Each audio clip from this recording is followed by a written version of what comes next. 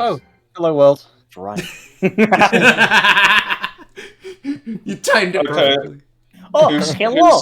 It is, Hello. hello. It is time for the Quadrillion spin-off. Yes, very good. Yes. Okay. I'd say it's Next- more of like a next- prequel, isn't it? Yeah, Yeah. it's a prequel spin-off. This is like the Rogue One of this. Who's The recapping? lead up to our death. Yeah, who's Why would we recap? The only one who knows what happens before this moment is me, and it's far You may too. have to read. It's far too. It's too far back in the distant past for it to be like all that relevant. There's a war going on. Misstroke joined in. You guys are involved now. Also, wow, And you changed your you're- profile picture fast, Matt. I'm working on getting the more cropped version here. Right, yeah. So, Yeah, I just have to change the background color of mine because I'm never going anywhere without this purple. That's fine. I'm probably going to change it to like Barnaby soon. Oh my word. I mean, it fits. Anyway, you would remind me that Barnaby exists. It's too Like, late. He's his immortalized facial it in expression is- non-PNG art. You cannot escape it, George. His facial expression is just kind of too perfect. He's so angry. He is upset about. He's just so done with life. He's just like, this is happening now. Okay, oh yeah, Tom, did I mention the backstory detail that my character in this is on a quest to hunt down all the horses in the world? No, you didn't. Are you serious? You just it's a made good that thing up. we're gonna put a stop to these people. Okay, anyway, D&D. Yes, but like D&D. actual D&D.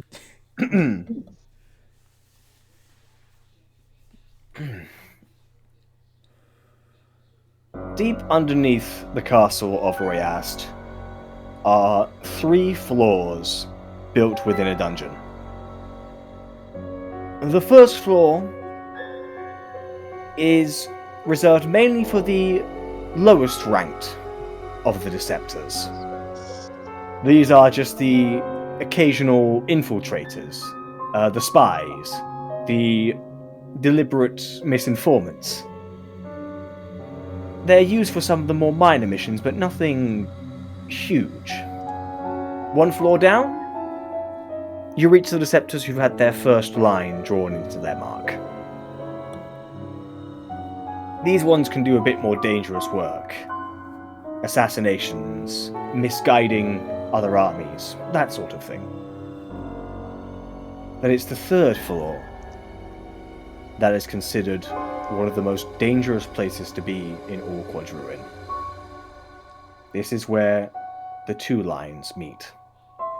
The most elite soldiers, assassins, spies, almost any sort of job you can think of, they can do it, and then some. It is at the end of one of these corridors that 3 small beams of light appear,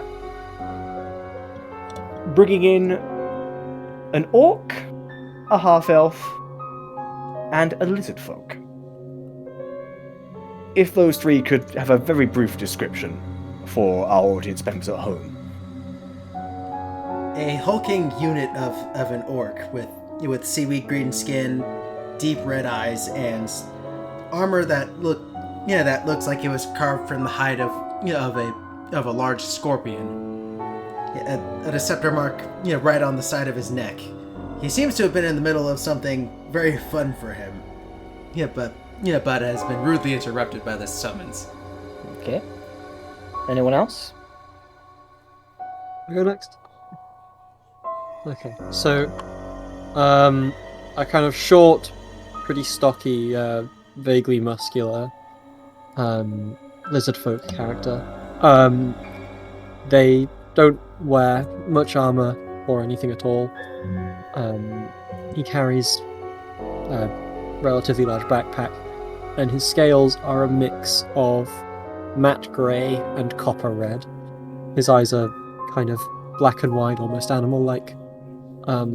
and although he stood still, his eyes are darting around all over the place. And finally, And finally, the half elf is dressed in dark, like black and purple robes, with a little circlet on her head. Very, very short, light brown hair, bright blue eyes, with a her Deceptor mark being on the back of her right hand, and yeah, there's not much to her. okay. And what was she in the middle of doing before she was summoned? She was just kind of she was just kind of relaxing in her bedroom, enjoying a nice novel. Very well. As you all slowly grow accustomed to these familiar surroundings, you do hear some noises in the room next to you, which you can see through the brief opening in the door. You could have a look if you wish. I'm just gonna stomp over and see about just swinging it more open. So you swing it open, and there's about 20 or so men there, all wearing nothing more than undergarments and wielding rather shoddy-looking weapons. At the middle of it all is a man dressed in ornate black armor head to toe, which you recognize as Percival Orbin Richards Titus Innsbruck Nathaniel Grant. This is one of his training sessions.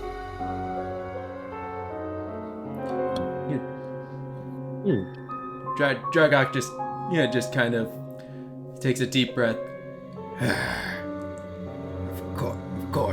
Of course it's like this every fucking time.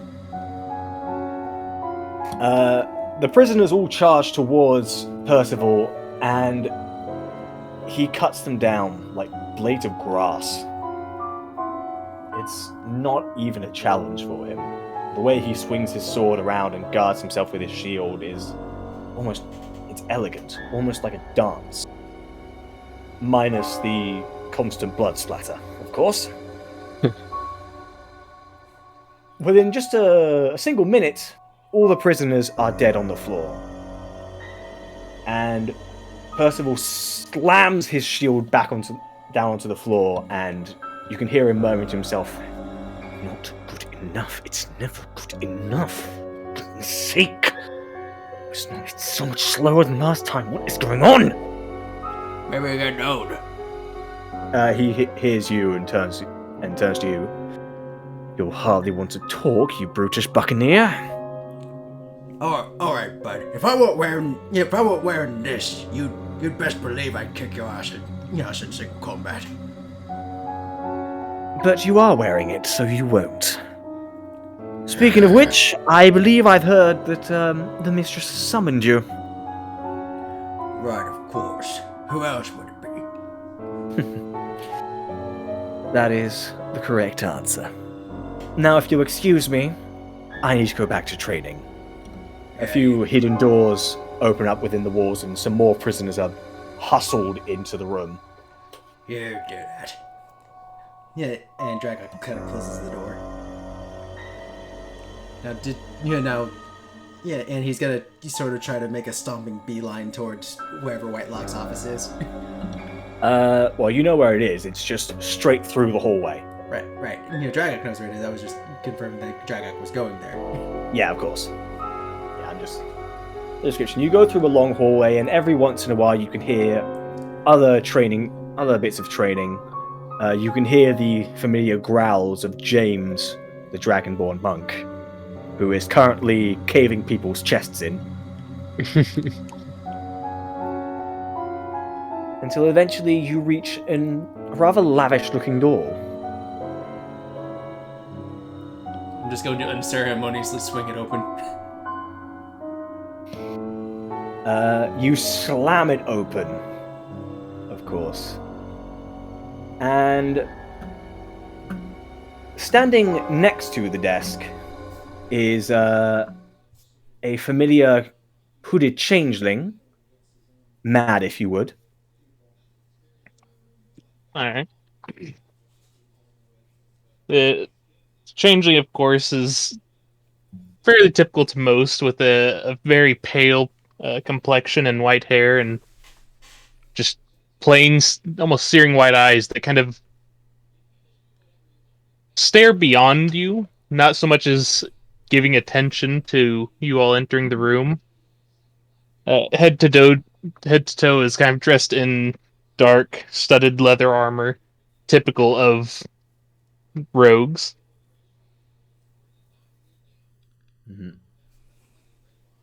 And of course, next to him, sitting down on the chair, but slowly rising as you barge your way in, Dragok, is a being who, well, no one knows what she is, as all of her features are entirely covered by a thick brown cloak. The only things visible are a wide fringe of silver white hair and a familiar, villainous smile. This is, of course, your mistress, Whitelock.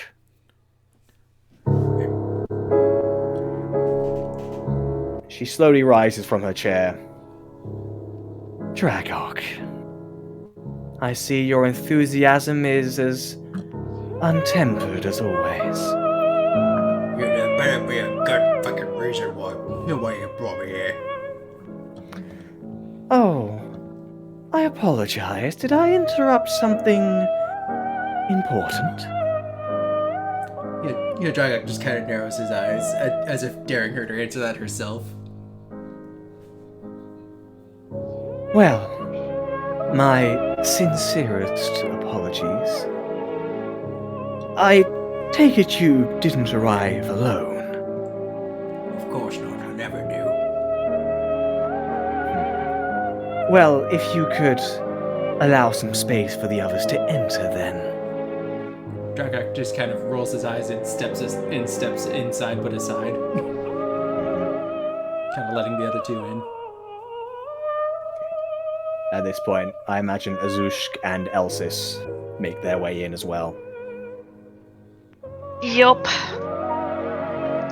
And as she walks in, she's gonna smile and go, "Mother, good to see you." Ah, my little sugar plum. I trust your studies are going well? Of course. You never cease to make me proud. And Azushk, how was your latest feast? It was pleasurable. Thank you. And then he kind of snorts a bit. Yes, may I ask why you've called us here? Oh, of course, in due time. But first there is, one more person we need to contact. She points to a corner next to where Dragok is, and moves her hand in a circle. And right next to you, Dragok, a strange white portal appears, revealing... Well, George, what does it reveal? So you see a hulking, towering figure, probably about 2.5 meters tall. Kind of at the moment sitting down, tearing off some meat from the carcass of an animal that seems somewhat cooked. His skin is kind of this strange greyish hue. Like stone, and his head is completely hairless, and as the portal opens, he kind of bares his teeth at it, which allows you all to see that they've been filed down, seemingly almost carved into fangs. A process that doesn't appear to have gone wrong, as you see blood bleeding down from these diseased-looking, kind of decaying gums and pooling in the bottom of his mouth. And even as you watch, he spits a clot of it out. And he'll just like kind of turn to the portal. Herald of Proscenius, you have work for me? Greetings, A.K.A. Now that we're all together, I suppose I can explain what is going on, and why I have summoned you here today. I've already told Nor of this, but... in short, you are no doubt aware of the recent conquest of the elven city of Raimelle, correct? Gadrin just kind of scoffs. Dragok just kind of scoffs.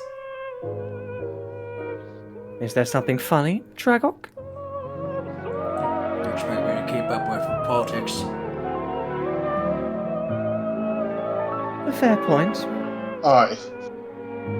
A city is a city, no matter who commands it. Yes, of course, A.K.A. I understand. Well, see, many of our soldiers have been celebrating, especially with how easily it was conquered.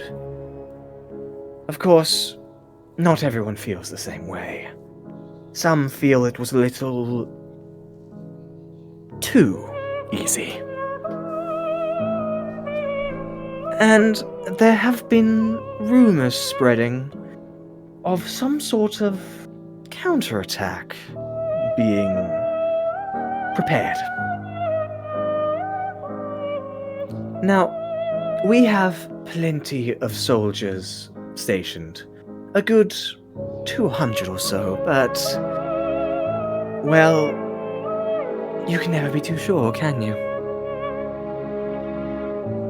Now, I need you to understand, I do not want you to go in swords drawn, screaming.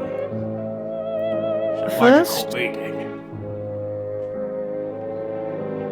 if you'll allow me to finish, you'll understand, Dragok.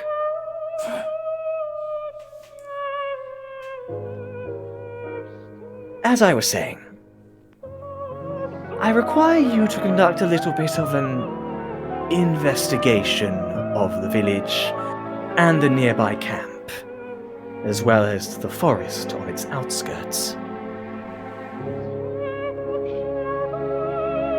Make sure you figure out if there truly is a counterattack, and put a stop to it. Understood? And, again, keep it subtle, at least at first. We wouldn't want the other residents of Mistroke to panic now, would we? Besides, if we take out the city immediately, there may be those just outside waiting.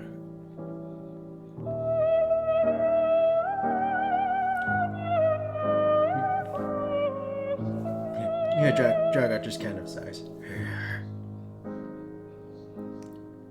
Don't worry. You'll find it at least somewhat entertaining, Dragok. I have decided to give each of you a specific task. A.K.A. and Azushk, I know how uncomfortable you are around civilization, so you can investigate the outskirts. Find any sort of signs of something happening within the forest. A.K.A. will just kind of nod. And this will help us with Proscenius' goal. Of course, of course. After all, these elves are known for manipulating nature to their will. I'm sure that will be part of their plan in some way. We wouldn't want that, would we? he spits out another bit of blood, and just without responding, just grits his teeth and nods. Lush will just twitchily kind of bow and get back up very quickly, in an almost kind of thankful way. Dragok, you're going to be sent to the military camp. I understand you have a particularly strong capability of persuading people to tell the truth.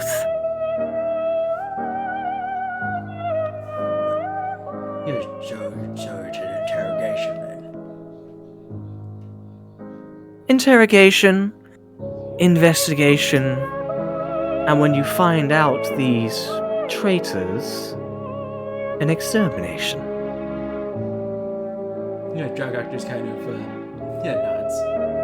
A.K.A. grins at the word extermination. And Elsis, I'm giving you the option. You can either accompany Dragok to the camp, or you can use your appearance to blend in with the locals. Ask around the village. You won't be alone in doing so.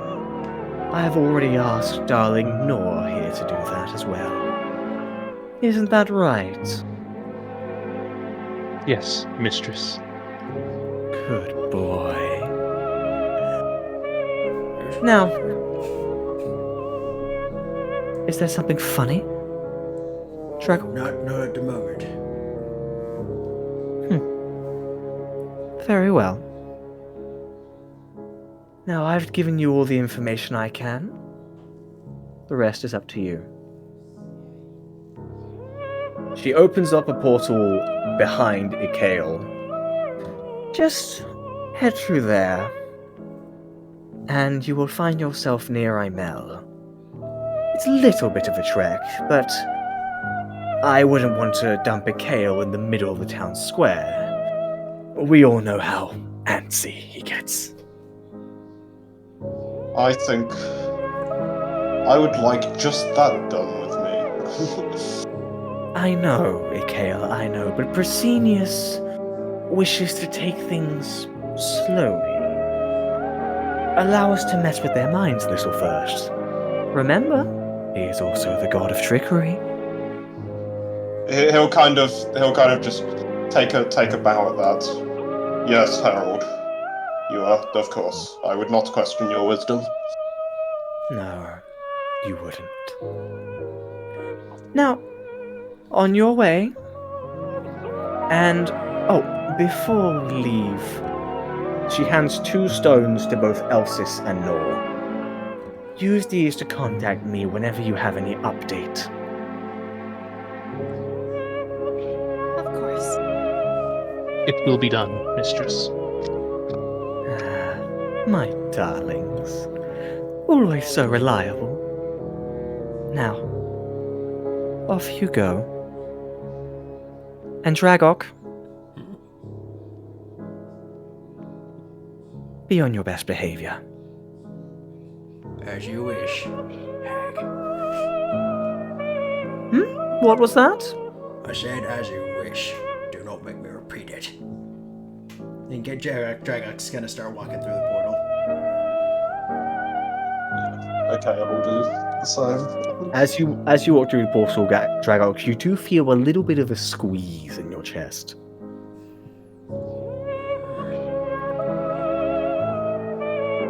You will walk through the portal. And through the other portal as well. As you find yourself in the newly captured town of Raimelle. It's currently filled with plenty of Mestraki soldiers from what you can see from a distance, with the flag flying high. It appears to be bustling. There's quite a bit of activity going on. And just a little further ahead from it are a few tents. The military camp, you can be sure. Yeah, Dragok Just upon noticing it, just starts to make a beeline. Or, All right, kid. If you're following me, you better do it fast. I hate this fucking place. Yeah, and he starts just walking over there with a purpose. Tom, just an out of character question. Have we already got our magic items? Yes. Okay. Oh well, I should since I didn't describe it before, A.K.A. also wielding a giant, like basically as tall as him, two-handed axe.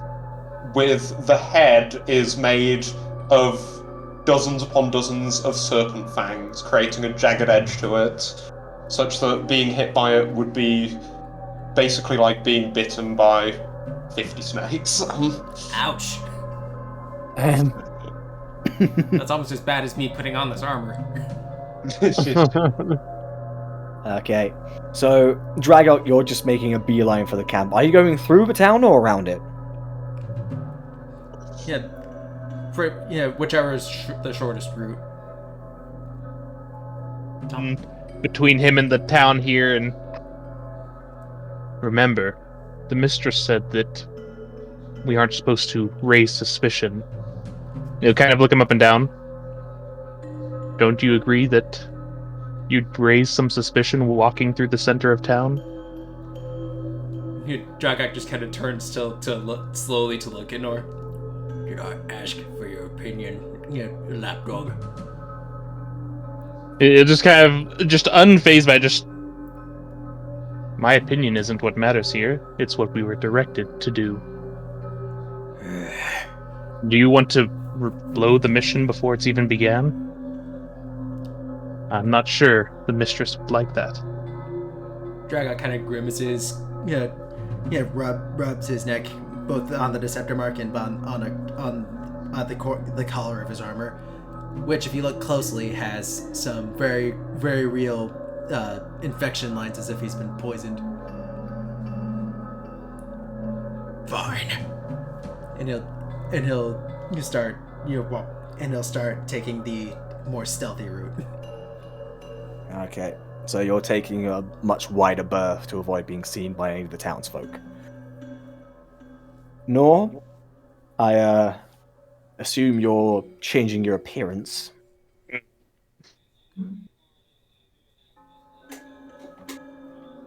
It'll kind of change to the appearance is kind of a very you kind of call it like a common face. There's no distinct features. If you were to describe this elf, it could fit probably a good 50% of elf descriptions. So it's like that scene in the Lego movie. Like, we tried putting up on a facial recognition database, but he matches every single profile we have. Exactly. The most generic face physically possible. Just incredibly. Basically, it's like if you're in a factory default an elf character creation. He It just he is Johnny Elf. Elfington.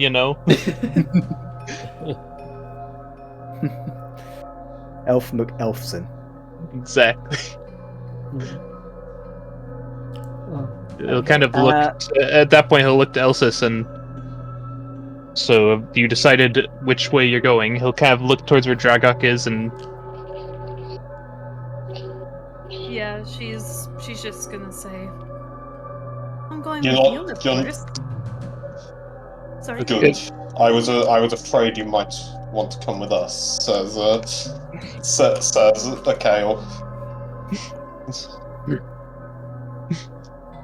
So who is Elsis going with? Going with Nor. Okay. kind of give a nod and just very well. Let's see what we can find out. Kind of gesture towards the town before embarking. All right. And as for A.K.A. and Azush, I assume you're going to.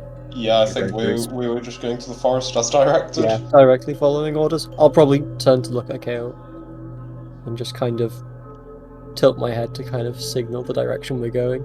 Yeah. And just start moving. Yeah, I will also do that. Who are we going to follow first? Why don't you roll for it?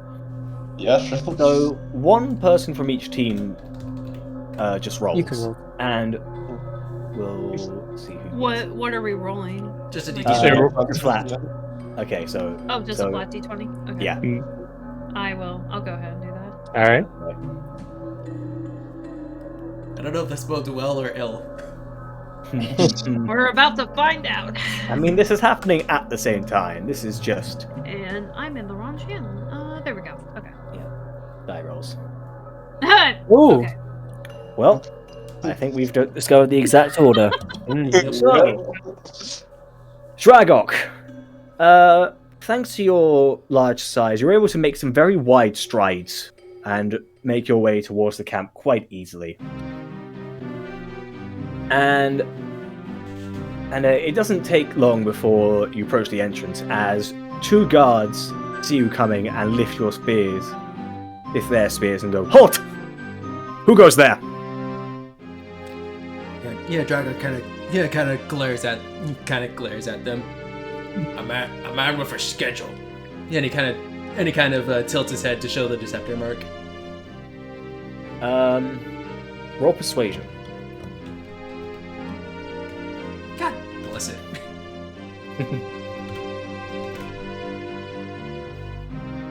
They don't recognize that mark. The Deceptors are a very secret organization. Not many people know of them. So these soldiers, they don't really pay attention to the mark. They just go, "What business do you have at this camp?" Straight from your freaking capital. there's an investigation going on.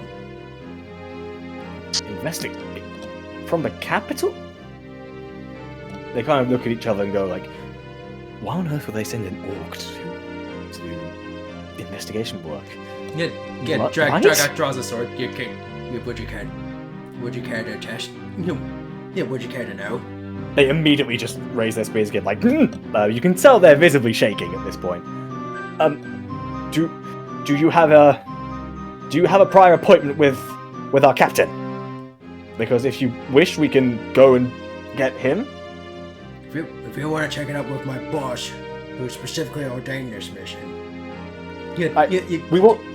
We will fetch our captain, and we will check.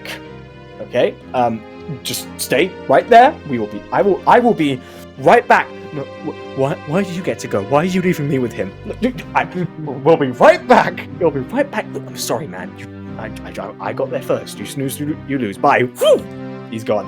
And the other guy just still shaking with a spear in his hand. He goes like, "Oh." Very slowly looks back at Dragok. Dragok just sighs, resheaths his sword. You can tell. If the guard could tell, he kind of visibly shuddered from the use of the word boss. Yeah. And Dragok just kind of looks at him, puts his hand on the pointy end of the spear, and forcibly moves it away from him. It's like not even the slightest bit of effort. It's pathetic. Like, you look at this guy, you can tell he's somewhat new recruit. Like, you could snap him like a twig with just 2 fingers. By looking at him. Not quite. Let's not break the rules of physics here. He's not a spellcaster. But you're basically glaring daggers, and he's just like, so, he's desperately trying to find a way to make, like, small talk. So, where were you? How can I ask this? So, which town did they first get you? Yeah, Dragok just kind of sighs. Norkarine? Oh, of course. Oh, I didn't realize Bladed Vipers worked there. That's and not to mention having an orc there. I'm a bit above Bladed Vipers, buddy. The Bladed Vipers work for me. Oh. You ever heard of Deceptors? That is very grammatically incorrect. What kind of name is that? You're Dragok. You keep that shit up and you never will. Okay, of course. So, Now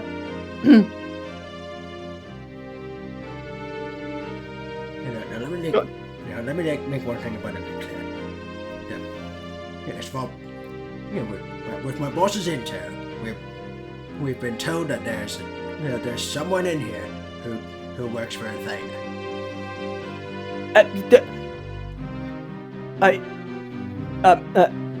What? He's trying to protest, but is a little terrified by the giant orc that is currently looming over him. Let me be honest with yourself, boy. How many times have you talked with anybody but your gay buddy?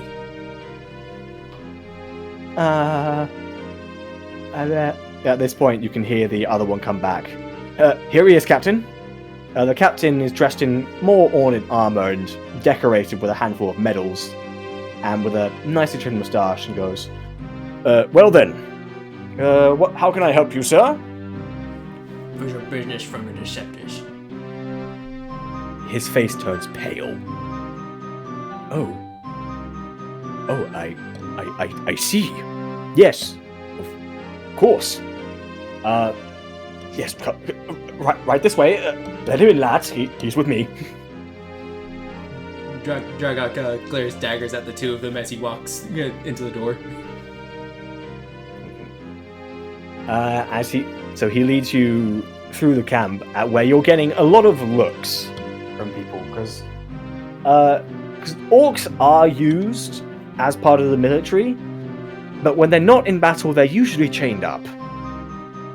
Here you are, however, walking free with an air of pride that's incredibly rare to be seen around a Mestraki's army camp. So, naturally, you tend to draw attention. Dragok kind of turns to the captain. Gather everybody you can in one spot. Very well. He grabs a horn just outside his camp and blows it, and you hear the and every single person within the camp, not every soldier, a handful of them are still doing patrols within the city itself. Well, not city, town. But they gather in front, and the captain goes, "Attention!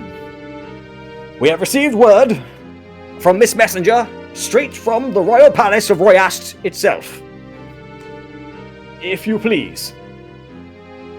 Dragok kind of glares at all of them for a solid second, and then starts. You've never seen a platoon actually shrink until this point.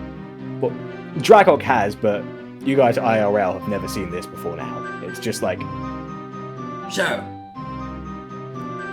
some of you work for a fighter. Huh? You ever wonder just how easy it was for you to roll over this town? What?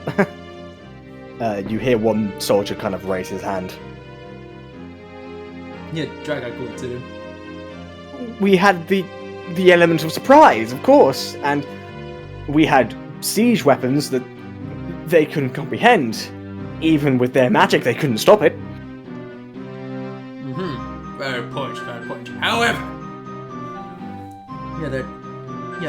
I've got other members of my unit who are patrolling the forest to check for anything you might have missed in your hurry to get to town.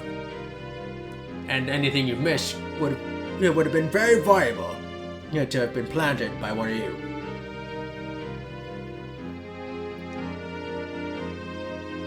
And he continues glaring at everybody. So what'll it be? You out yourself now, or everybody gets executed? Dragok slowly starts to draw one of his scimitars. Everyone takes a step back. Like, Mr. Sorry, I didn't catch your name. Dragok. Mr. Dragok, of course. I'm sure we can handle this rationally. Perhaps we can ask around and see if they've heard anything. I doubt they're all working for Athena after all. First Lieutenant Jefferson. One of them comes forward and goes, "Yes, sir. You're quite familiar with your men. Have you heard any rumors about any sort of elves being around here?" No, sir. Of course not, sir. Can I tell that if he's speaking truthfully? Make an insight check.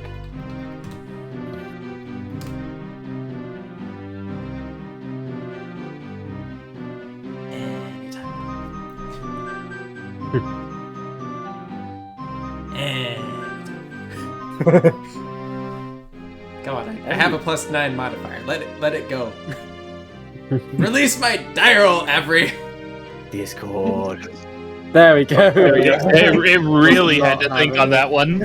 You rolled a successful intimidation check. On the bond.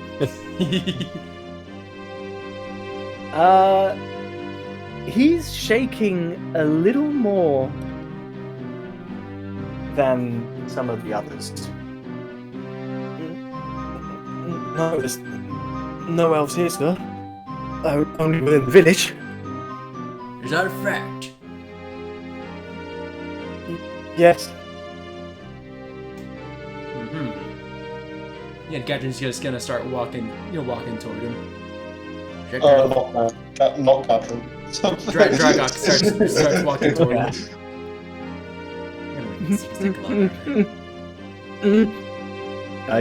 He's trying to stay as dignified as he can, but it's very difficult to do so when a giant of a man is walking towards you with murder in his eyes.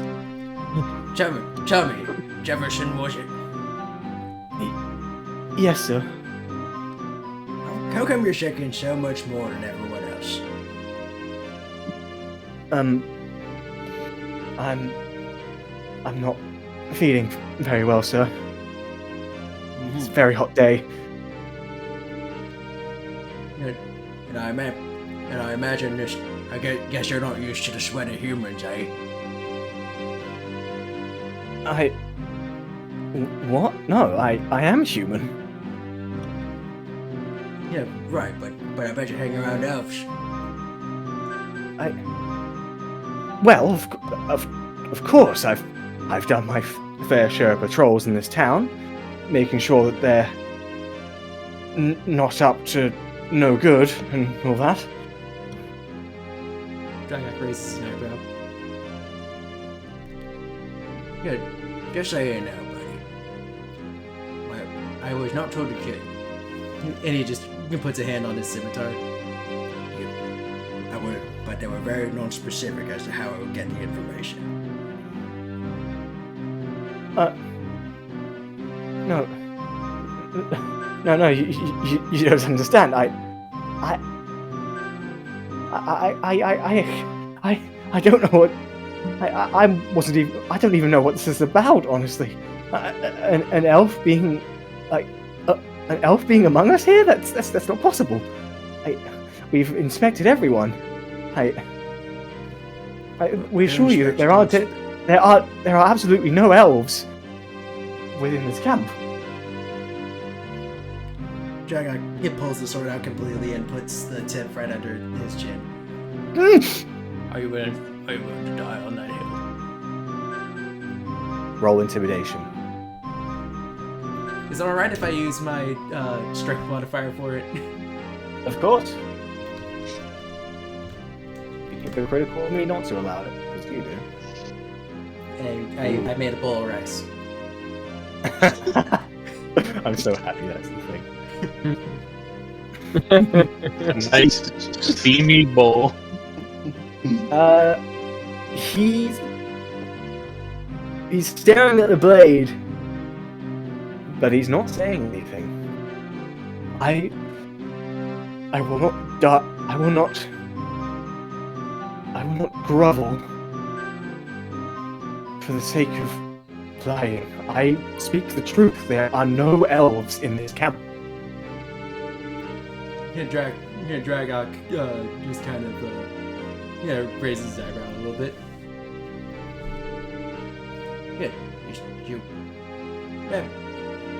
And then pulls out his other sword and holds it near his kneecaps. Like I said, I was not told to kill. I can do far worse.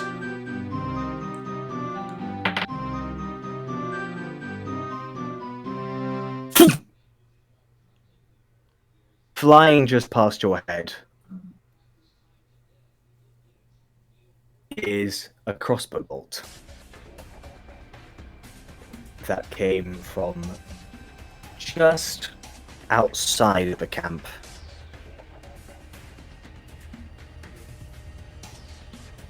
Like Dragok doesn't even flinch. You can see Jefferson being like, "Oh, why would you do that?" Dragok kind of smiles.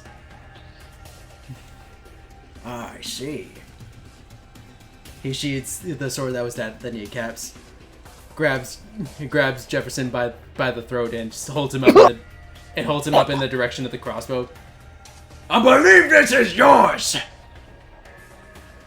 As you turn towards that direction, you do see on a small hill just outside the camp is indeed another cloaked elf wielding a crossbow from just outside, and you can tell she roll perception for me.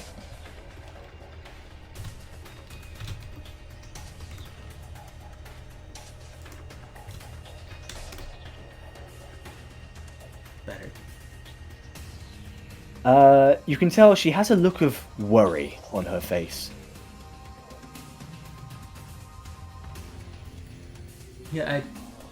As I'm holding his throat, I kind of saunter closer to her, hold the blade threateningly, to his throat threateningly. Now come on in here, and no one gets hurt. At least not yet. Roll intimidation with advantage.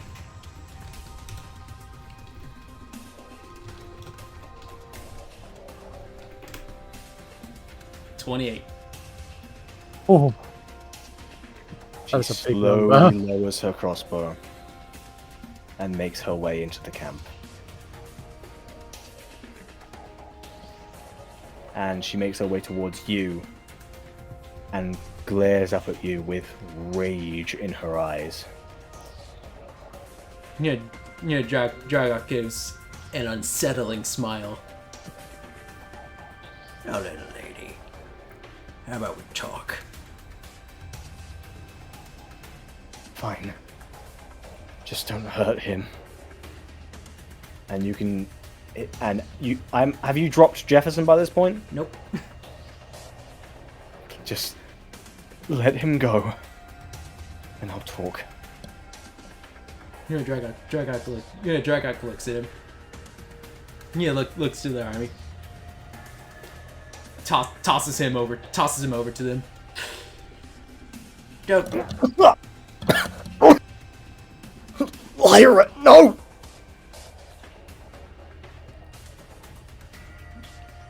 Dragok looks at her. So, how many are there? She looks up at you, somewhat smug. I couldn't really say. But I do know this. Those that are still loyal to Miss Stroke will not be here for long. Dragok. Yes, the old whip. All causes just. There's more of us than you can imagine. Spiel. I've heard it a dozen times before. And this may be for last. Let me tell you something, little lass. And he puts a hand on her shoulder. Death worships me.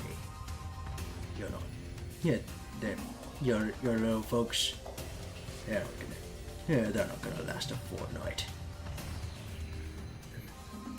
You think that's all we need? Dragok just kind of reasons out. You can take that all you want.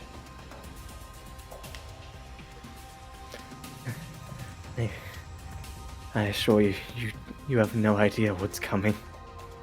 Even I can tell you exactly what's going on. But we've been preparing.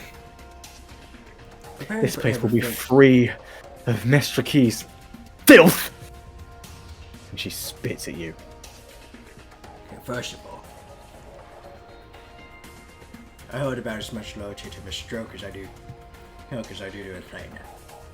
Yeah, but when the leash tightens, you don't yank at it. You just have to go with it. And he tosses her to, about to where he tossed Jefferson. We'll come up separately. I've got some intel to give. And he starts marching out of the camp. Cut to just outside the forest. Also, quick comment, Spencer. You played that a lot straighter than I would have. If I'd been playing Dragok, I would have killed them both. I mean, Whitelock probably wouldn't have let him. Yeah. there were trust me, there were plenty of things that he wanted to do, but that fair armor enough. he's wearing reminds him, you know what, you're not allowed to. Yeah. Nah, you do when I say you do. Mm-hmm. Yeah, because I've made it very clear what Whitelock did to him the first time they met. It wasn't pretty. Trust me on this one, you don't want to know. So, A.K.A. and Azushk, Yes. you're outside. You can see you're much further up the hill to the entrance of the forest.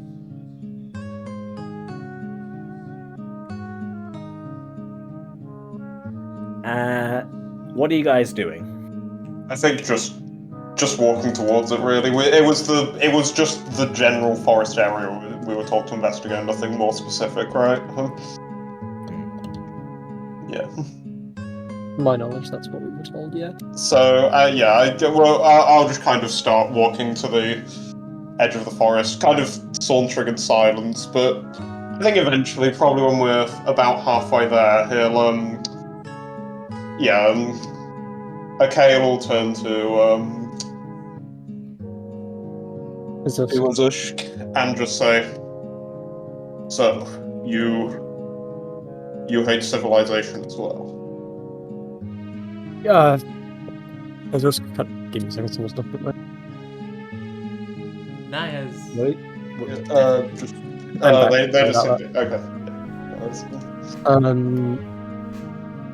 It just kind of gives somewhat kind of something between a laugh and a snort. And proceeds to just kind of go, I couldn't care less about your societies or your buildings.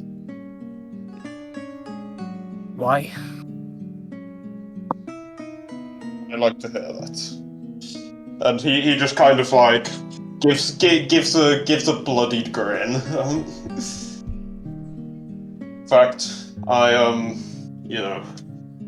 came down from the mountains with the purpose of returning nature to the way it should be. I was wondering if you'd been corrupted by these new arts that plague the plains beyond Skaswax. You want to return? What? What do you... And he'll kind of just like gesture behind them, where I presume we can still see the town. Like, Yeah. he'll just gesture behind them. An aberration. If I had my way, we would have marched right in there and torn it down brick by brick. You don't like buildings. I don't like all that they represent. r- r- r- You're trying to rack your what do you? Oh, trying to yeah. rack your mind for the words, but they're just not making sense to you. Represent.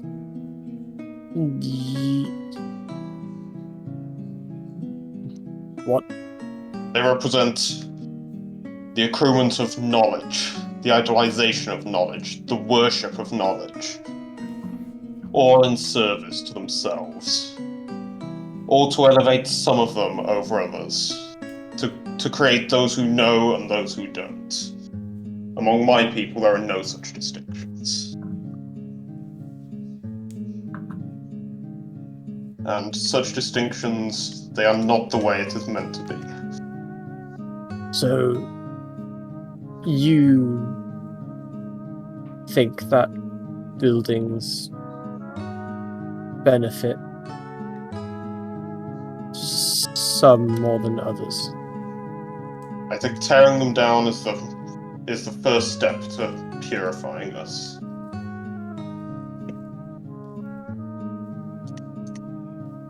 So,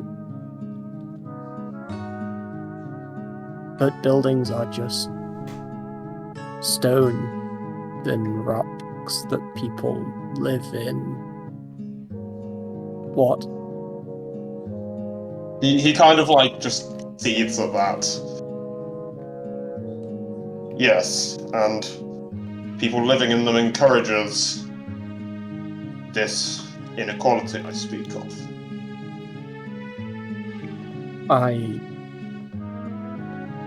He kind of just like turns away. If you do not understand, then he shrugs. There is nothing I can do for you. I think I understand.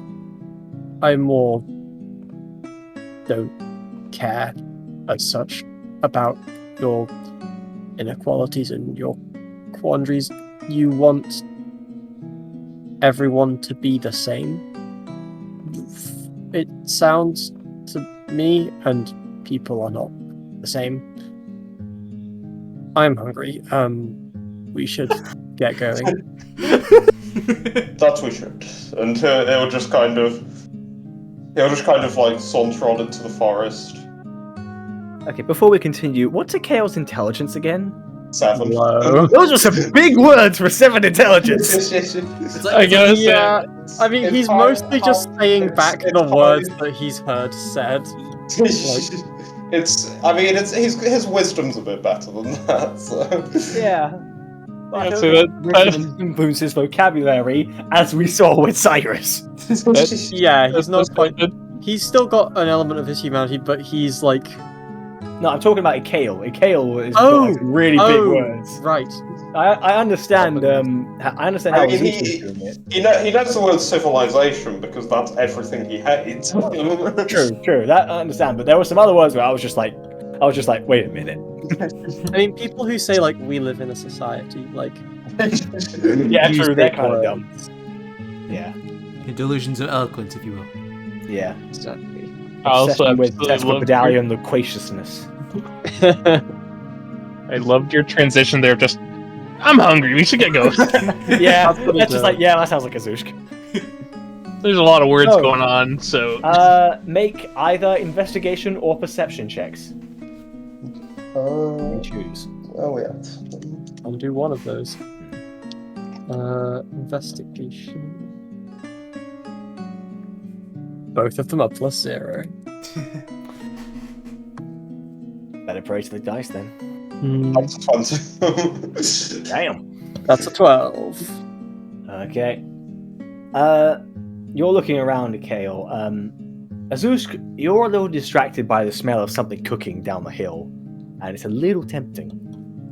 But you are still able to look around. Kale, you're the first to find.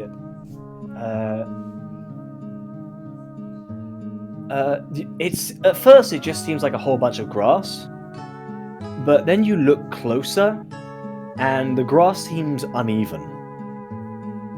like there are patches that are longer than the rest of the area. Now, by this point, I'm almost certain you've dealt with druids. He will have, yes. Yeah. So you've likely seen this before. Some druids have tried to cover their tracks, but have somewhat overcompensated.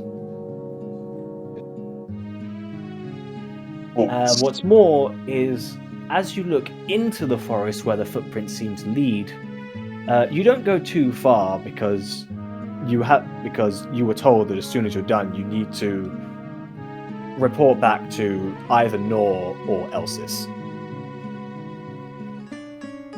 But you do notice several roots have sprouted, but seemingly unattached to any tree. And while they're still, they seem to be in a position. They look like writhing tentacles of some kind.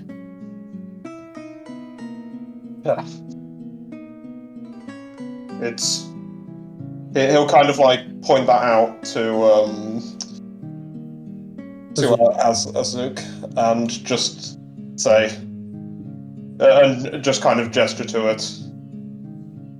People using the new arts here. I think we may be about to find what we're looking for. You think they're close? How long ago does it seem these cover-ups were made, Tom? I can tell. Make a survival check. Survival. I'm level +7, nice. Yeah, I figured you'd be pretty good living out in the wilds and all. Yeah. That's a 27. Oh. These were all done last night. There. From last night, so who knows? Maybe they're still around. And he'll kind of wheel to Azuk. Do you believe this is enough that they'd want us to go back? Or do we hunt for the source? I would like to hunt further. But Then we are in agreement. whether White Lock would... Okay. If you agree, then I'm sure we're right. Two Yeah. people can't be wrong.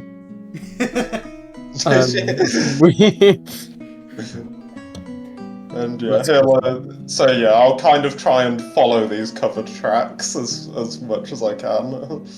Okay, are you following which way are you following them? Into the forest? Yeah. Okay.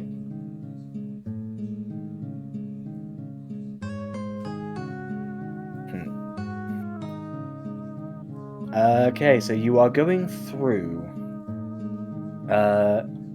As you follow these tracks, one thing you did notice is that they both seem to, while you were still out, I should mention, is that they seem to sort of split, with one pair of feet going towards the camp and another pair going to the actual village.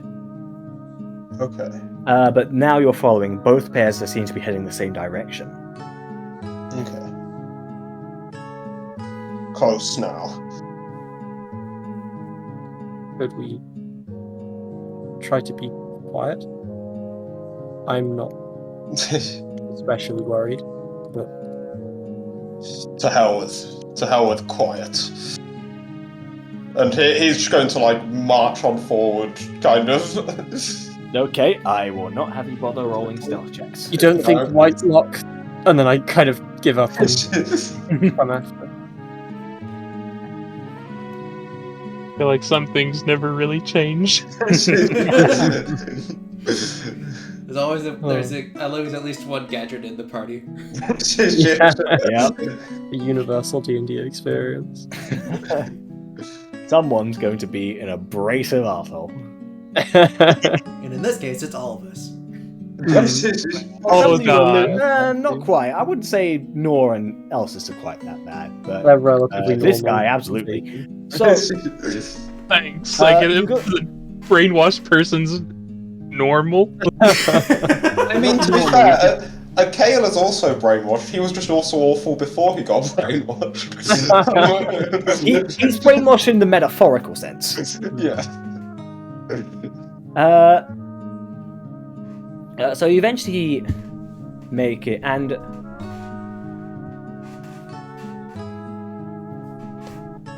you follow the tracks towards some sort of clearing. And as you're in the clearing,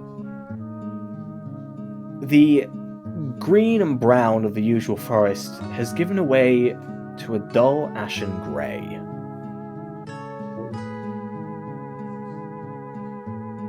Like mountain grey? Just Or like question from an in-character perspective. Oh. Yeah, slightly darker than your skin, shall we say. Okay. And it doesn't look burned then. No, it doesn't look burned, but it does look it looks drained. Like you know how dead coral reefs turn like a sickly pale? Yeah. It's a lot like that. He kind of like, just seeing this, A.K.A. will just seethe. New art. Taking all they want from the land with no regard for its gifts. And he'll just kind of march further in, just looking for whoever did this. I'll follow, though not too close behind. But still reasonably close. That's reasonable at this point. Okay. Make a roll perception check, or investigation, or survival, whichever is best for you. Is this both of us? 14. Yeah, you can do it as well, Azushk. Azushk isn't Wow. very good at looking for things. No. Unless it's food, it's Oh, well, it's food. It's just, I mean, he just kind of follows his nose. Yeah. You notice there's a couple of suspicious-looking circles where the tracks seem to end, and it occurs to you that these guys can teleport. Something you absolutely despise. Oh. Do I know if I can break these circles? No, by which I mean it's not like an actual magic circle, it's just a circle shape where a teleportation happened. I see. Okay, because it just means that any tracks you were following have vanished. Which, Bastards. yeah, you hate that. Yeah, he's visibly, like, shaking with anger now, knowing that he's kind of pretty much powerless here to, I think Azush will probably notice this. What?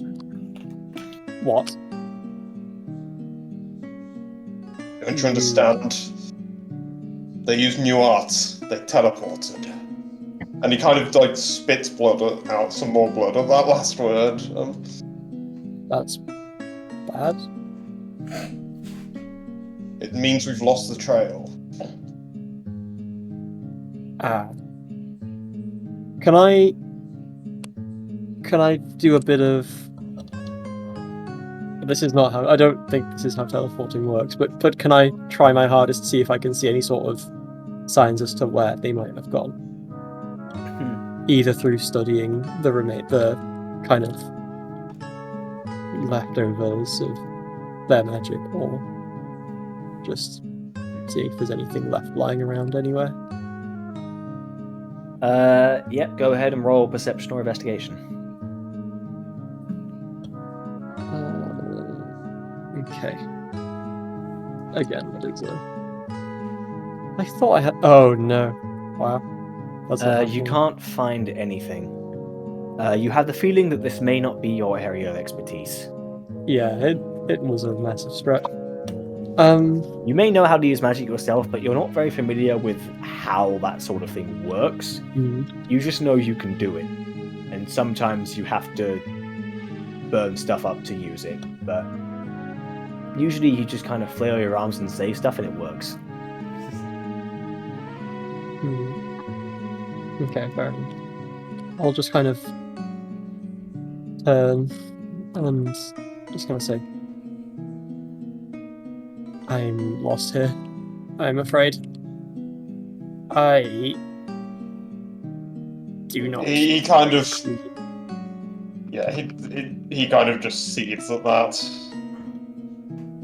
I think we may have to report back. It's a shame, but well,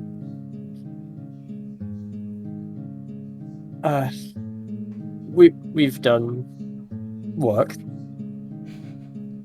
We should go. And I'll kind of turn and walk back. You turn back, and we enter the town of Raimelle itself. For a town that was just recently conquered, people seem to be somewhat happy.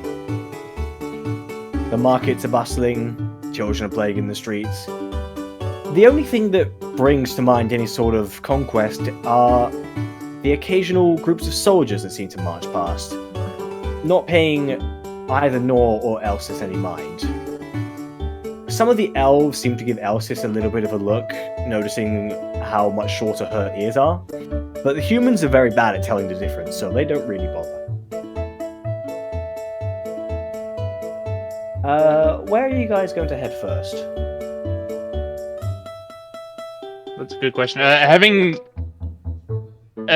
When I was informed about this, did I have any chance to kind of scout out beforehand, or? You were told that to mainly visit the public areas. The tavern, for example, always a good spot. That's something you've learned during your many years. In that case, I'll kind of turn back here and just... I think it's best we start in the taverns. It's a great way to gather information, and people that are a bit more inebriated have a looser lips, so to speak. Might find... And then... Okay. You guys head towards the tavern, and it's a little fancier compared to the usual Mr. Key's taverns. There's not quite as many, or there's less people dancing on the tables, for one. The music is calmer, more refined. And instead of beer and ale, it seems to be drinking some sort of wine.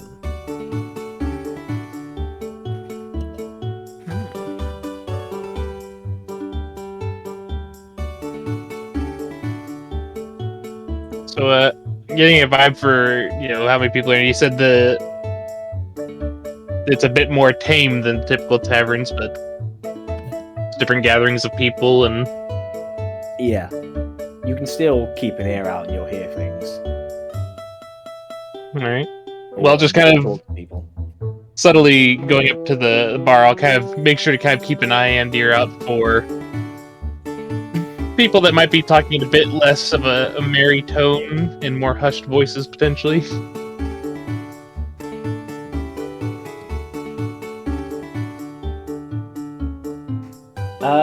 So you're keeping an ear out? Yeah. Can I ask you to make a perception check for me, please? Sure can.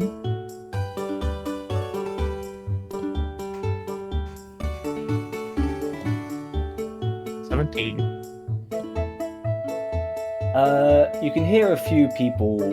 You can hear a couple people in the back who just kind of talking about general things, but the conversation does eventually steer towards the current occupation. And they go, when the hell are these soldiers gonna leave? Look, man, I don't know, right? I mean, who knows? They could still be here next week. They could be gone by tomorrow. We don't know. And why are they still staying anyway? To make sure that we're good and obedient. You know how these Mr. Keys work. They prefer force over finesse. Well, one of them seems to takes a little sip. Real shame the mage isn't here at the moment. He'd be very useful right about now. It is odd, yes.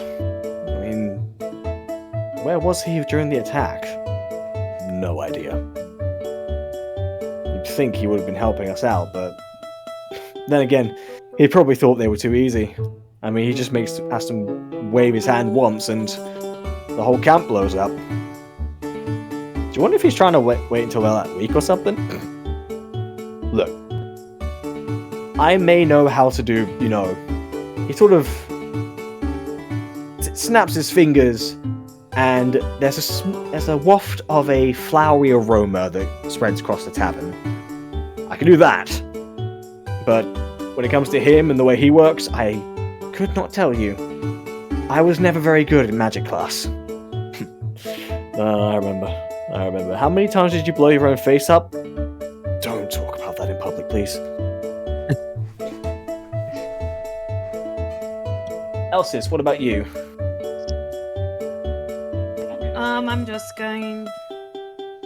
I guess I'm just gonna look around and see if there's anybody that looks like they're worth trying to get information out of. Make a perception check. Okay. I'm gonna use it, you guys. Continue.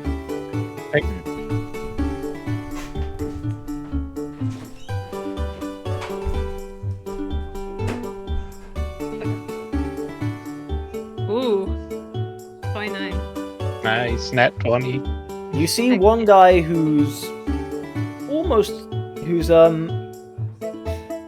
he's clearly had a couple glasses too many, and while he isn't like dwarf levels of happy jolly, that sort of thing, he's still a little red in the face. He seems like he could be, well, how can I say this?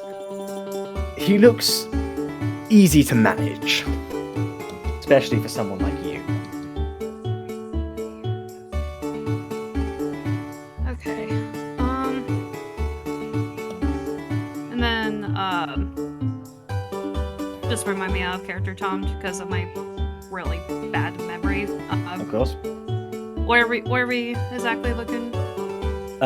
You're basically looking around to see if learn rumors of any sort of counterattack that may be happening due to how easily the place was captured. Okay. So I'm just gonna smirk a bit and walk up to this dude and I guess I'll sit down at his table. I've never seen you around here. Oh, you can say I'm touring around the place. Oh. He kind of looks and goes, your ears are quite short. You see her just kind of just drawing the breath a bit and then calms down. It's a bit, let's not talk about that right now. Oh, sorry. Sensitive topic. Didn't realize. I mean, I don't blame you. We're all a bit sensitive at the moment. I mean, look at me.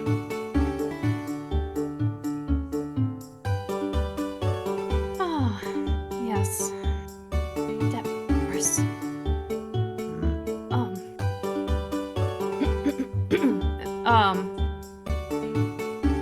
And then she's gonna go, I was wondering, however, if you knew any information, and as she says this,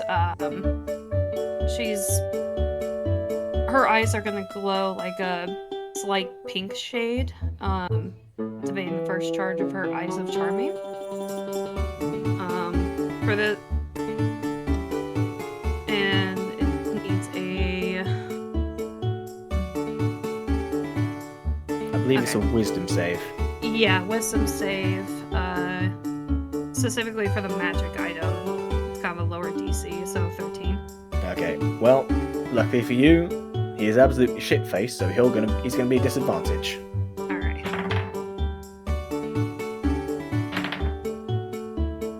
He rolls a 5. His eyes glow a little pink as well and goes, "What would you like to know?" She smirks.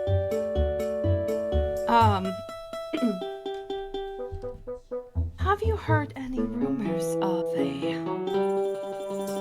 possible, I don't know, counter-attack of any sort? Because I've heard that this town was quite conquered fairly easy. Oh yeah. Oh yes, of course. It was over within the day, pretty much. Ooh, it was rough. I mean, very few casualties at least. Pretty much no citizen got hurt. Thank goodness. I don't know how I'd manage if I even so much as stubbed my toe. But counterattack. Well, no one really tells me. Apparently, Apparently, I tend to let things slip. And I'm not just talking about the trousers. Of course, yes. But, that being said,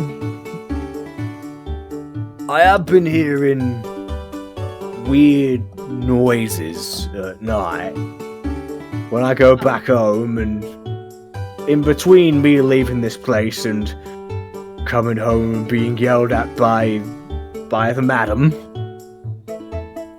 I hear things seem to come from the forest.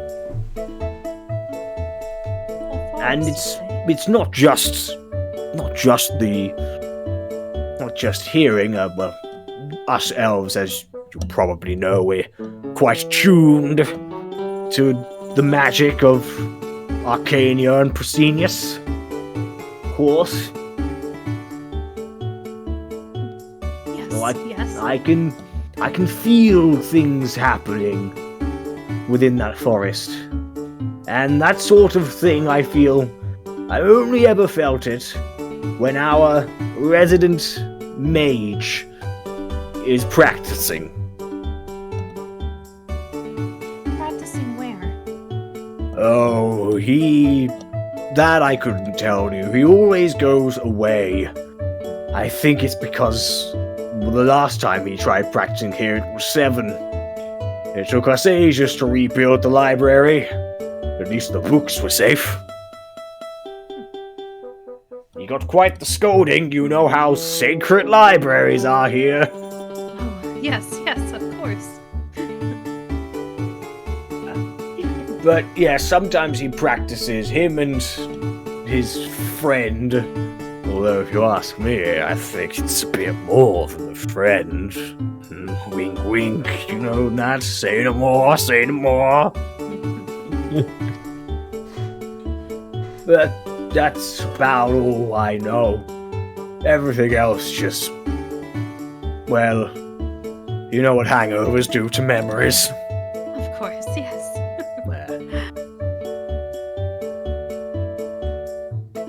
One more question regarding this mage. Of course.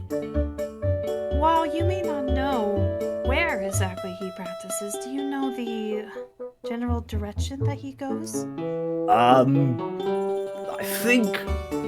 now, this may have just been the wine talking, but I believe I saw some robes go into the forest. It was just up the hill. I see. Right. I believe that was all the information I needed. I greatly appreciate it, sir. Of course. And thank you for sitting by me when no one else would. Of course. Anything for a friend. I can hear her searching for the Oh. word. Oh, that warms my heart. Well, if you ever want to hear about more hijinks, I'm certain I would have done something crazy by tomorrow. Oh, I would be sure to keep that in mind. And I didn't quite catch your name. Oh, my name is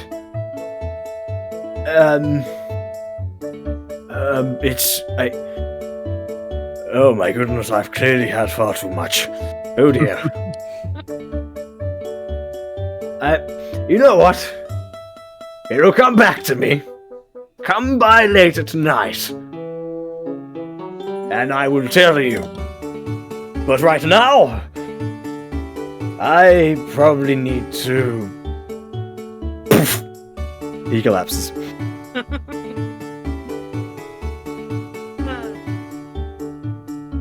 She just... And because of that, he won't remember being charmed. Yeah. Even better. But she just... At least we got something out of him. And she'll walk off and head toward Nor. I think during that, just to kind of help fit in here, Nor had ordered a drink. It was kind of probably joined in on some of the more merry tables, just to not stand out as much as someone just very plainly standing at a bar. All right.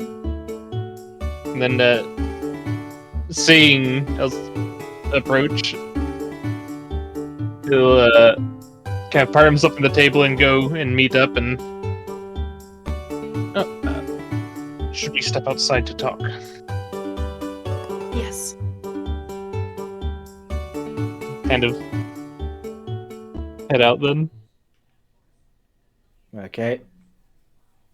So, do you guys all meet up back where you started? I presume so. Okay. I mean, we wouldn't know of any other place we could meet back up. Yeah. All right.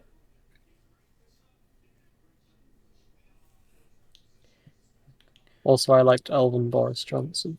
It did sort of morph into that at the end. And I'm like, screw it, I'm going with this now.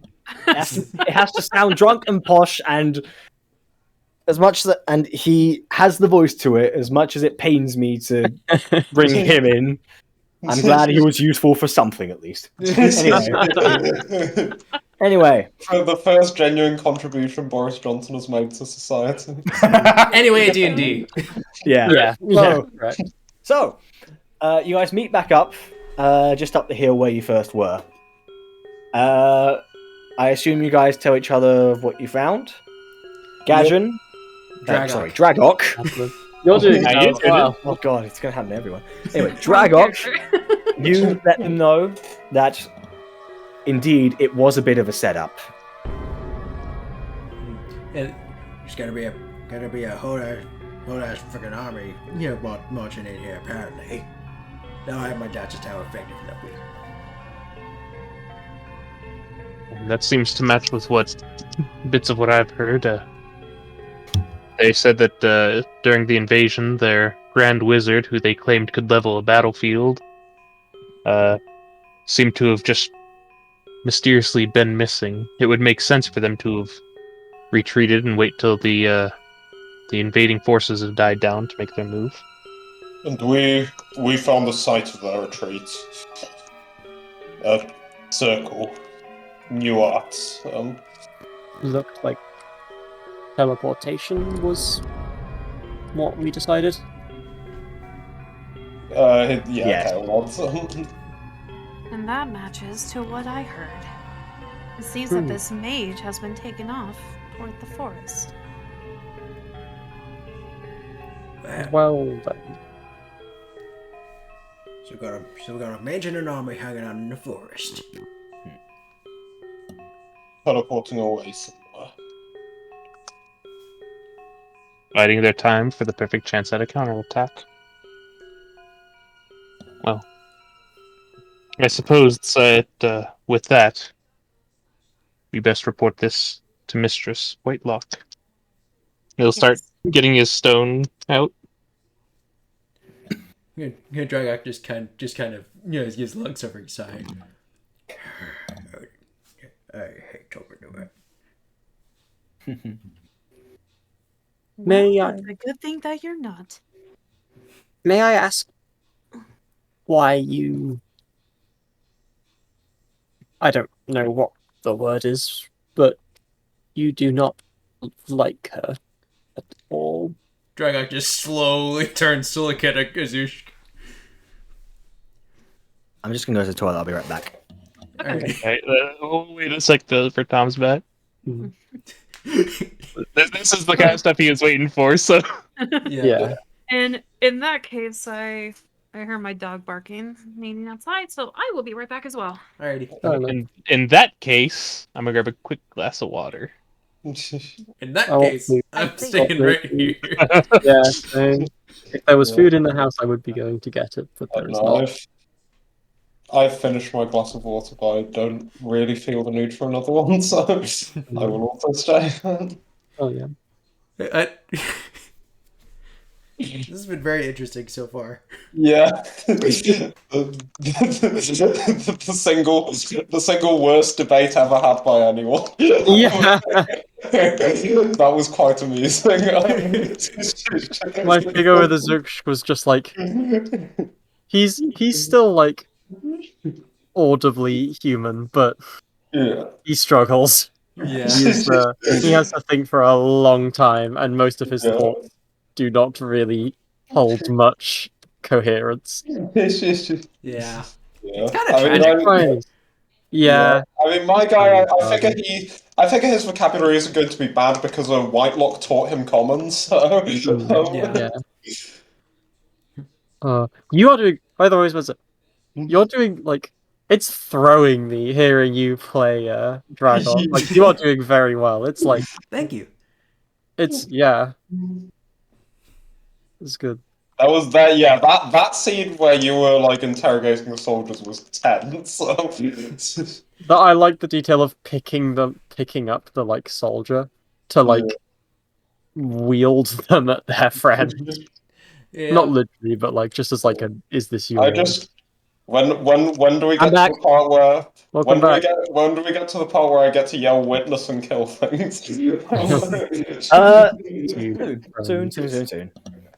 Okay, so We're waiting Everyone for else is a few other people have gone Yeah, up to get I Okay. think Matt and Stevie also away. all right. It's kind of interesting how playing Dragok has gone because like there's parts of me that's glad that I don't have to go the extra mile to really envision how evil he is. Yeah. But it's, Yeah. All right, I've got company here now. Hell. It's the company. Here, hold on one second. Beep here. You got your An doggy? animal. I don't know if you heard him sniff the mic or not. No. The mic is noise canceling. You've seen him before, right? I think you've posted. Yeah, you've posted. you've posted Yeah. pictures of him. We will not say no Okay. to another though. Yeah. I've actually gotten a few because I post fairly frequently on one of the discords I'm in. Let me find. Barry, that he has an obsession with licking. And so he's like licking my Aw. hand, and as I'm trying to click the link that I did for the picture, it keeps moving. Sounds very exciting. I love dogs. He's just sweet I do. baby. Yeah, you adopted him, right? If I remember correctly. Yep. Yeah, Yeah, we did. understand, Matt, that this continues to reinforce the idea that you're a Disney princess. Hey, I will fully accept that. I mean, your Also- characters all just either love animals or are animals. Hmm. Also, And in Tom, some did you cases- see this? Did you see this on my sheet, Tom? Capitalism is the real villain. That's so good.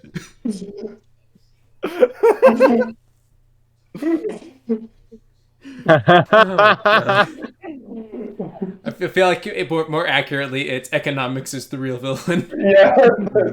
It's not capitalism, it's any concept of civilization in general. Also, can I point out this is the most use the election bar has had ever since it was invented. In history. Whose idea was Electrum anyway? I don't It's know. probably the most used silver and copper I've ever had as well, because no one keeps track of those. Aw, look at the big eyes. Ah, Oh, is there a dog picture? yes, there are 3 dog pictures. 4. There's actually oh. going to be 5. Ah, yay! Here's the last one. This was from one of our car rides when he was with me when we were parked. That dog. Oh, He's so cute. He's so See. punchy. what's his Yeah, name? All right, my turn. Bear, welcome Hi, back. Stevie. Yeah, You just missed dog pictures. they're still I'm there. sorry. It's not too late. Real evil. I'm sorry, I missed a what? Dog pictures. Dog. Oh, They're in general. It's Matt's dog. Yeah, he's a chug. He's a Chihuahua pug mix. oh my Dog. god, he's so cute. He's so That's blast. I love the name Chug. He's so cute. Yeah. okay. Anyway, D&D. Yes. So where we last left off, Azushka was asking why Gadget hates Whitelock. Why Dragok hates Whitelock. Yeah, Dragon. Okay, wait, hold on. Hold on. There's actually one more picture I gotta post. This is All right. important. Yeah, this one's a really, I really will good forgive one. interruptions for dog pictures. Yeah, That is my Yes. weakness. I think Spencer confusing Gadron and Dragok is like it's understandable because they're both fighters and both like orcs. If I confused A.K.A with Kai, that's where there would be a problem. Yeah. Yeah. Okay, so Yeah. Last we left off, Azushka asked Dragok why he hated Whitelock. Hmm. Yeah, like Dragok kind of slowly turned his head toward Azushka. Yeah, he then looks at Nor and Elsa looks back at him. It's not safe to talk about it in front of her. Not in front of her lapdog and her kid. You keep calling me her dog, but yet kind of look you up and down in that armor. You're the one she has a leash on. Dragok holds up a middle digit at him. What are that's such a you? sophisticated way of saying it. The middle digits. What are you referring to? He's flipping him off. No, Oh, no. the Yeah, no, leash. in character I meant about the armor. Oh, The leash, yeah. He just kind of sighed. Every time I put this thing on or take it off, it just kills me a little faster. You're dying? Heh. I wish. Don't wish for... I am going to stop asking questions now. You do that, be a good little lizard. Ah! And he just kind of like stops and gets ready to start walking. He's so much more Awkward. confused and innocent than I envisioned him. He's not had the chance to.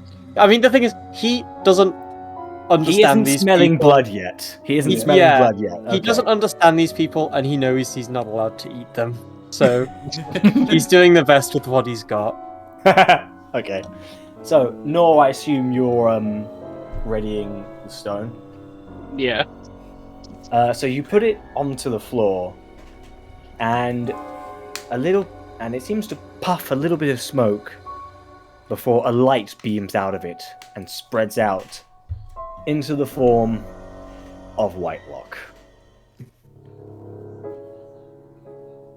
So, I trust you have some news for me. Nor will take a knee here and kind of bow.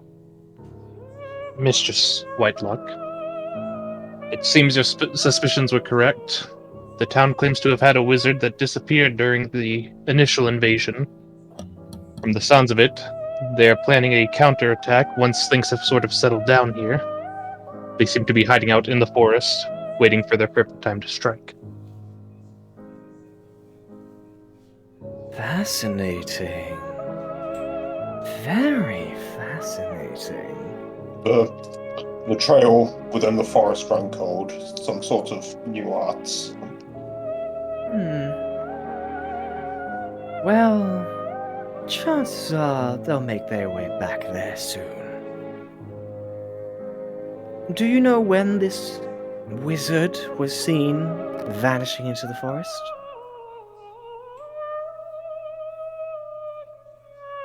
A question: Do we know when Yeah, Stevie had heard that he tended to go at night. Elsis had heard, rather. Yeah. It seems that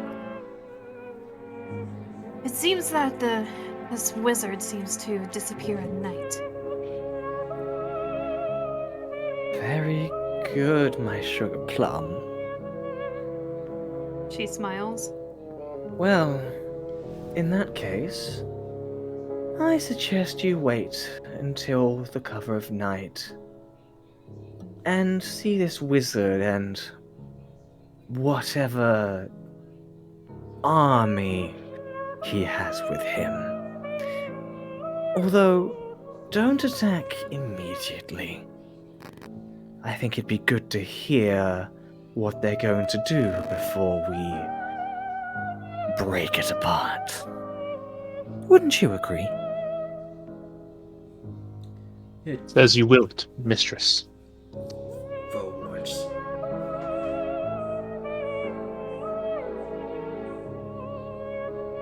Dragok, make a wisdom saving throw.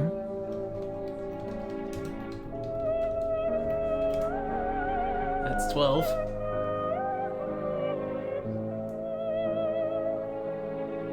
Dragok? Grovel. You feel yourself compelled to get down on your knees and lower yourself on all fours, pressing your head against the ground in a sort of prayer position. I tire of your constant interruptions. If I hear you make another quip like that again for the rest of the day, I will squeeze your armor so hard it will leave a permanent dent. Understood? We're crystal clear, mistress. Excellent. She releases the spell, allowing you to rise once again. Now, make your way to the forest and... well, don't make yourself too comfortable. I suspect that night is not far ahead of us. I will lead you to the place. Whitelock snaps her fingers, and the image vanishes. Oh wait, actually, before that she goes, One more thing. Allow at least one of them to be alive. we may learn something. As you wish. Yes, mistress. Of course, Mother. She dismisses herself. And you make your way into the forest. It doesn't take long for A.K.A. and Azush to lead you to where they went. And as you arrive at the grayed out clearing, it takes a couple of hours to night to fall. And can I ask you guys to roll stealth checks with advantage? Neutral in Dragor's case due to the heavy armor. Well, no, it's scorpion armor. Oh, right. That's right. Never mind. Forgot I could do that. Yep. It's not all bad. It's just a painful reminder of things. That's not quite how it is. Yeah. I know. I messed up. Huh. One moment. Think I'm concealed. No, you think? I am not. My modifier is greater than like probably half the not. party's rolls. You're all right now. It's all right now. There we go. That's my favourite roll I've ever seen. 35. Yeah. Wow. The old 20 be like, Yeah. That is like you could probably just hide from someone like in their sight. it's like in Skyrim when you crouch and immediately just like must have been the wind. That's the stealth archer build. Must have been the wind.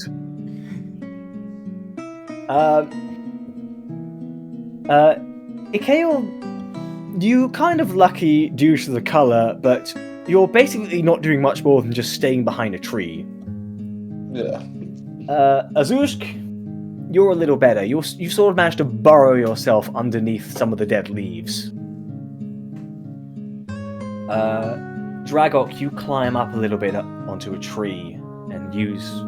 Well, there aren't really any leaves left, but the thickness of the branches are enough to keep you concealed. Elsis, you managed to unleash a little bit of magic that makes... It just makes you hard to see in general. You're not really hiding, but due to the illusionary effects, people just don't notice you. Nor your incredible agility, combined with the ability to change the color of your skin, means that you completely blend in. You have almost completely vanished. Even your own teammates have no idea where you are. Dragok has like the thought in the back of his mind of like wanting to make a stand remark in this situation, but A, he needs to be stealthy, and B, if Nor hears it, then by extension Whitelock hears it. And you don't know where you could be breathing down your neck right now. Yep. You know what? I would like to make a point with the comment before about him not saying his thoughts because of current company. Nor's making as subtly stayed with an earshot here. He's like, you're like on the same tree, but he has no idea. After a while, a poof of blue light appears. And in walks a rather old-looking elf on a stick. Elsis, you can feel the energy coming off of him. This is a man with experience. As much as you? Doubtful. But no less impressive. He is on the circle where he had previously vanished, and seems to wait. A few minutes later, another elf comes in. Younger. Female. Dressed in leaves and animal pelts. You can tell that this is a sort of druid, rather than a wizard. A little while later, you see, appearing from almost out of the shadows themselves is a drow woman who runs up towards them with a look of worry. They got Lyra. You see the other two elves' face begin to shake a bit in fear. So, soldiers that were on our side are compromised. I'm afraid so. She told us Jefferson could be trusted. It wasn't his fault.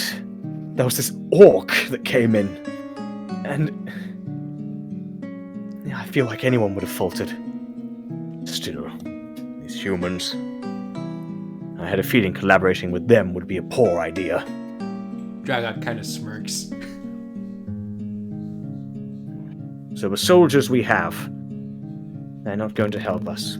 No, but the attack we have, it's still worth it. Of course. Take out what few soldiers we... You remember what the plan is, yes? The druid kind of rolls her eyes. You've told us 1,000,000 times. Take out the few Mr. Key's loyalists here, and then from the village, springboard into attack from the camp up north. Good. I'm glad you've remembered your lesson. And as for our other weapon, the druid closed her eyes. Fresenius, Arcania, we beg for your assistance. We beg for our freedom. A.K.A is seething and, like, kind of lets out an audible seethe before he catches himself. You're just barely... Like, if they weren't so concentrated, they would have heard the bark crack underneath the grip of your hand. Please. Please. Send us your chosen warrior. A whirlwind appears in the circle of the three elves, as several leaves, branches, and tree bark start to summon together, forming an almost human-like figure. Missing a head, that which is eventually filled in by a moose skull. You can hear it make a very, very small... It looks at the druid. Honorable Leshen, I thank you for your assistance. Together we will drive the Mestrakees back north, where they belong. We must be rid of them. Then we will continue our attack against the dwarfs.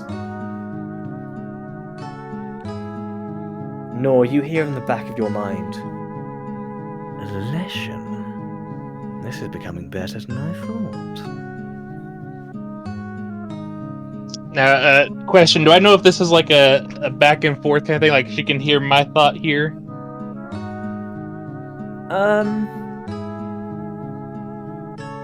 She's never told you if that's the case, but you've usually, whenever you open your mind to her, which is all the time, you're very often able to find some way to contact her. In this case, seeing as, you know, she was wanting to see what's going on, we'll kind of more or less, I guess, send the message here of tell me who. She basically, for a guidance here on when and who she wants taken. She looks at the three. Well, Leshens can't speak, so that's out of the question. The wizard? Old. Not the best. The druid? Slippery, that one. Perhaps the drow. She'll be a tough mind to crack, but that just makes it more fun. Keep her alive. The rest, you may do as you wish. With that, Nor will go ahead and ready his crossbow here, and with my assessment, which would be the biggest quote-unquote threat to us here. You've never seen a lesson before, so you can assume that this sort of forest spirit, you should probably don't want to find out what it can do. With that, I'm going to have you all roll initiative. Barbarians get advantage on this. Okay. Oh no. This is not the time. for I that. also have advantage. We have a surprise round, right? Since they're unaware of our move here, and because ideally Nora's going to try and take a shot. I'm going to say 29. I'm going to say no, but given the rolls here, it's probably not even going to matter. Because they are still quite conscious about what's happening around them. Especially with the recent failure of their communications towards the camp. They're on guard. With that said... Alright, no auto crit. No, well, you're the... well, you don't know what turn it is. It's only if you're surprised you get auto crits. So. Oh, of course, yeah. Also, like, I love how I have 2 more initiative than you, and yet I still have 8 less.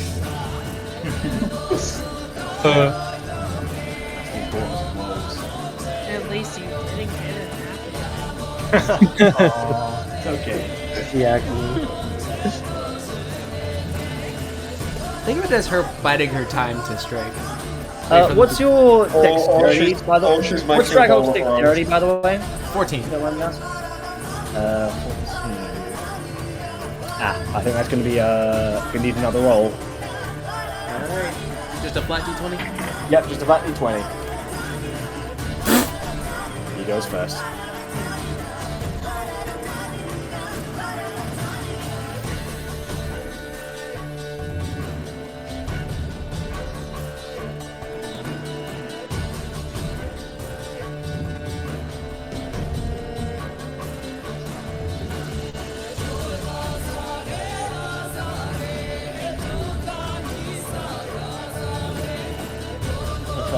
I need to actually get the Storm Herald thing.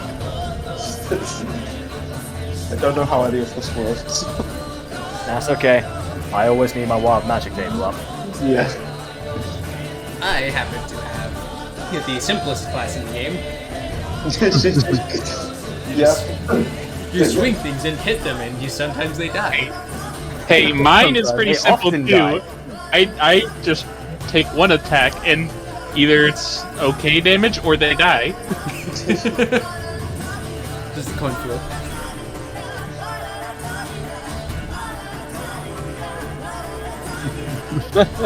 Imagine if that's how D&D combat where you just flipped a coin to see if you won or not. Combat over. That would be about roughly as equivalent to a rock paper scissors tournament. I'm just picturing like, okay, everyone, we're in battle, make your combat. Question for Stevie. What's wait, actually, no, never mind. My question is already answered.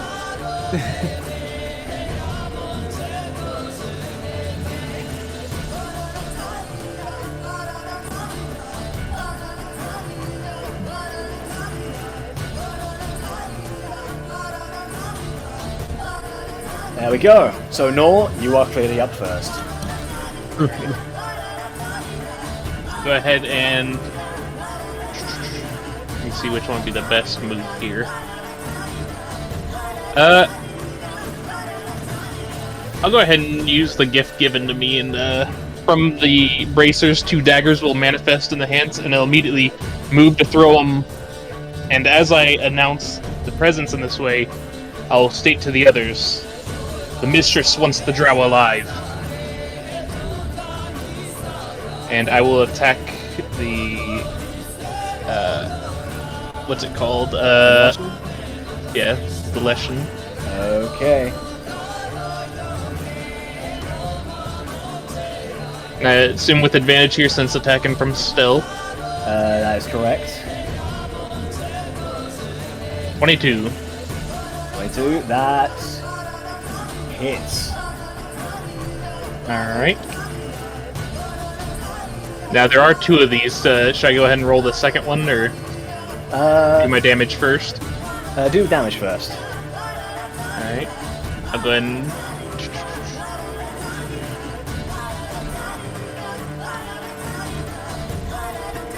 do that.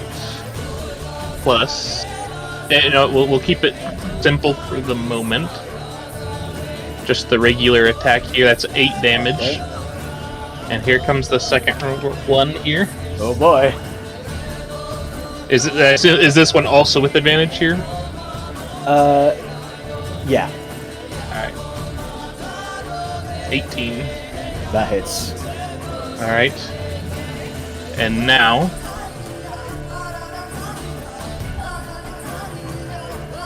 I'll go ahead and proc my sneak attack here. I gotta get the number. There it is.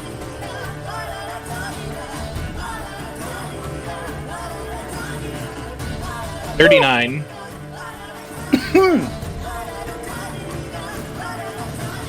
Ow. So yeah, you just fling 2 daggers and they seem to almost punch the Leshen, knocking a few fragments off of its skull. Ooh. And what will you do for your bonus action? I will actually go ahead and, with that announcement, I will start repositioning to get kind of behind the drow if I can. Not directly behind, but, wide berth, kind of getting into that position, and try and stealth again. I shouldn't say try to stealth, because I'm pretty sure I stealth.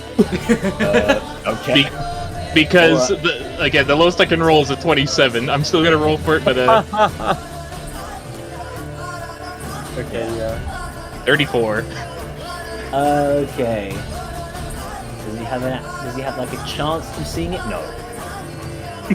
Well, unless he rolls a natural 20. We'll see. Nope. We'll see. So we look around and you can see that the Archmage is looking around going, we're under attack. How do they find us? And he's going to preemptively... Well, he's already had a couple spells cast at him, but... he's going to look... he's going to go roughly in the direction of where the knives came from, and he is going to cast Wall of Fire as a defensive measure.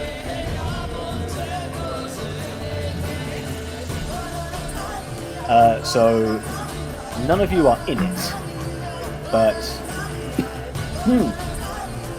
you guys are. It's going to be quite difficult getting through. Well, for these guys, maybe. Yeah, I was gonna say. Yeah, for the people on the side of where Nor was. Which would be me. Yeah. Yeah, me too. However, It's also my turn, isn't it? Yeah, it is now.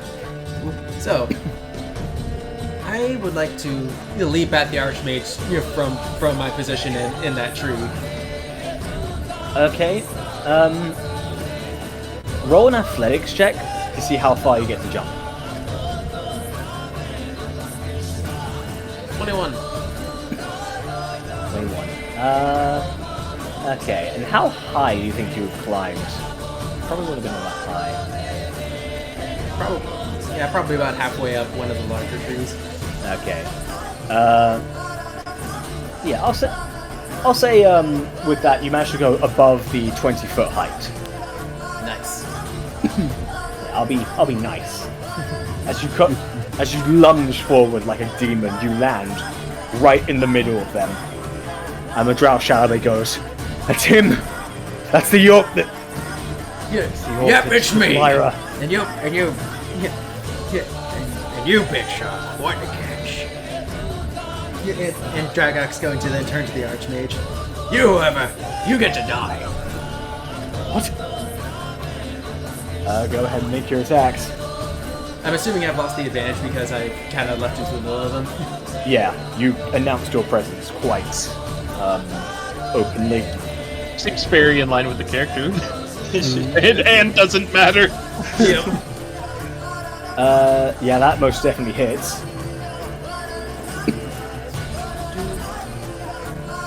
That's an 8 slashing. Kind of digging for shoulder. You do it, and you notice it seems to sort of a sort of spark seems to appear as you notice, as you shred off his robe, his skin seems to be somewhat stony, as he has cast stone skin prior. So that's going to be hard, I'm afraid. You got it. Ah, good. I can drag this out even longer.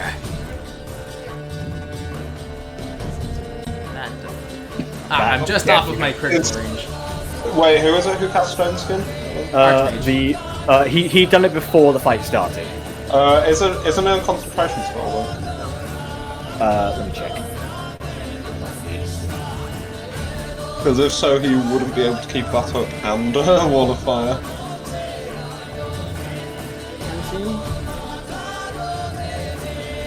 Oh god, you're right. So it is. So never mind. He takes the full damage. He's taking full damage.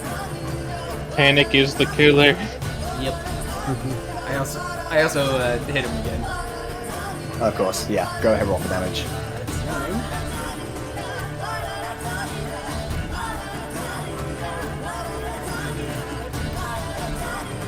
That's 7. Yep, that hits.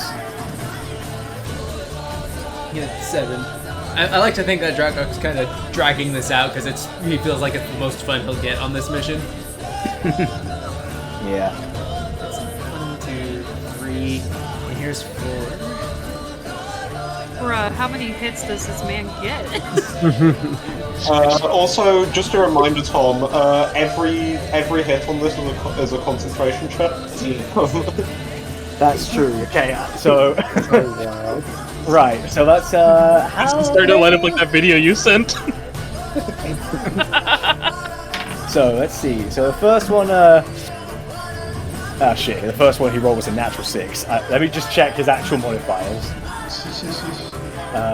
It's a con save, and the DC is half the damage. So And he only has +1. He failed. The wall of fire immediately dissipates. Shit. Okay, let me add that last thing. 10 damage there. And guess what? One more. Oh my god. Level 20 fighters. With 2-weapon fighting. That's it. level 25. That hits. Wow. That hits. It's like this blinding fury, and but he's hitting at some of the less vulnerable spots still in a deliberate attempt to drag the fight on. Yeah, you're like just kind of you're kind of like slowly flaying him. Oh. Like rip up bits of skin, but not enough to make it fatal. It's just very painful. That's very graphic. Yeah. Mikhail. Okay, so no more Wall of Fire. No. And no one's attacking the Druid currently, right? Right. Nope. Okay. So A.K.A. is just going to charge headlong at the Druid.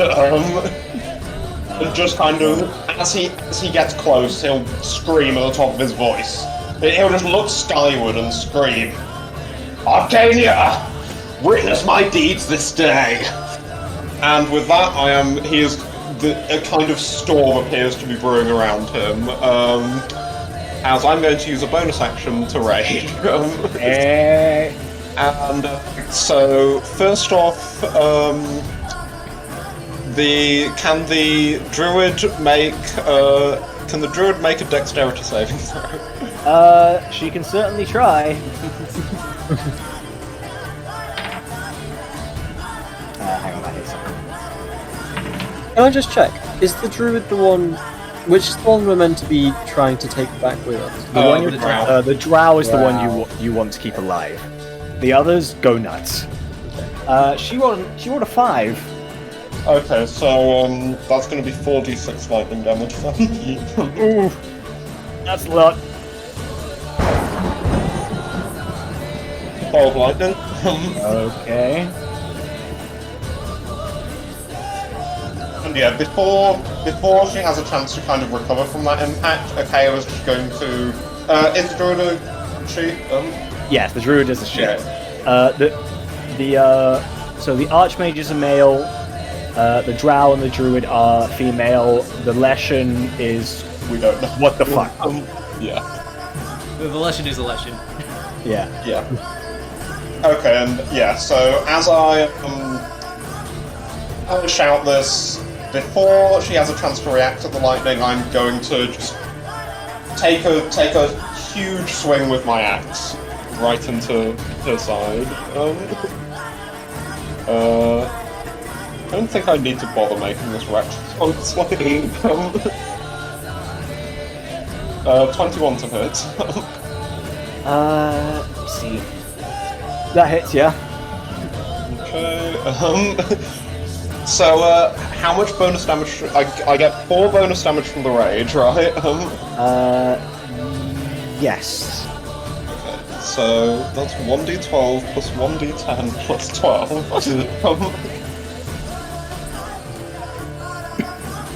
So okay, that's an immediate 24 damage as the kind of like the jagged fanged edge of the axe just bites into her side, starting a bit of venom coursing through her as well. She starts like grasping her arm that was pierced as the cut very quickly goes from red to green.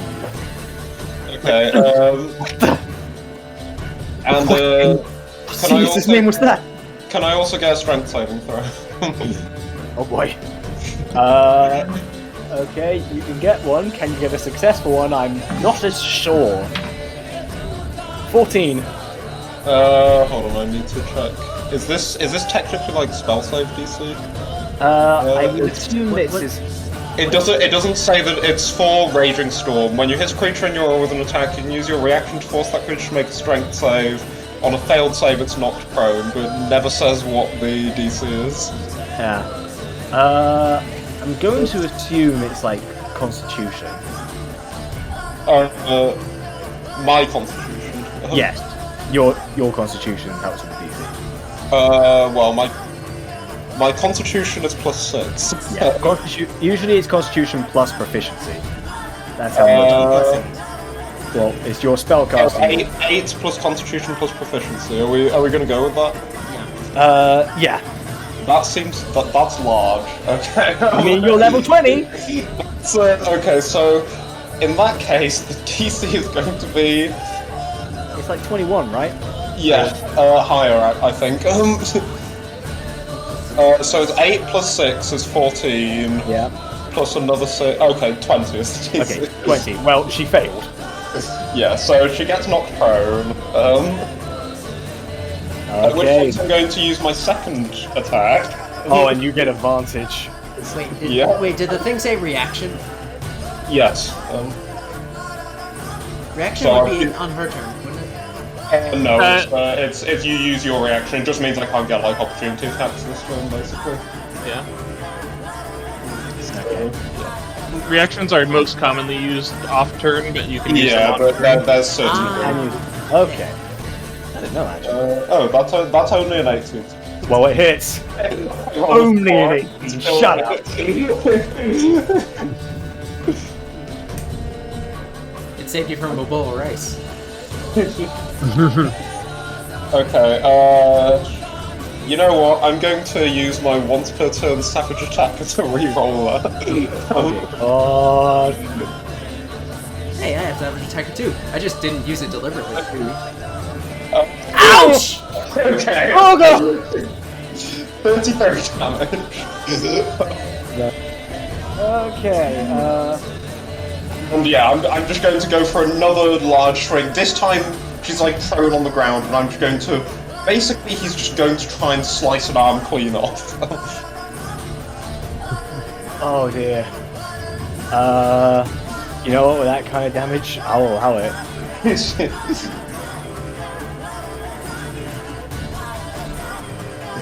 Okay, is that your turn? I believe it is. Okay. The druid, clutching her arm in agony, goes, Great Lesson, please! And Molestion silently is going to use its legendary action. Oh. And let's see what it can do. So it's going to use its legendary action to. It sees A.K.A. going nuts, and is going to raise its arms, and you can feel the earth rumble underneath you. A.K.A., I'm going to ask you to roll a dexterity saving throw. Okay. So I think I get advantage on this. Yeah. Okay.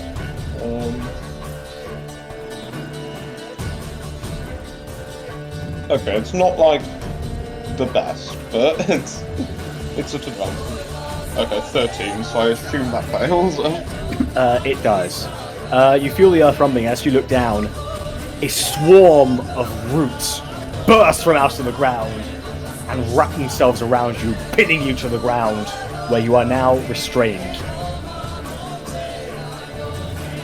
And the drow is going to see that as a little opportunity to go ahead and attack you. Good luck. Okay. So, let's see here. Does a 17 hit? Just barely, yes. Okay. So, one thing I just realised, that saving throw should have been a +2. I presume that doesn't make a difference, but... No it doesn't. Yeah, but yeah, I keep forgetting that I have a thing that lets me add 1 to all saves. That's alright. So, you are going to take... you're going to take 9 piercing damage, which is probably halved, because you're a barbarian. Plus... I don't think I need to bother her. Plus... Yeah, we do it anyway, because you've got more coming.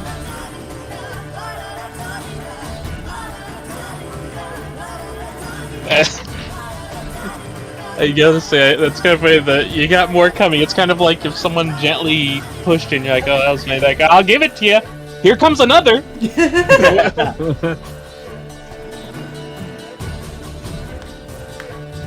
And you also gain another 13 necrotic damage, plus 7 poison damage. Okay. Oh no, I am at... I am at 29/30th of my max. Oh no, that's a bit of an exaggeration. It's like... I have 300 max HP, I'm fine. Okay, well she's gonna go again. Well before that, she's going to... she's going to summon a cube of darkness right in front of you that seems quite unstable. Her second attack is going to be a 12, which I assume misses. That misses. Okay. So she does that, but she accidentally gets it into the roots. Wait, no, you're restrained. She gets advantage. Ah, that's a natural 90. That will hit. Well, the first one is only going to be 6 piercing damage. Yeah. Halved. Plus 8 necrotic and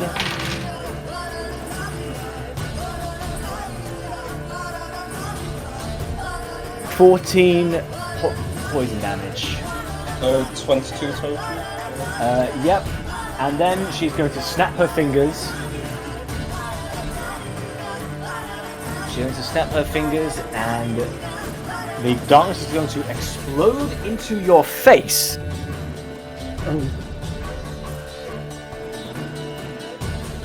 which is going to deal another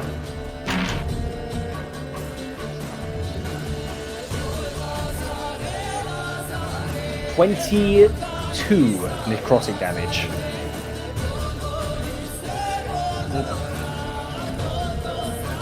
And that's the end of her turn. The Leshen is going to use another legendary action. And this time it's going to look at Gadrin.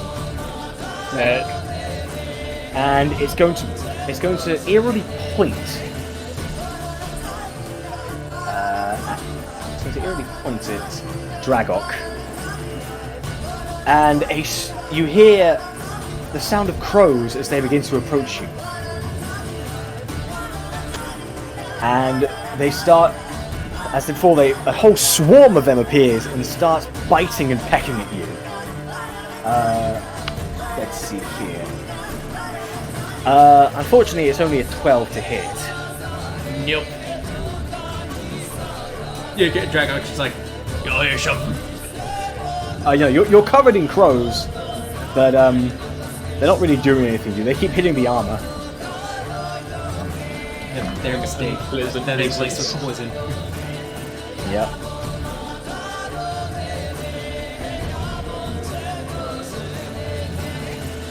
Is there anything else I need to know about that? No, that's all the Leshen can do for its legendary action so far. Azush, your turn. Okay. So Azush's face is kind of the casual kind of, well, not casual, but the kind of active, fearful twitchiness that you've seen is gone. He is just, I don't know if angry is the right word, maybe more frustrated.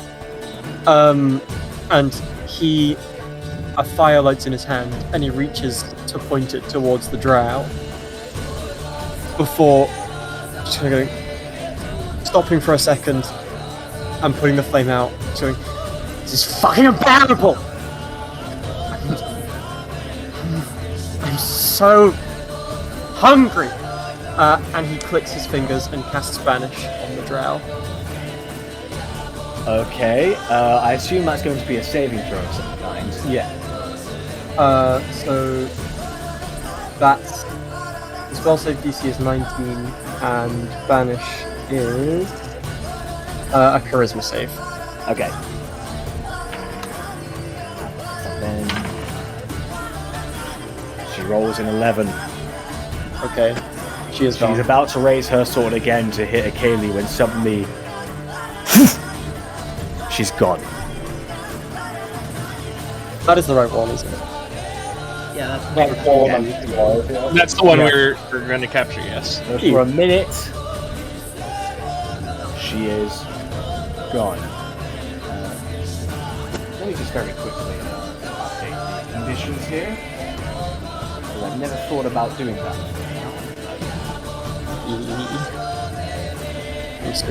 You just put a countdown by their name. Also, I just realised there's like, I just realised that this is like the problem with being level 20. I have like 5 different things I can do with my reaction, and I need to choose between one of them each. Yeah. I have no such weaknesses. I can Okay. attack and I can hide, that's it. I can attack. You can attack, and you can attack, and you can attack, and you can attack, and you can attack, and you can attack. I could attack Some of slightly us differently, but I don't. Azush, is that everything? Yes, I think the next round is when hopefully I'll be able to do a bit more. Some of us don't need Ask that me many to attacks.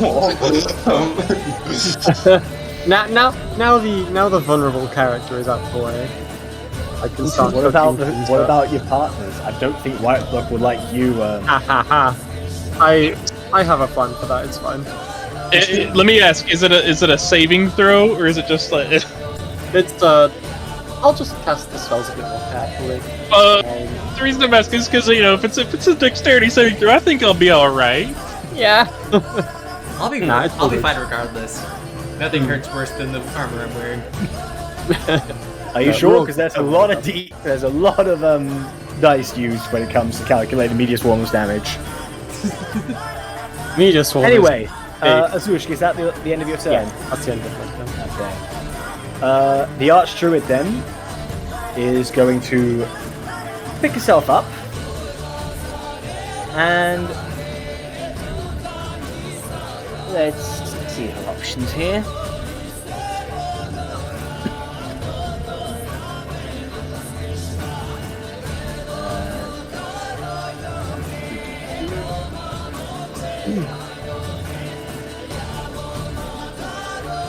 Okay, she is going to...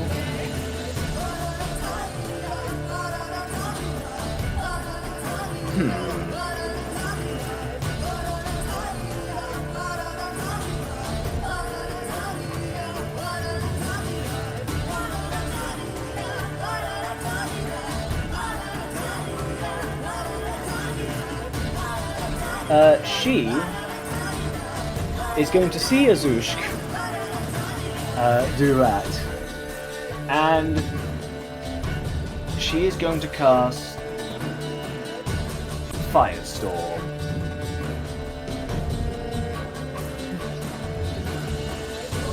Ah, damn it, she beat me to it.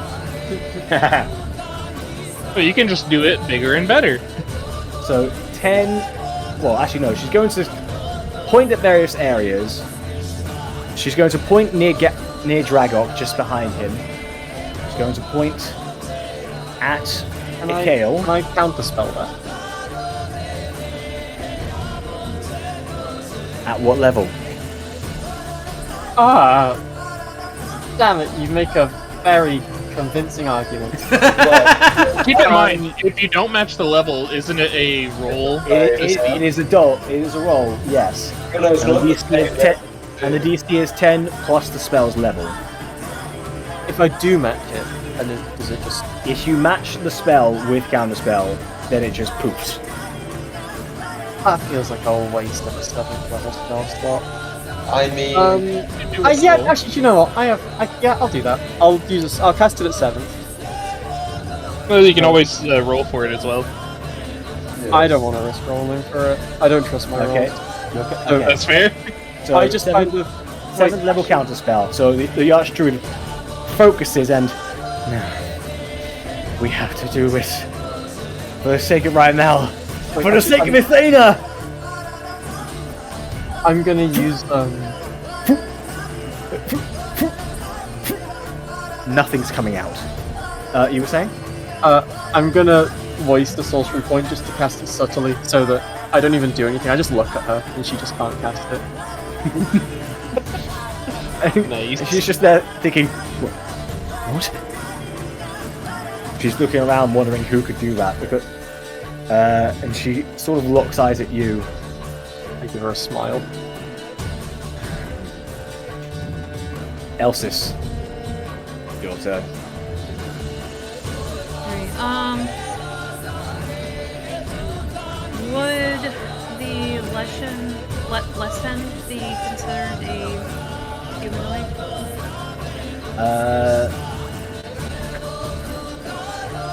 No. It is considered a monstrosity. Okay.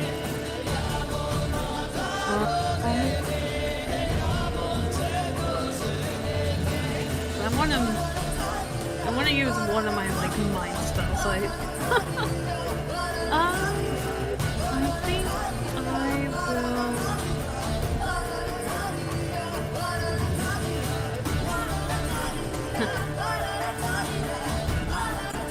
Can I have the druid make a saving throw?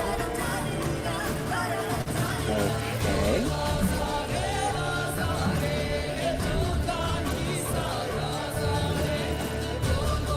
She rolls an 18. Just barely fails.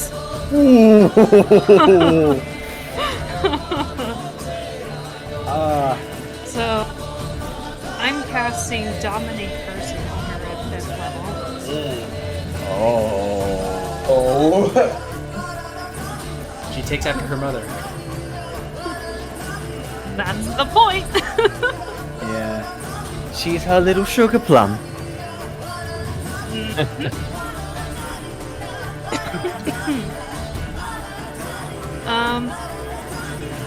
So the druid is just when the spell is being cast over her, just I assume on her turn, that means you get to control what she does. and when the target is charmed, you have a telepathic link with it as long as the two of you are on the same plane of existence. You can use this telepathic link to issue commands to the creature while you are conscious. No action required, which it does its best to obey. You can specify a simple and general course of action, such as attack that creature, run over there, or fetch that object. If the creature completes the order and doesn't receive any further direction from you, it defends and preserves itself to the best of its ability. Okay, so it completely obeys you. Yes. Essentially. Yes. Okay. Does it move on your turn? Does she move on your turn or her turn?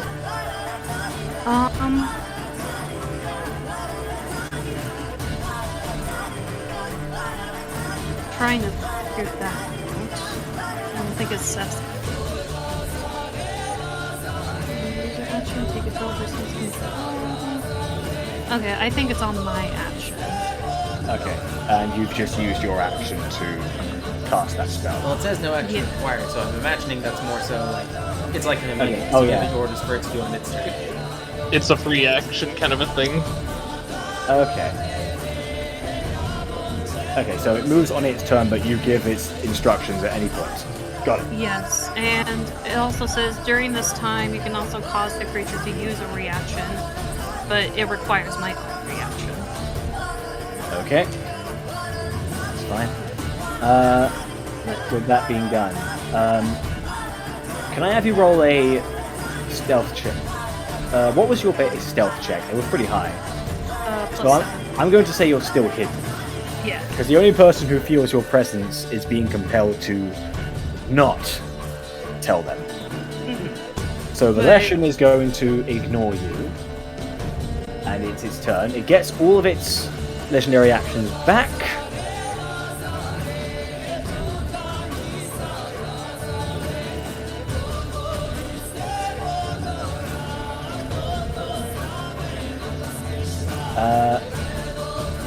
Okay, so first it's going to wave its arm, and the roots around you, A.K.A, are going to start pushing against you.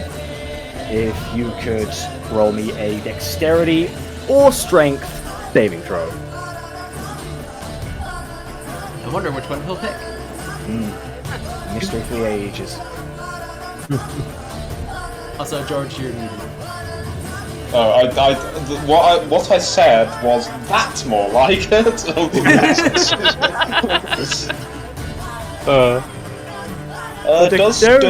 Does rage give you any like advantage on strength saves or anything? Yes, it does give you advantage. Yes. You better roll dex. If I somehow manage to fail, I swear. Well, we'll see. Oh my god.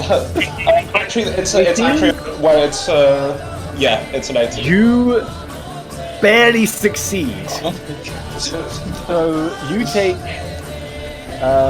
so you only take 2d6 piercing damage, and you are not pushed back or knocked prone, so you only take 3 damage. And that's before halving it with your rage. But it's not done. So 3 damage. It's not done. It's going to walk up to you and swipe at you with its claw.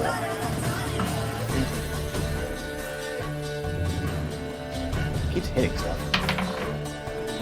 That's going to be a 18. 18. Okay. Maybe I should have taken it. Maybe you should have had armor.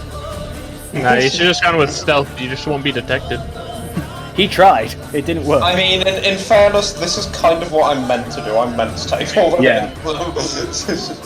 Yeah, you are the tank. And they need to take you out at some point. They may as well start now. So that is going to be 12 slashing damage. Halved. Yeah. And finally, it is going to send its crows away from Dragok towards you. And it... Unfortunately, it only rolls a... It only rolls a 10. Which absolutely does not hit. Yeah. I know how armor works. However, the circles are staying there. They're circling you now. And it gets all its legendary resistances back. Legendary actions. It doesn't have resistances. Nor, back to you. Alright. 2 more daggers. Who at? The same target as before. Relation. 30. I wonder. I'm not even gonna say it. You know that hits. Yeah, just barely, I'm sure. Man, I wish I took something to make 19's crit. Oh well. Alright, but we'll go ahead and deal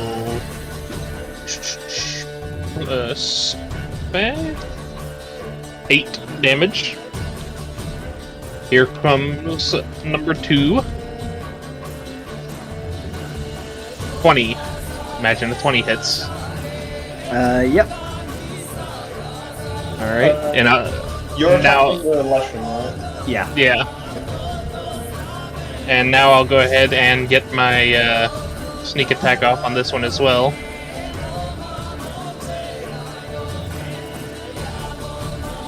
$27. Okay. And back into the night. Roll another stealth check.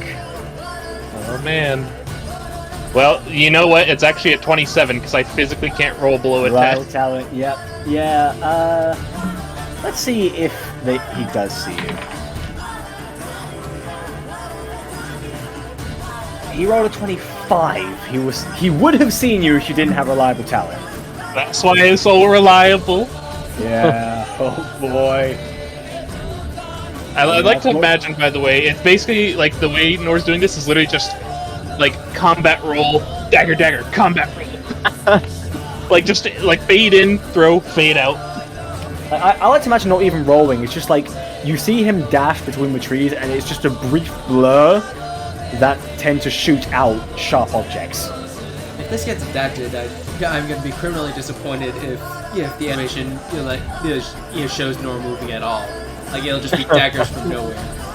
I honestly just imagine like you've seen like the Souls games with the dashes that make you like disappear for a second. Yeah. I like to imagine where you can see him, but only if you pause on like one exact frame. Right. Yeah, you can see the exact moment the dagger leaves his hand and he's gone. Look, Lise, you can see the exact moment the dagger breaks his head. Okay, is that your turn? Probably. Yep. Okay, Archmage. They're panicking. They are absolutely panicking. They should be. He is going to cast Time Stop. Oh. For how many turns?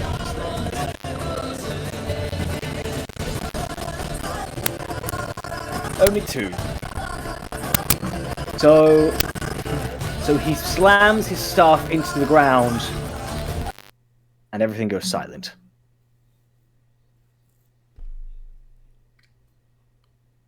And during which time, first let me get rid of those spell slots.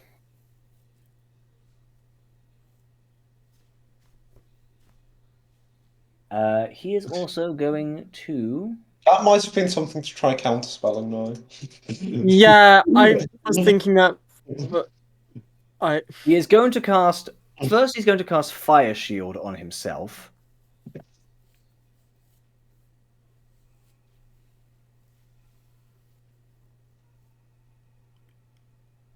Let me just check what it does. Because I didn't prepare all those spells, because there's a lot. What level? Yeah. Isn't this? Because I thought it was Level ninth. Time stop Ninth, yeah. is a 9th level Yeah, spell, so- yes. He's a paladin. I mean, it's normally worth trying just in case you can. Oh, get true. a You can zero. roll. Yeah. I always forget. It's just whether you. If not, Well, it's just your He's reaction. done his next Yeah. action, so it's a bit late. Yeah, oh well. It's too late now. I always forget that. Yeah. And he's going to aim himself carefully and towards A.K.A. and Dragok. He is going to cast Cone of Cold. Uh-huh. What kind of saving throw is that? That is a Constitution saving throw. This is a horrible choice from him in every possible way to target me. Well, he's a little desperate, all right? It's not that he has less. Well, he has quite a few options, but I'm bad at playing wizards, so there. You know what? Okay, well, I rolled a 19 on the save, so I rolled a 16. Let me check his DC. Well, A.K.A. succeeds. Dragok fails.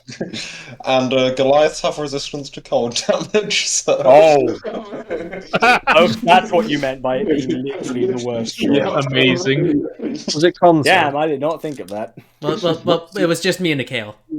Oh, okay. Yeah, just you know. I love how we can hear all the dice. I haven't even rolled all of them yet. Okay, so that is going to be. In any other circumstances, that would be a threatening line. Yeah, unfortunately, you guys have way too much HP for me to even comprehend. Yeah. Our HP is beyond your understanding. Okay, I just need to focus. So.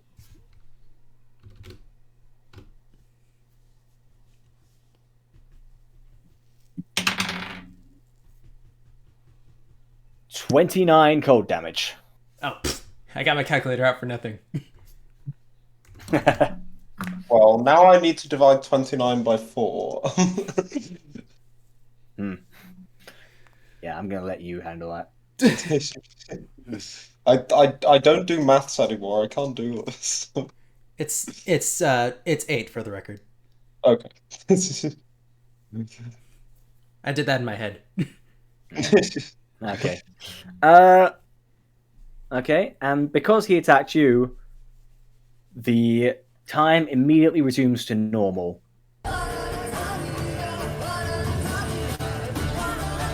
And with that done, A.K.A. and Dragok, you feel a sudden chill go down your spines.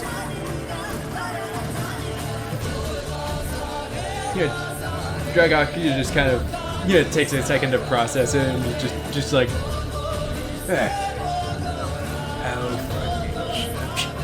and he continues. I don't think A.K.A. even notices.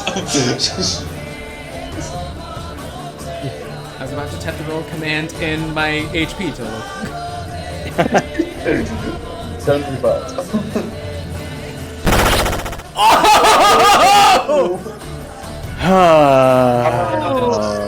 Go ahead. Roll for damage. You're attacking the Archmage, I assume? Yeah. I'm not playing a half orc. I don't get that thing. Different logs like that, right? No, sadly. They should.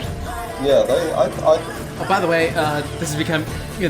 I'm expending a hexahedron of dominance for a hexahedron. Oh. It's less potent than an octahedron. Don't worry.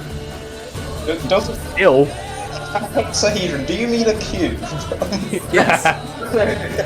That doesn't sound impressive. I would also like to use my savage attacker on that because that sucks. Go ahead.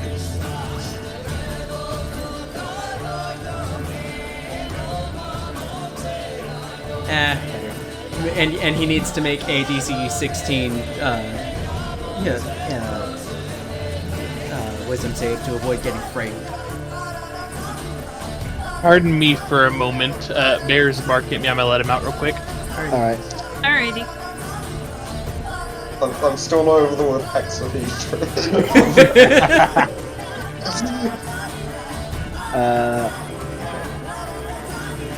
I have a very well developed vernacular.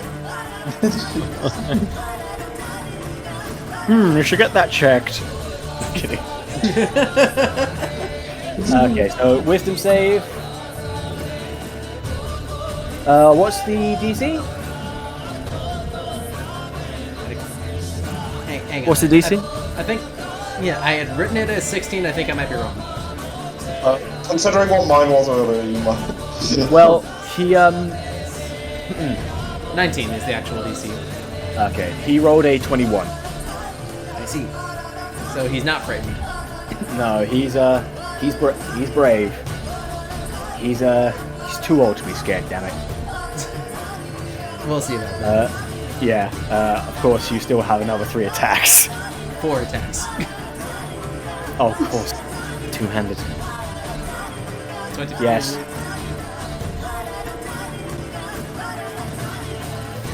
Oh, that has plus 6, so 7. Okay, yeah. Actually, I just forgot very quickly, if I can just check. Yes. So I forgot to mention, he had cast Fire Shield, so for the first attack, you actually took 10 fire damage. Just a flat 10. And because of this, you're also going to take another 8 fire damage. So that's a total of 18 fire damage from these past 2 attacks. So every time you attack him, you take damage. That's a nice argument, Tom. Why don't you back it up with the source? I do have a source. It's called The Books. Interesting. However, I disagree. I made it the fuck up. No, Fire Shield is not a homebrew spell. I know. God I prepared it onto someone before, but I just also does a 17 hit. Check. Yes. Alright, that's for 11 slashing. And I assume I take more fire damage from this? Yes, you do. How much more? 3. Next to minimum. Attack number 4. 14. Number 14. So 14, that's going to miss, as his mage armor just kind of blocks it. Should I counter guy, eh? Now it gets interesting. That hits. No, 6, so 10. Okay. And how much more fire damage am I taking from this? 12.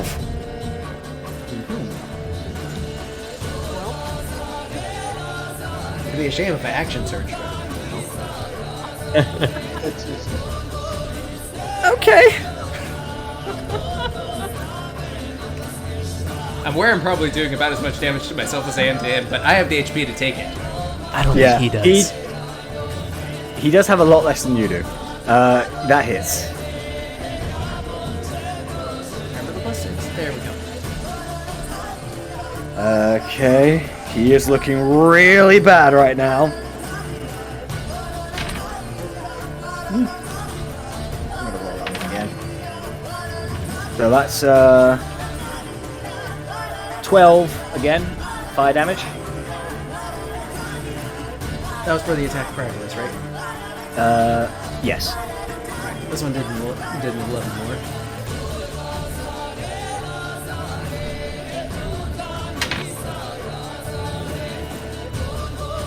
That's going to do another 7 fire damage.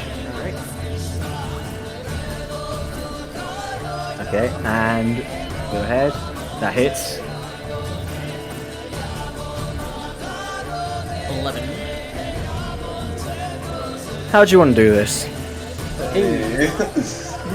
So Gadrin kind of not get them. is like doing this active flaying, like taking bits of skin for himself, and just kind of, like almost to the point, like, like making his face unrecognizable as he continues his assaults, ignoring the pain he's going through.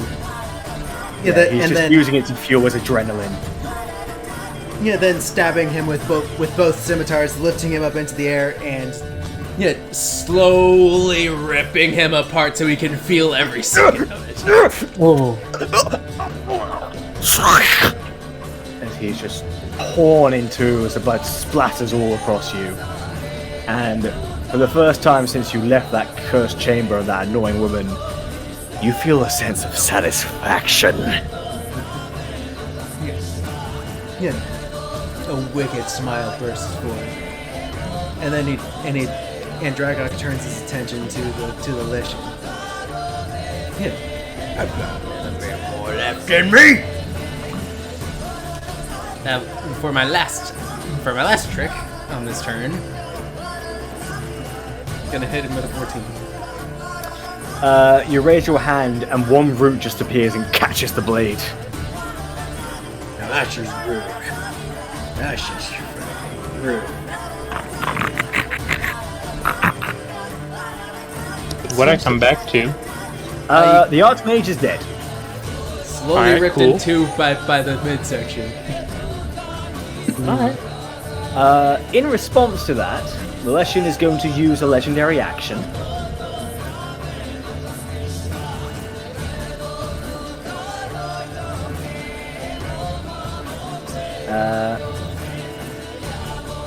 It's also going to try and trap you in a bunch of roots. So I need you to roll a dexterity saving throw.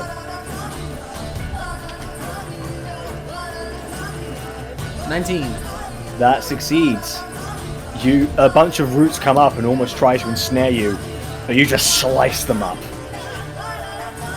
Oh, come on. Fight. Oh, come on, you coward. Fight me the way Morlocks intended. Actually, no. Fight me the way Feudon intended.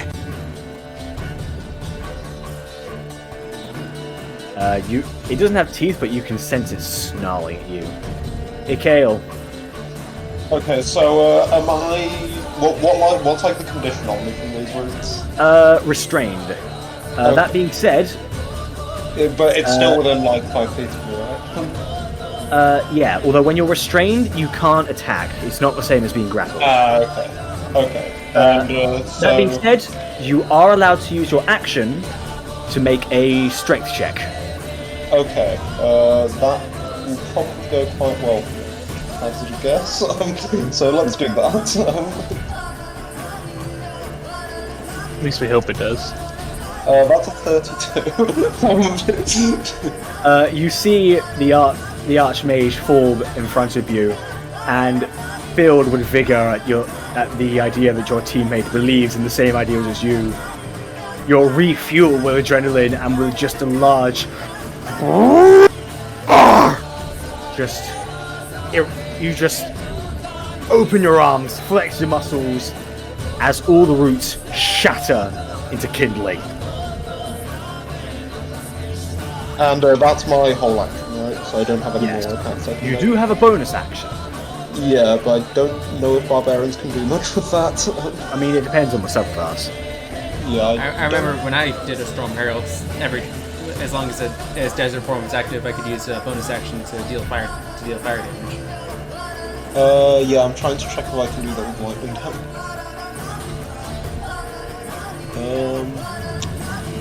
It's I don't think I have anything like that. So yeah, okay. I can hear you, Rack. It's a good I song. think Yes. I think that's my whole turn. Okay, so you just... It's reactions I use, not Okay, not bonus actions. that's fine. Drow Shadowblade is gone. Azushk. Okay. It is at this point that Azush is going to start casting actual spells. I'm Oh no. gonna. I'm not. Don't worry. I'm not going that far. I'm just gonna cast Firestorm, and get as many people in it as possible who aren't on my team. Okay, are you going to attack the Archdruid? Because that will disable the charm. Although you don't know if she's charmed, do you? No, yeah. Please do. Make an intelligence roll. Yeah. Make a perception check. Yeah, actually that. Make a perception check. Ew. I'm casting this. She's spell. there, she has to burn! I am hungry. Sorry, Stevie. Sorry. I'm gonna cast it as a careful spell. So if any of my teammates get stuck in it, they instantly succeed any saving throws. Oh. They'll still take like half of 7d10 damage, but Okay. Well, the only ones who could be in range are A.K.A. and Dragok. oh, okay. I will say before you roll any damage, for the druid, whenever it takes damage, it needs to make a wisdom saving throw. A wisdom saving throw. Okay. Yeah. Okay. So So it's not so much To that it see ends if- the effect; it's that it has a chance of breaking out. Okay. Yes. That's all right. So roll for damage. And They we're gonna have a need to few do a dexterity dex saves. Okay, save. dex saves. Right. And that's So- 19 is the... So Valeshan is going to roll his, or its, rolls an 8. So that's a fail. And the druid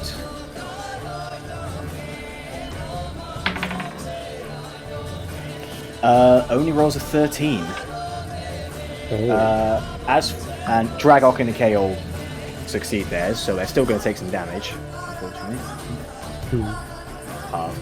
But the others take full damage. I will roll these dice then. That could be worse. You did more damage to me than the Archmage. Well, so half 37 is... It's Yeah. rounded And is this fire damage? It's fire damage. Any flammable objects in the area burn, but I don't think that really leads to Yep, anything. flammable object. Well, Valeshan is flammable. Oh! It doesn't take more damage, but It'll be on fire. it will suffer. I feel like it's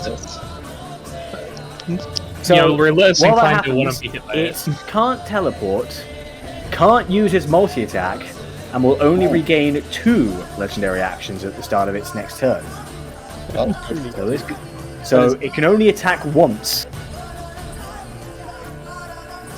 Oh yeah, I'll take that. That's Yeah, my it's pretty last solid. level spell slot, I'm afraid. Yeah, that's a good job. Okay, I'm gonna do the damage as well. So 37. I like to point out I've almost been taken below half.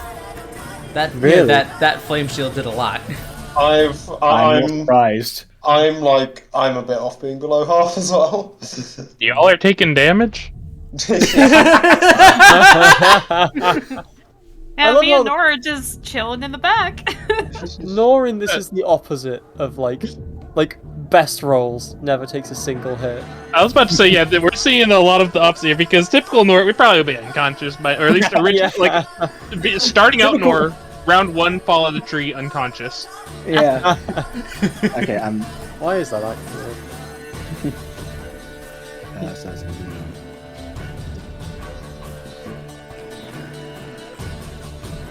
Yeah, that did a number on the Archdruid and the Leshen.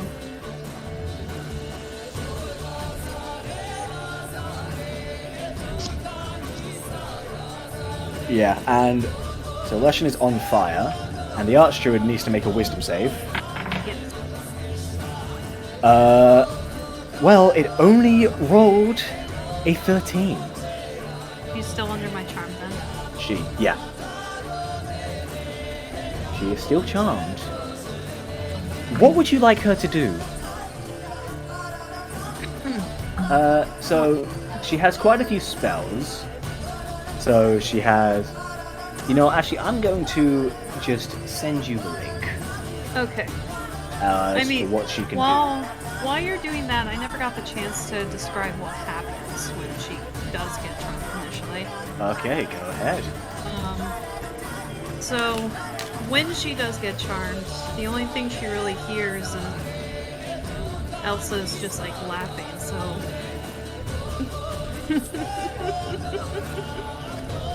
and then her eyes just like gloss over.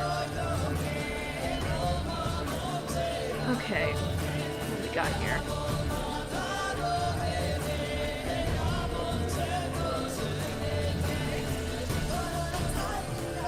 It's interesting to me how half of this party has tragic origins and the other half are just major... Just terrible people. Yep. Yeah.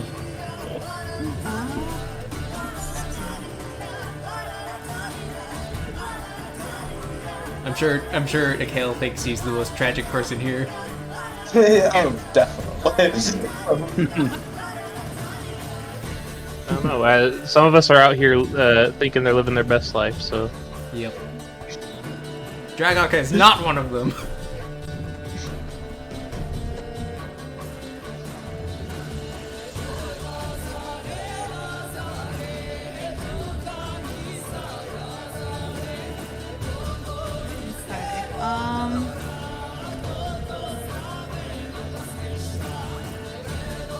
Okay, first of all, I guess I will tell her,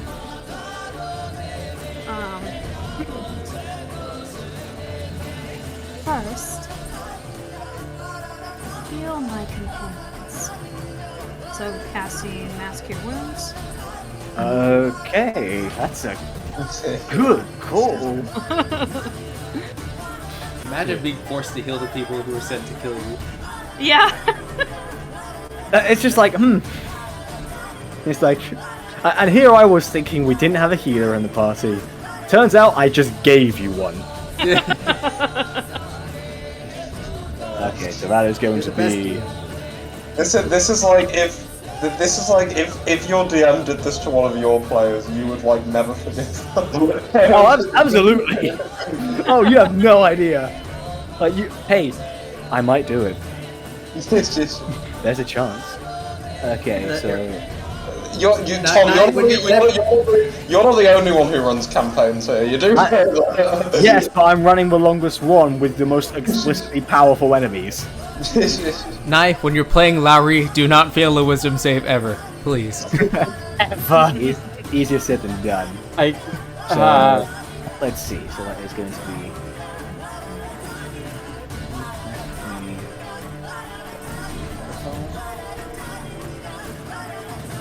So that everyone gets 15 hit points back. 1-5? Yep, 1-5. Okay, we're back up to 190. So that's going to be. Going to cost a 5th level spell slot.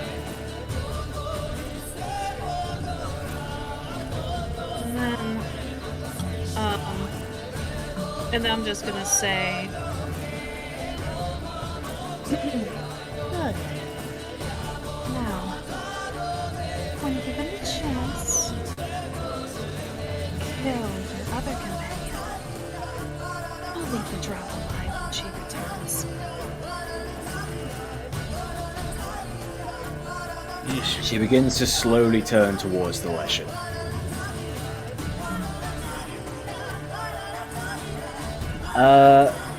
With that, it's your actual turn, Elsus. Okay. What do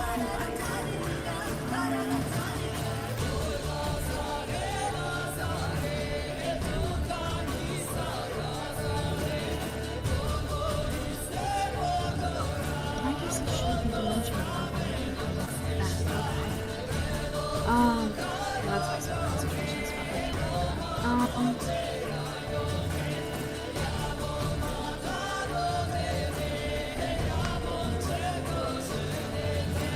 Okay, Is the Leshen within 60 feet of me? You can move that distance, but that will have you exposed.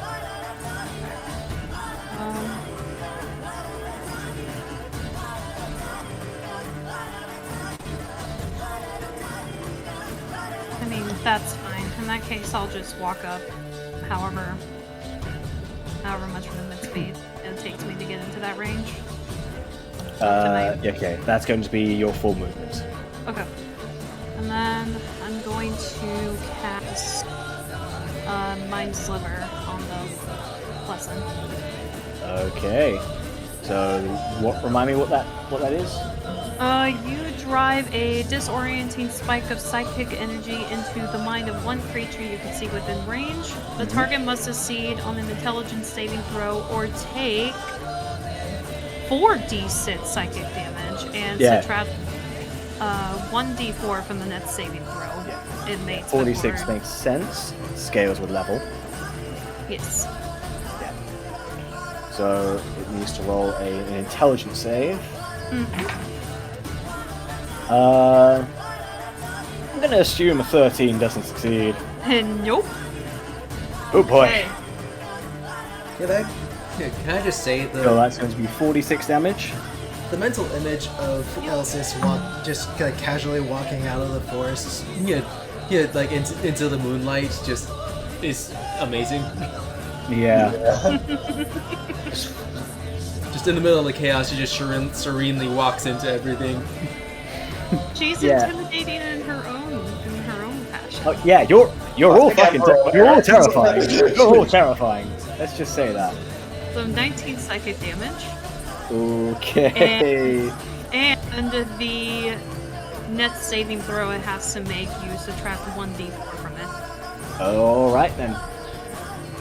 So it feels that, and it's going to use its reaction. It feels just absolutely terrified, and so it's using its reaction to summon a huge barrage of roots all around itself. A.K.A. and Dragok, you're both pushed back 5 feet as a wall of roots summons around it. That is 20 feet high, 5 feet thick, and it provides 3/4 cover. And now it's going to use its actual action, and while protected, it's going to slam its arms into the floor, and everyone within 20 feet, so A.K.A. and Dragok, can I ask for a dexterity saving throw? Doing dex. 17. 17. Okay. So...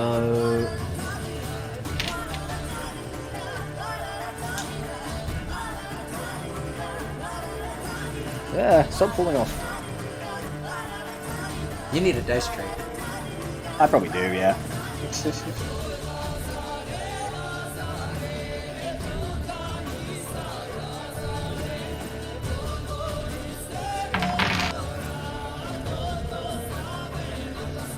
Worrying about a dice roll, eh?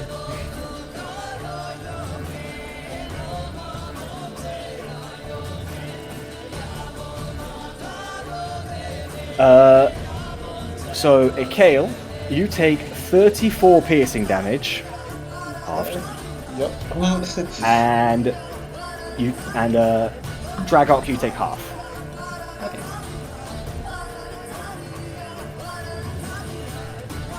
So you're just slammed with that, and that's going to be its action. Nor. My favourite part is that I'm still above half health. Barbarians be like, If I may ask, 3/4 cover, what's that do here? Let me just check.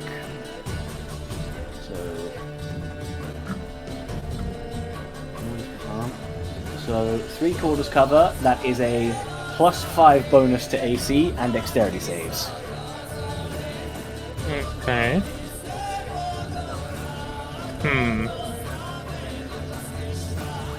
You know, It's only 20 feet tall, right? Yes. I'll climb that. So you're going to climb over the roots that it created. But can I kind of sit atop the roots? What's your climbing speed? I don't actually have a cost in climbing speed because of athlete. Oh, so it's just your movement. Just movement. I'm going to ask for an acrobatics check. Alright. Or athletics, whichever one's better. Well, acrobatics. What do you think? Yeah, rogues do like their dexterity. 9 times out of 10. Right. 30. Go ahead and roll for damage. Well, that was just me mounting on the roots. Oh, right, of course. Then, yeah, you definitely go up, and it just has time to look up before you are in... Well, you're about 20 feet above it. What's its size? It's considered huge, so... Yeah, you are most definitely within this range. So you can go ahead and make a melee attack if you wish. You know... Well, you probably should, actually, because ranged attacks are disadvantage. Well, for most people, they would be. Crossbow I'm a crossbow expert. Okay. Do I still have my advantage coming out of stealth from this, or no? Because I just scaled the wall, so I don't know where that would put me. True. Roll another stealth check. Alright. Just how stealthily you can deftly climb up a mess. Exactly. See how easily distracted it currently is by Dragok, and 29. Doesn't get the natural 20, so it does not see you. So you do still have stealth, yes. Alright, I'll go ahead and pull out 2 daggers. Alright. 26. That hits. Actually, wait, I forgot. +5 to AC. Oh, wait, no, because you got over the cover. Yep. So no. Well, either way, it would still hit. So we're gonna recover. We'll go ahead and pop. So here comes the next one.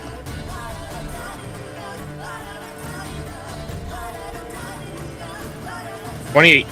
That hit. I love that this is a turn now. Christ, Paul. It's all your A fault. 6. Guy. It is my Oh, you're not fault. adding sneak attack. Oh, no. Here's the thing. Yeah. Now, well, before I add the sneak attack, I gotta ask. Yeah. Because crossbow expert, if I attack with a one-handed weapon, Mhm. I can use my bonus action to attack with a crossbow. Daggers are one-handed weapons. I've thrown.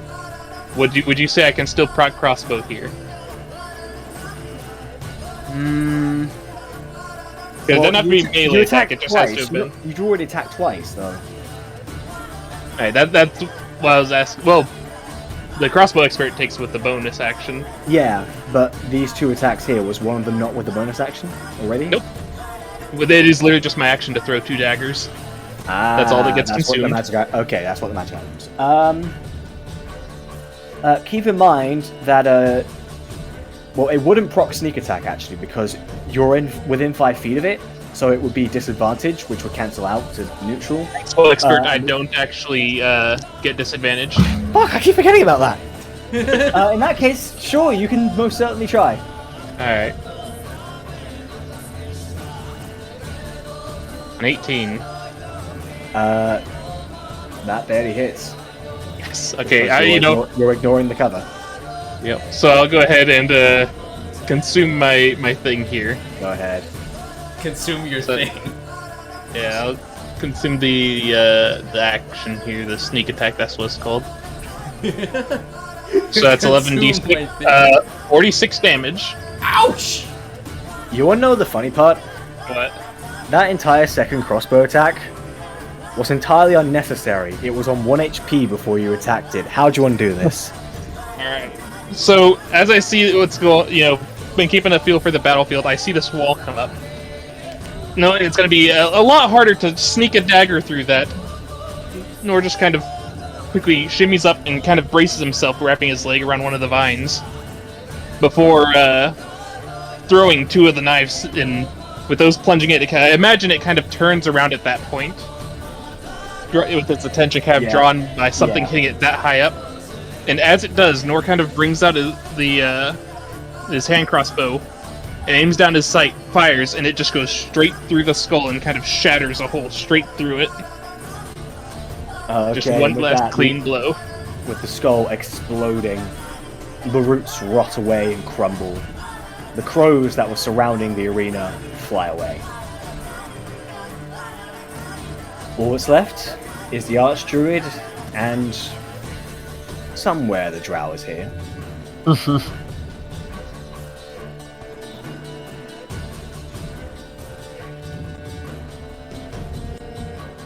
Dragot's turn? Yeah, Dragot's turn. Dragot kind of, looks over, kind of seeing that go over, go down. He gives a look to Nora of a really dude,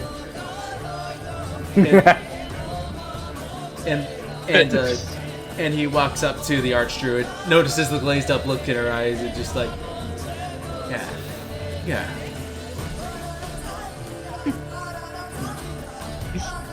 Yeah, so I guess we're waiting for the other day. Whitelock did say the rest die. It'll say, kind of gesturing to the Archdruid. Dragot kind of looks at Elsus.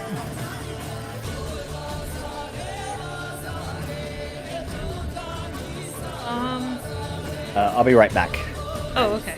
RP amongst yourselves. I'd like to retcon here. Nor said Mistress Whitelock. Yep. Wait, what did you say?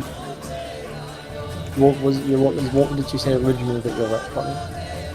He just said Whitelock, as we're very much it'd have to be the other. Yeah, okay.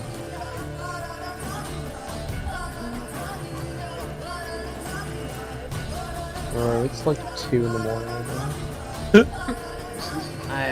I'm sorry. No, it's all good. It's not an issue.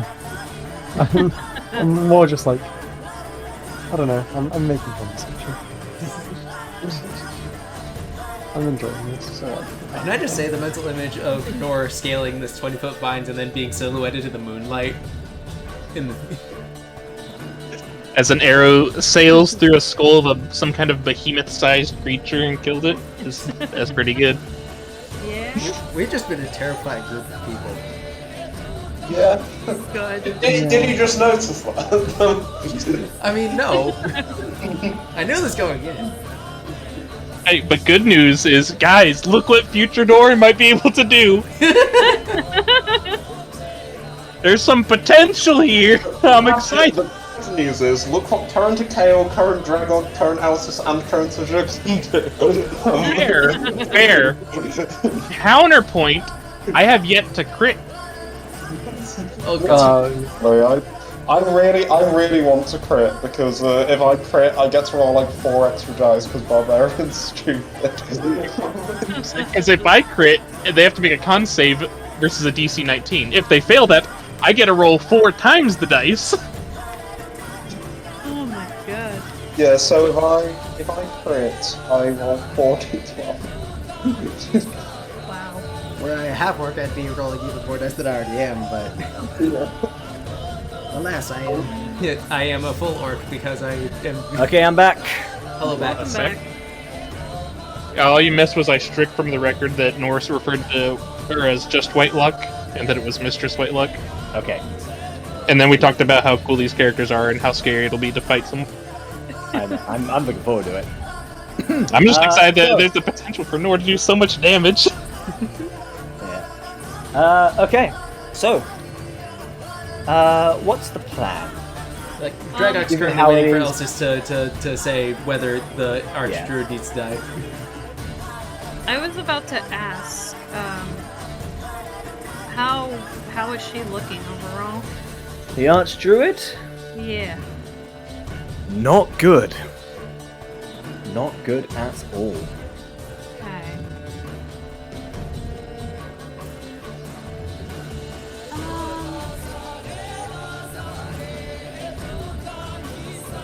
Okay.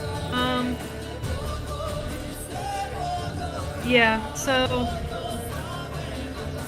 I guess Elsa's then seeing that the election is dead.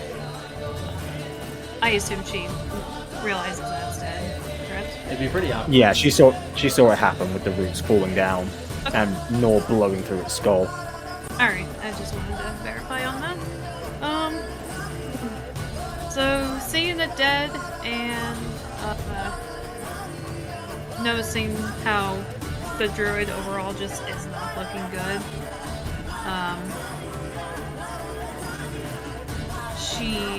She will just smirk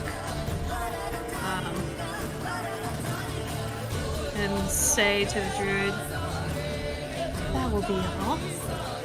Thank you for your assistance," and break the charm, and then Well, get. can you break the charm at any point? I don't.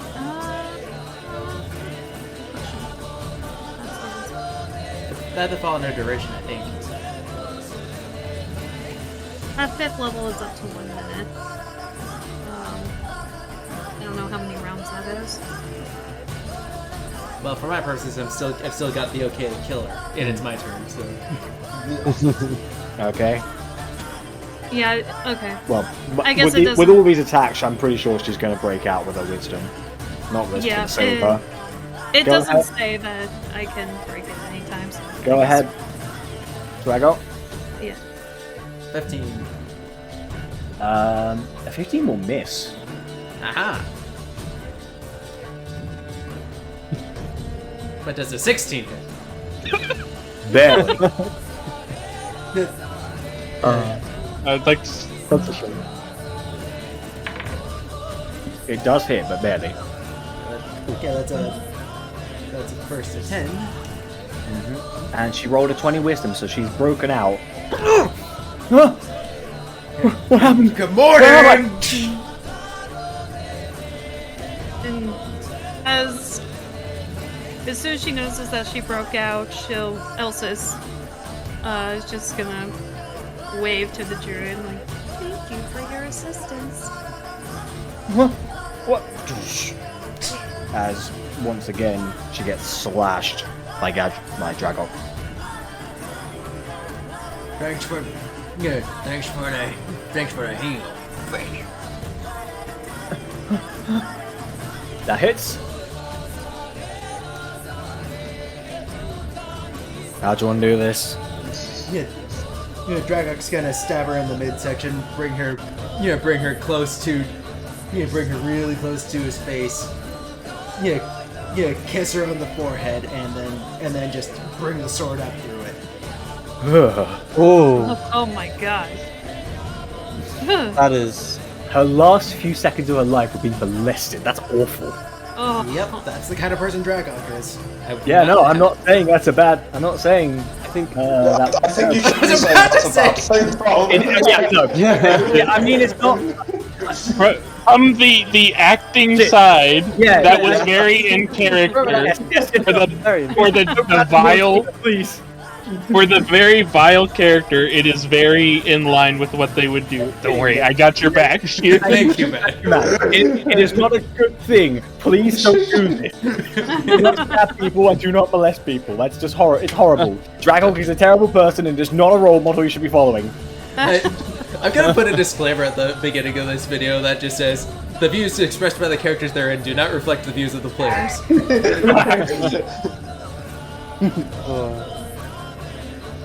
Okay. Anyways, So Dragok's just gonna flick his blade clean and Kind of step into position to where he last saw the drow.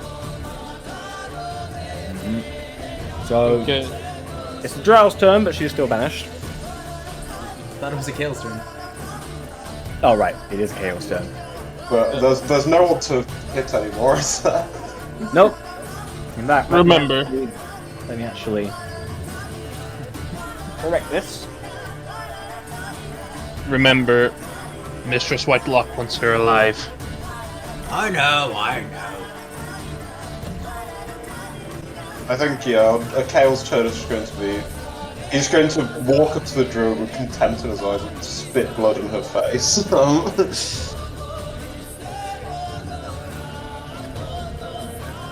Alright. You got what your kind deserves. Azushk, you ready to drop the concentration? Azushk?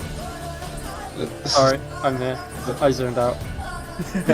It's not. I imagine that's what yeah. Azushk did as well, actually. Azush is just looking at what Dragok did. It's just like, come on, I could have eaten that. But no, it's like, I mean, you technically still can. Yeah. Even all right after Just not the face. violated it. Yeah, true. Yes, I'll just kind of turn to look over and just go, right, okay, let's get this over with, please. And yeah, he'll drop the concentration. The drow appears, just she looks around and her look of determination very quickly changes to one of horror as she sees her friends who, not even a minute ago, were standing there ready to face Miss Stroke arm in arm, now lay before her as shredded meat.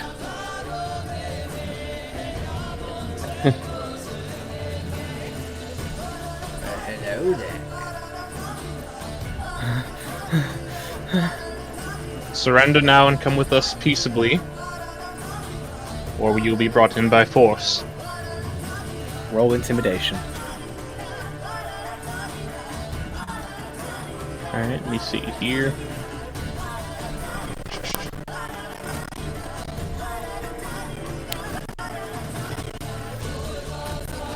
$29. oh my god. Dude, there's so many 19s. Just give me it. Just give me the 20. It's like the fourth 19 today. The dice. Hey, you're getting above 10s today. Be grateful. You've already got It makes madness sense. power. There's a reason for that. This is Deceptor Nor, the competent version.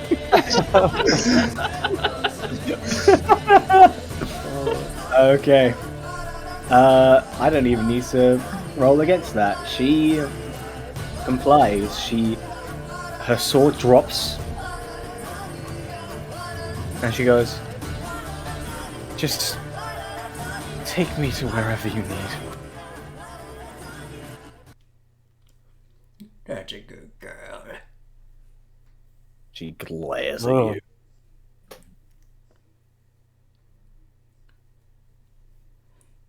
Question. Yes. How likely do we think that there's going to be an attempt to run? Very. I think A.K.A.'s just gonna like grab her in his very large hands, just grab her by one arm and just squeeze. Okay. Roll some contested strength checks or athletics in the Drow's case. Okay, so let's have a look at how we do it.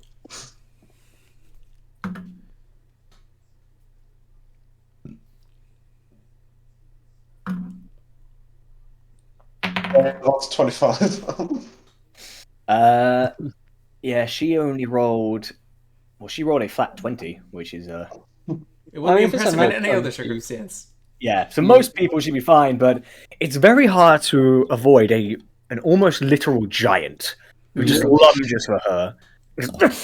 Had me, you beast! He kind of just lazily picks up his axe in the other hand. Suppose there is another way I can make sure you don't run. Dragok grabs the axe. Here, don't. We need her alive, and I'm fairly certain that thing can only kill people. You make fair points. Either way. Question, Tom, can you check that message real quick? Okay, I've checked. Alright. So you guys make your way back to the camp where the soldiers, as well as the captured Jefferson and Lyra, are waiting. Draga gives a mean grin to the two captured dissenters. Your seems like your little plan was not well thought out.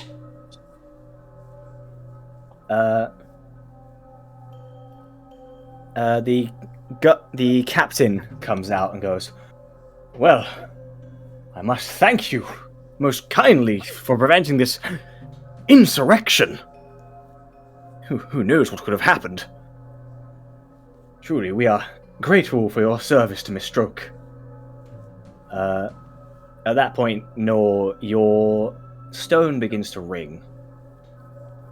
Oh, well, not ring, but it begins to sort of shake. With that, Nor will go ahead and place it and preemptively get into the kneeling position as per usual. Does anyone else kneel, by the way? I think I will. Yes. Dragok stands at attention. I think A.K.A will stand solely because he's holding her. Okay, yeah, that makes sense. But you do, bow your head. Yeah.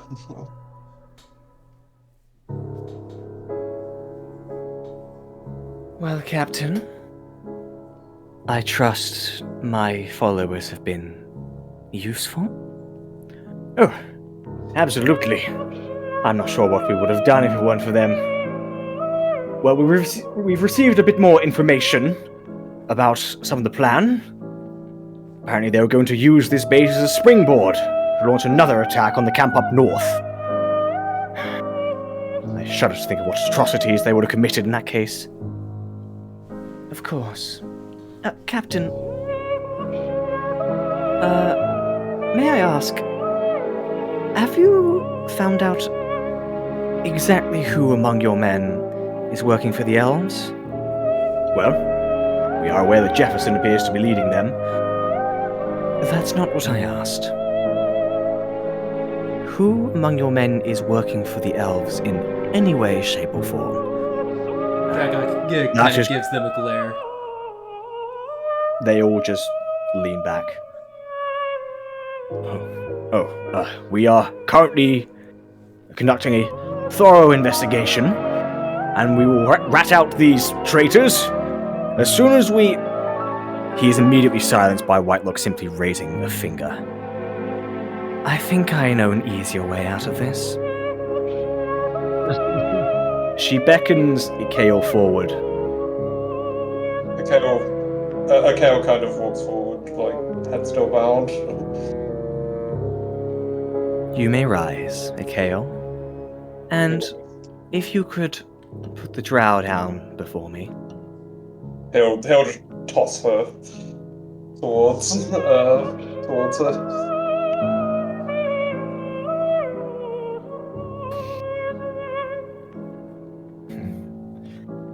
The drow looks up at Whitelock with a defiant look. I don't care what you do to me. Cut off my fingers. Pull out my nails. Pull out my teeth. I will never talk. I would never betray my country. I would never betray Athena. I would never betray Elvenkind. Whitelock just chuckles. Oh, please. You think attacking your body parts is how I work? No, I leave that to them. She gestures towards you guys. No, I prefer a more central approach. She gently puts her hand on the drow. If I remember correctly, you drow are particularly resistant when it comes to mind manipulation. This is going to be so much fun. For the next 5 minutes, 10 minutes, 20 minutes, the only noises are blood-curdling hoarse screams. The drow is writhing on the floor, begging to stop. But despite all the constant moving, despite the constant tries to get away, Whitelock's hand remains placed on. You can see brief sparks between her hand and the skull, but in terms of what's actually happening, no one can really tell. She's doing this through a sending stone projection, even. Yes. The only one who has a slight idea is Elsis, and even she can only begin to comprehend what's happening. Yeah, Dragok, despite himself, kind of cringes and looks away. After a whole hour, she lifts her hand away, and the drow collapses. Still breathing, but her mind will never be the same.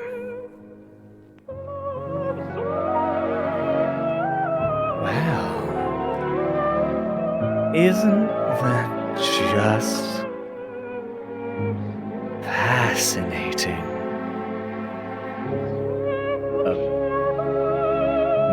Madam?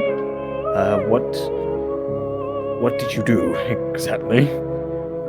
The captain is very uneased by everything that's happened. Oh, I simply looked into her mind to gauge roughly how many of these men would be helping. And I must say, this next part is quite difficult. What do you mean? I tried looking as deep as I could, but she was far stronger willed than I could have imagined. She looks down at the drow, who is just drooling, almost frothing at the mouth, with only the occasional twitch to prove that she is still somewhere close to alive. In terms of the actual number, well, she looks towards each of the guards.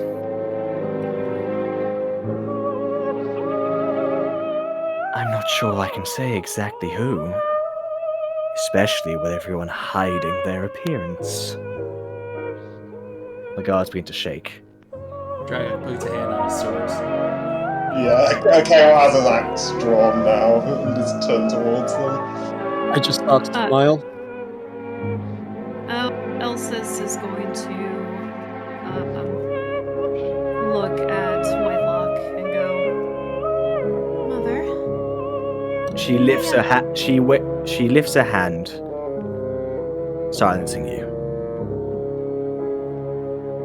Indeed, and even the village. Who knows how many of them are secretly spies? Many of them could be sending information all the way to South Serene as we speak. Even you, Captain. How can I be sure I trust you? What? Madam, I assure you, I am nothing if not loyal to Miss Stroke. I was given honors by His Majesty the King himself. Yes, of course. But what if you were using that as an opportunity against us? No, please, madam, you don't understand. She lifts her hand again. No. I think we should take the safest option available to us. She turns back towards the five of you. Dragok looks her in the eye. Say the word. Now. I asked but one condition. She looks directly at you, Nor. No one may escape. Besides that... A.K.A grins. Besides that... have fun. Dragok gives a wicked smile to everyone involved. As does A.K.A. You all raise your weapons and... As my mistress wills it. Finally! She nods her head. She turns towards the guards and goes, "Gentlemen, ladies, foes, thank you for your service." And she vanishes. Get ready to meet Morlocks, motherfuckers. Nor, you're currently observing the campground as all soldiers are waving their spears in front of them, trembling. They don't know exactly how powerful you are. You, on the other hand, with a quick look, you can see the exact situation that's going on at this moment. You look at the camp. You look towards the village. You look at the captain.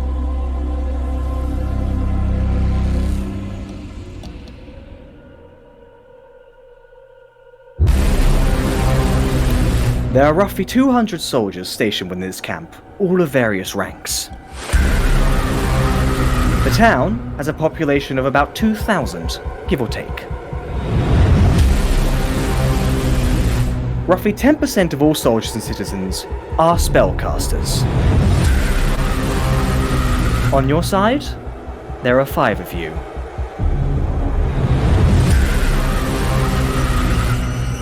You're quite certain. This is going to be fun. Roll initiative. That was an awesome build-up. That was so good. I got some goosies from that one. I was freaking smiling and giggling to myself like a little girl. That's sick. I'm so ready. Wait, hold on a second. Give me 1 sec because I think I have advantage on my initiatives because of weapon warning. Alright. Let me just be sure on that. Roll again, yep. Yep.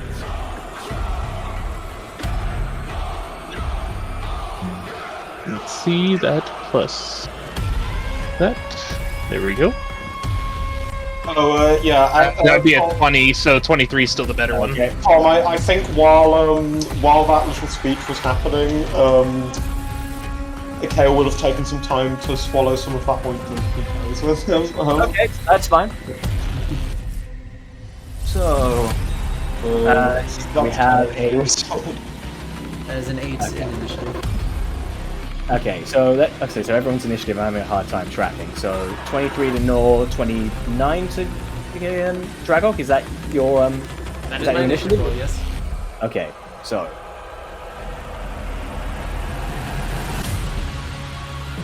Is this the exact same order as last time for us? no, because Dragok's going first.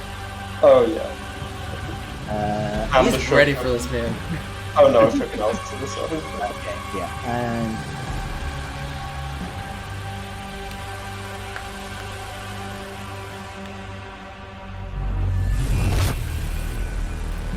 there we go. That's the initiative order. It begins. So Dragok's gonna make a beeline toward the captain. Tom, I think you got something wrong. The 10 was my HP roll, the 19 was my initiative. Oh, okay. Let me... No, I beat the 4 ship. That was my fault. Sorry. Yeah, That's no fine. But yeah, Dragok's kind of gunning for the captain. Straight towards the captain.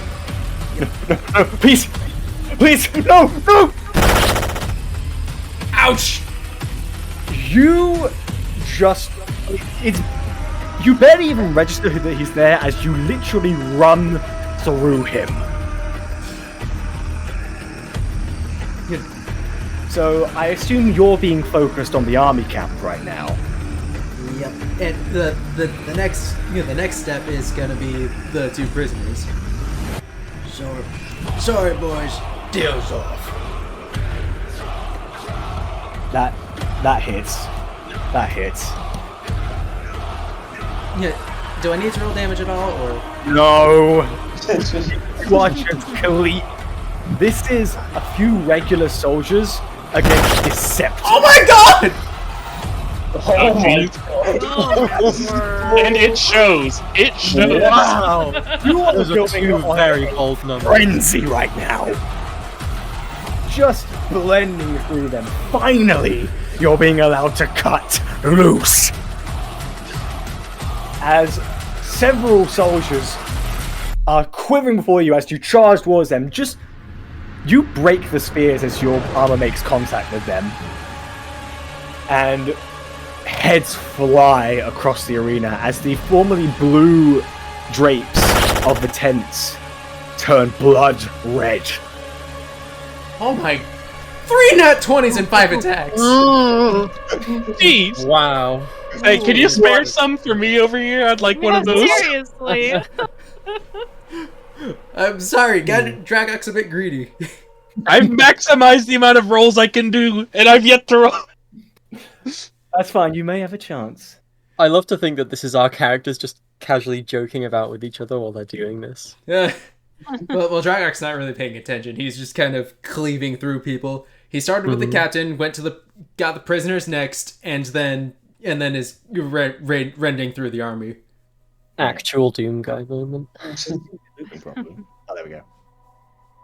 Okay, now I think this is gonna. I think now we've done the build up. I think we know exactly what we should. Opera be. songs. Yep. Yeah, something that actually. Mm-hmm. Ooh, I'm shaking once again. Ah, yeah.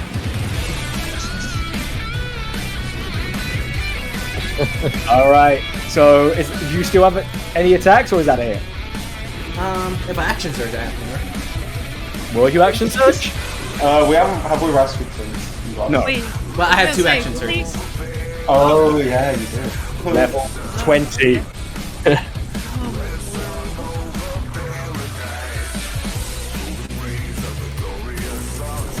Yeah, you're just running through them. Literally running through them.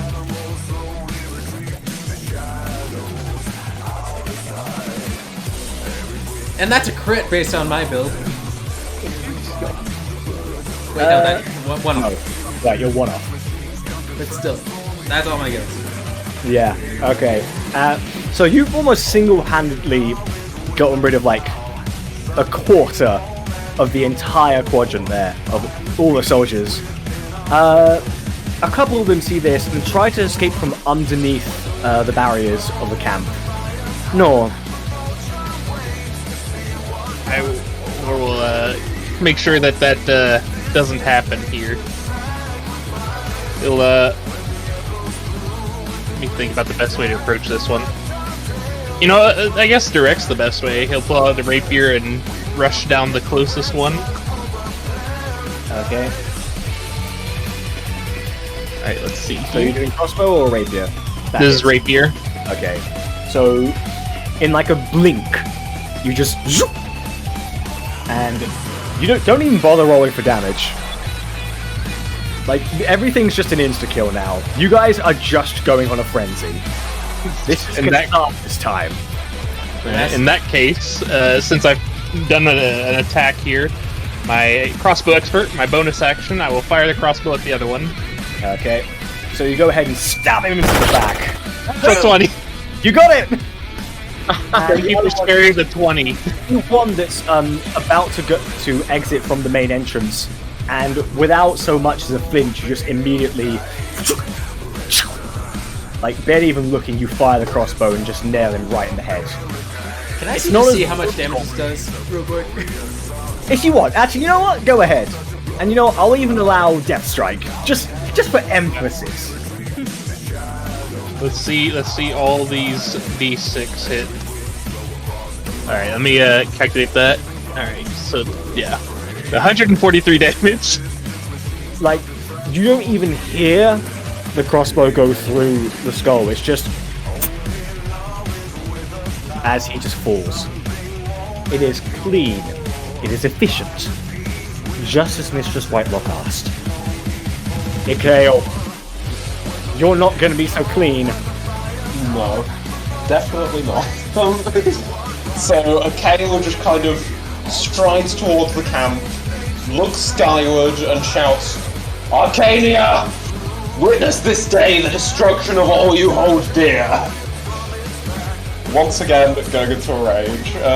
Can just one of the random soldiers near me make a dex save? DC 21. You rolled a 6. Okay, so These guys are screwed. So yeah, he just like basically a bolt of lightning just lashes out at him and pretty much cuts him alive in the armor, in his armor. Here, brief moment, me like, I worship Grantle. And then and then now that we're done with describing how the lucky one went,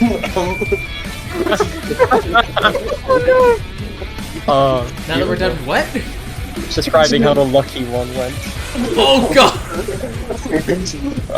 he's then going to step towards the next nearest soldier and swing at him with the axe. And you know what? Just because why not? I'm gonna raise attack on this one. That's 25. So he's going to basically just swing his axe as hard as he can into the just impaling the soldier through the stomach.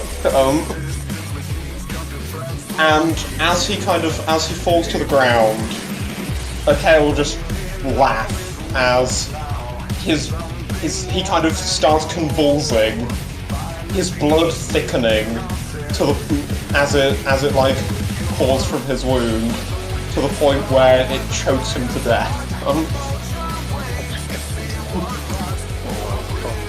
And then he's going to move on to the next soldier and do the exact same thing. With a 20 to hit. He sees what happened to his comrade, and the one who caused it is now rushing towards him. He's like, no, please, no! This time he's getting right into his shoulder. As you can see, it slowly turns green and begins to rot as it spreads across his body, and he's struggling to breathe as his throat seems to swell up and he is on the floor gasping for air. Until eventually he can breathe no more. And I believe that's the end of my turn. Wow. Azush, the village is I was unobtained. You were thinking exactly what Great minds think alike, you know. As I said, two people cannot be wrong. So Brought that back. I turn to look at the civilian area, and I smile to myself. I lift my hand relatively casually, just waft it downwards, and call a meteor storm upon it. Alright! I then proceed to smile to myself and just go, finally. And any look of nervousness is gone. There is a smile on my face.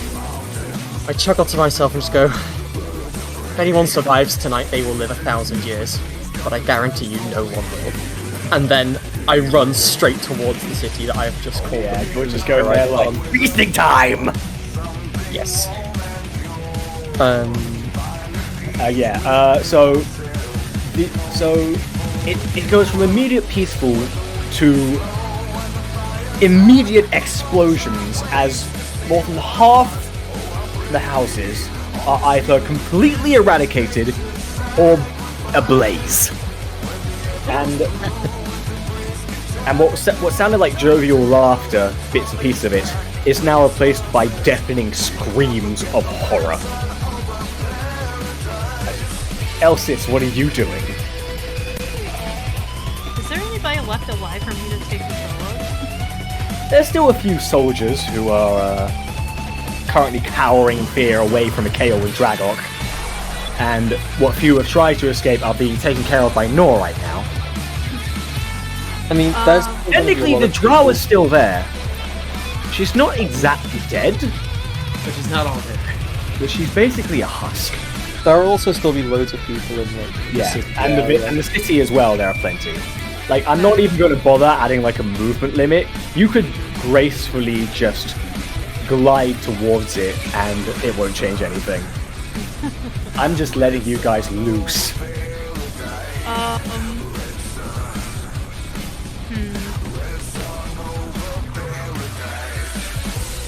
I guess for flavor too, even though it isn't correct mechanically, am I allowed to just like take control of more than one person with the spell instead of just one? Or just one? Well, you are still a wizard, not a sorcerer. Yeah. So, no. Okay. But you can get creative with what you do with him. Or her.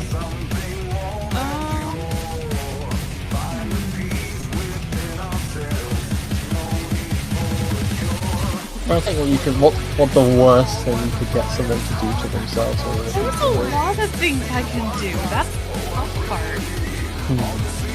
To be honest, my thought immediately went to like was having the soldiers start massacring the townsfolk they were supposed to. Oh, that is beautiful. Oh! Poetic. Say that again? The idea Having of the like soldiers. controlling the soldiers to massacre the townsfolk. Yeah, I have 3 different options for that. It could be Crown of Madness, Enemies Abound, or another dominate person. But are you in the village by now? Yeah, I would say so. I'll allow it. So there's a soldier who is coming up to you who's barely managed to escape the hungry lizard. And he's like, you, stop there! Whatever you do, don't move! What are you going to use? I'm going to use...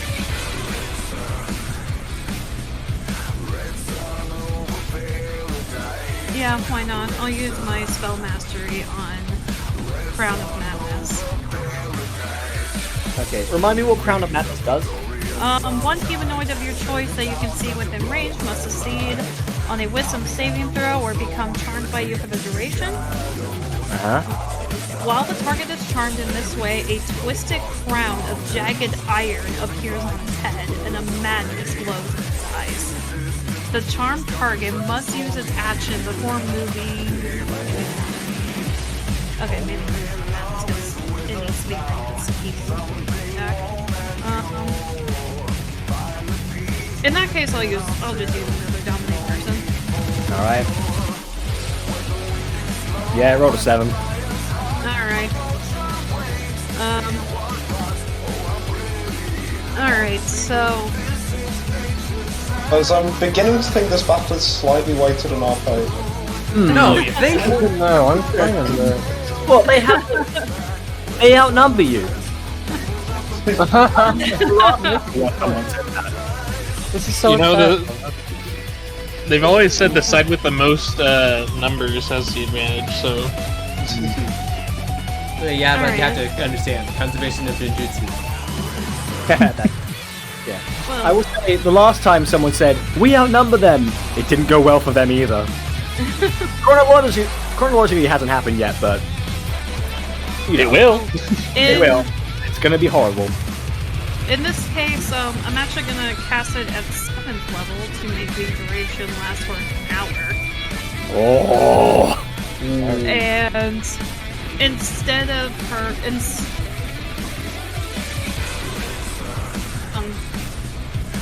okay, so instead of just laughing like before, Elsis is going to say, what did you say before? Just stop right there? Yeah. Okay. She's going to respond with... Come on. Don't you want to bring out the betrayers? As she... And then, like, snap her fingers as his eyes gloss over once more. Like with the jury previously. Her eyes gloss over, glowing the same shade of pink as you tend to have. Yes, root out the traitors. She turns and looks towards a child resting underneath rubble and walks towards it.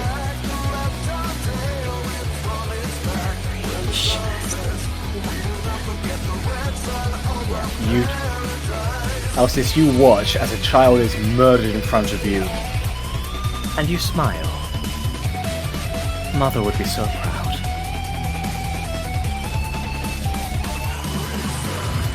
Back up to you, Dragok. You're still messing up those soldiers. That I am. Are we the bad guys? No, you think? We're the cool guys. Yeah, I gotta be.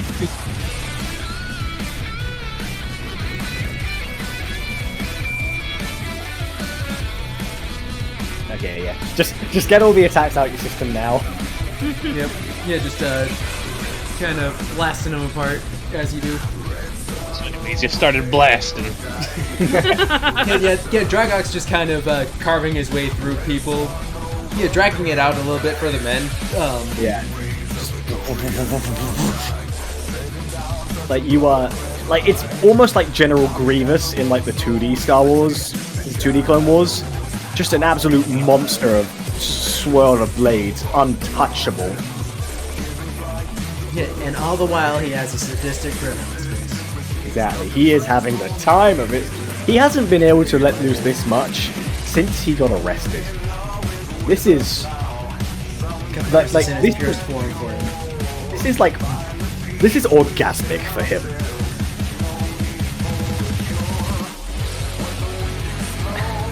And as you are cleaving through with now the soldiers only remain about half. At least for those that aren't escaping. No, you're still looking for the occasional hiders. And you see one that seems to have picked up a sending stone, and he seems to be communicating like emergency, we're being attacked. I'd like to throw some daggers through him. We're being attacked! Oh, come on, why'd you do that? Imagine how much fun we'd have if They're trying to, like, keep the least suspicion. And by doing that, and by that they mean get rid of any witness.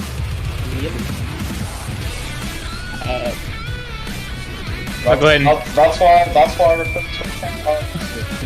We'll have to witness. you just kind of the usual thing: throw daggers, shoot crossbow, keep patrolling. I wish the best of luck to the people hiding because blind sense. I'm gonna need that one. Know that, but yes. Go ahead. So physically, no one can actually like. If I'm within 10 feet, I know they're there. Yeah. And so you go by near like a little box, and for a brief second you sense it move.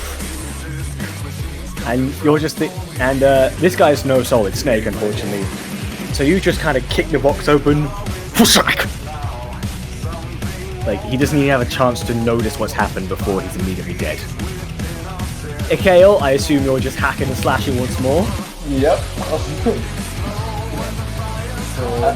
At this point, I think you sort of get the picture, unless you want to add. Yeah, I don't think rolls are particularly necessary. You're just going crazy. Like you're anyone that Dragok missed, you're just hacking through. Like Dragok's the speed one, you're the do it right one. Like Dragok's the speed runner, you're the completionist. Yep. The completionist speedrun. I think you're about to get a PB. Yeah. Yeah, do I need to roll at this point? No. Okay, so yeah, he's just gonna slide through a couple more people. Basically have permanent advantage. Yeah. You don't even need to do reckless, but I imagine for the sake of it you probably are anyway. Just for yeah, that's no threat, so you know, why not? Azushk. So the town is currently aflames, thanks to you. Yeah. Can you make a little perception check for me? Oh. Sure. Perception is not as strong, but let's see how this goes.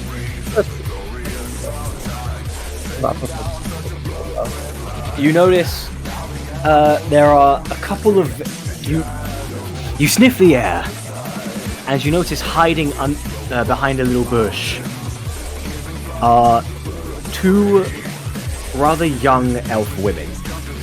Very injured, bleeding heavily. Very strong, tasty scent. I walk straight. I just not even run. Just walk very confidently straight up to them. Grab the hand of the first one. Stomp on the rib cage to just kind of tear the arm off if this is possible. I don't know what the average hit points of a. It's a commoner, so 1. 1. Okay, yeah. Just tear the arm off the arm. And she is screaming, and her friend is just sat there, frozen in horror. I turn to the other one, kind of a bit overly dramatically, swing the arm around my head and beat her with it until she's unconscious. Oh god. I then proceed to set it all on fire and start feasting, and that is my turn. Thank you. My god. I am very sorry. Exactly. But the whole point of this, it's not actually happening. I swear. The whole point of this character is when he's with the other people chatting, he's relatively he's not normal, but he's contained. He's contained, and then the moment he's when he's actually allowed to do stuff, he's just an awful. Yeah. Although I haven't seen the show, this just gives me Doro de Doro vibes. I have not heard of that. I will. Oh, I have. Is that with the crocodile with the man's head inside his mouth? Yes. Oh, horrifying. I've not seen it, but I'm just aware that the main character is a crocodile who has a person inside his mouth. Yeah, I haven't seen it myself either, but that's just from the few clips I've seen, and that's what this is giving me vibes of. Oh, is it really Elsis, it's your turn. So you sent someone to go ahead and murder. You sent someone to kill children. So anyways, war crimes. That's something I didn't think I had to put up in editing. I mean, we're at the point now where this group isn't exactly new to war crime. Yeah, no. This is Wednesday for you. Yeah, this is what is this? Maybe instance number 3 of war crimes in this session alone. If we're doing more than 1 per session, this is way worse than that. Yeah.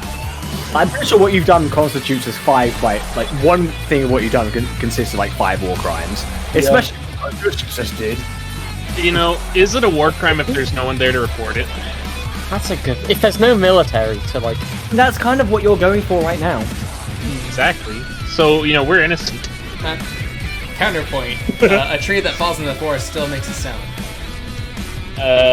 Have you heard it? Yeah. Checkmate. God's heard it. Fair. Well, it's kind of now. East Indian. They don't. They don't need to help you. It's the others they need to help, and they can't. Okay. Okay, Elsis, what are you gonna do? I mean, she's just gonna stand there, still taking control of the one dude, and pushing. Oh, sorry. No, go ahead. At this point, she's kind of let her anger against the elves take complete control of her as well, and pushing that anger into this person's mind as well, just muttering, kill every last one of them, Kill every last one of them, kill every last one of them.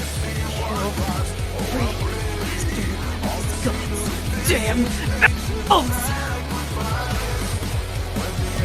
You at that moment you hear drunk Boris Johnson being like, and here I thought we had something. Man, I was hoping you could. As the one you're controlling takes extra special care to make this death particularly painful.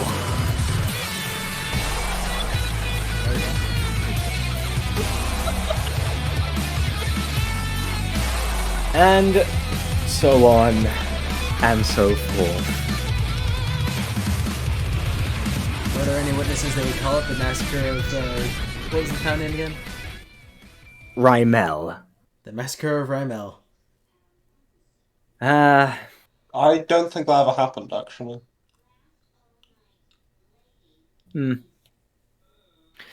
What sort of town name is Raimelle? Anyway, with that done,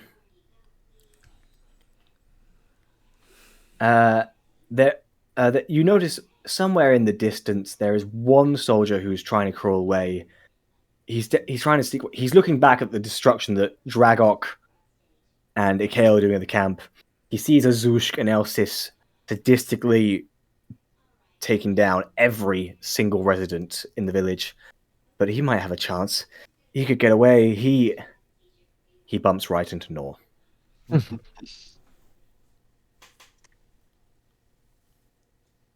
That I think Nor will just kind of crouch down to him, and just kind of look him dead in the eyes, and just pull out the crossbow and just right there. No words said, just Right between the eyes. Eventually, the fires subside, leaving nothing but smoke. There's nothing left to burn after all. Dragok, A.K.A., you guys are breathing heavily after the effort you've been putting in, laughing to yourselves. Azushk, your belly's never felt so full. Oh yeah.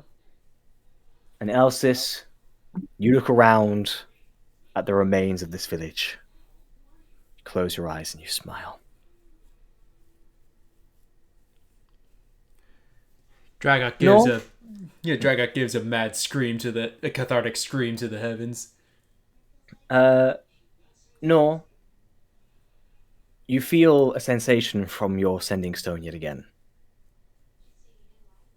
it'll kind of take it out, set it down, and get in once again the usual kneeling position as he kind of straightens up his gear and everything. At this point, you've joined. You have joined up with the others, so they can see it too.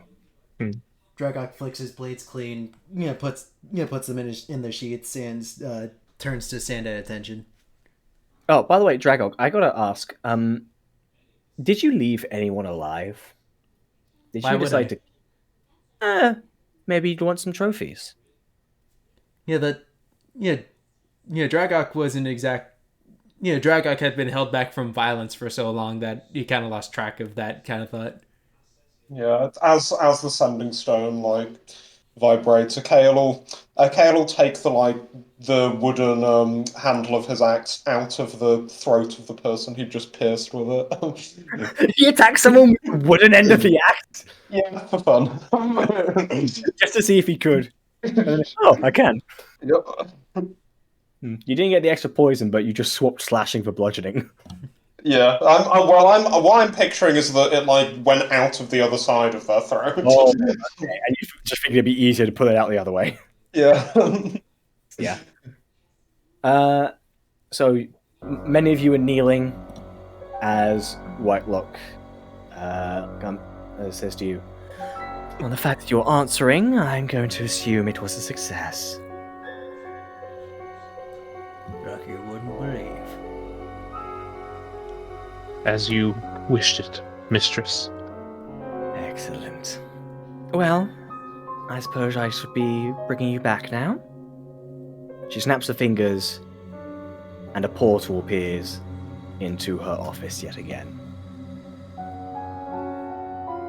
Dragok just kind of sighs, looks back at his at the carnage he left, looks at the still twitching form of the drow woman, and just kind of unceremoniously slings her over his shoulder. You guys walk back into the office, where Whitelock remains. She's clapping.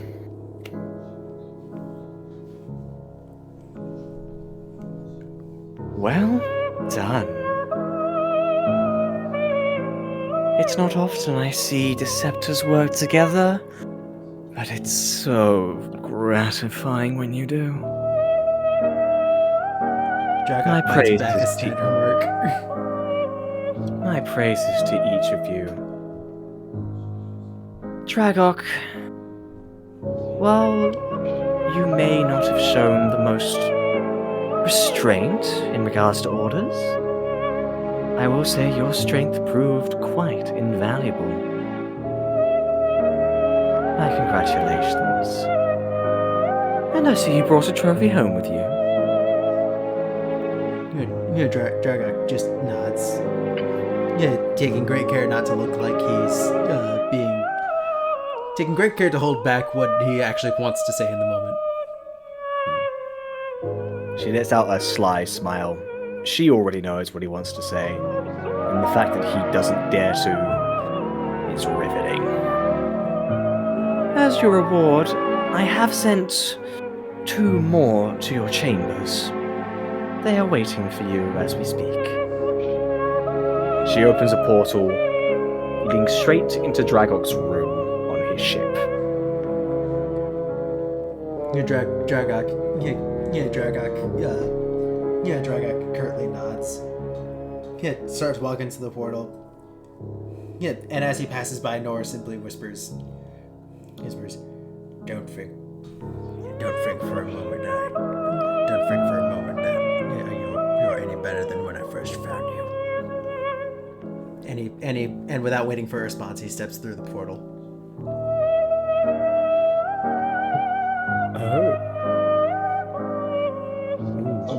Lore insights here. I am very intrigued. by this. Well, Azushk, you know what day he's talking about. You were there as well.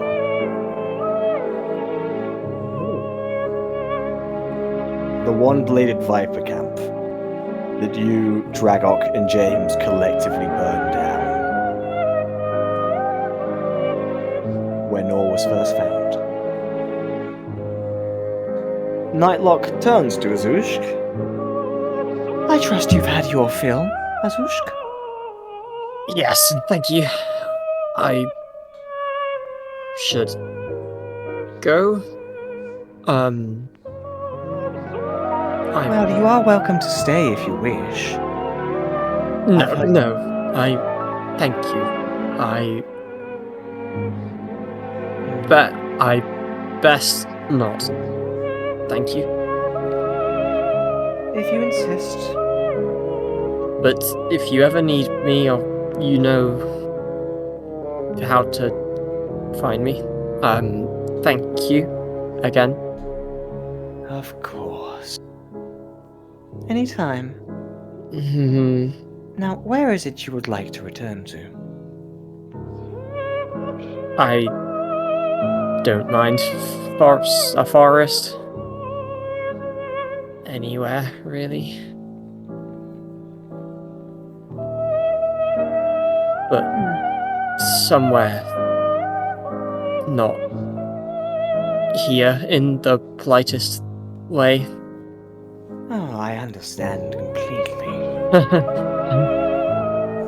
She opens a portal, and it's... Well, actually, no. She simply points back to the Raimelle village. Who knows? Maybe there are some leftovers. Oh, thank you. Thank you. And he will run on through.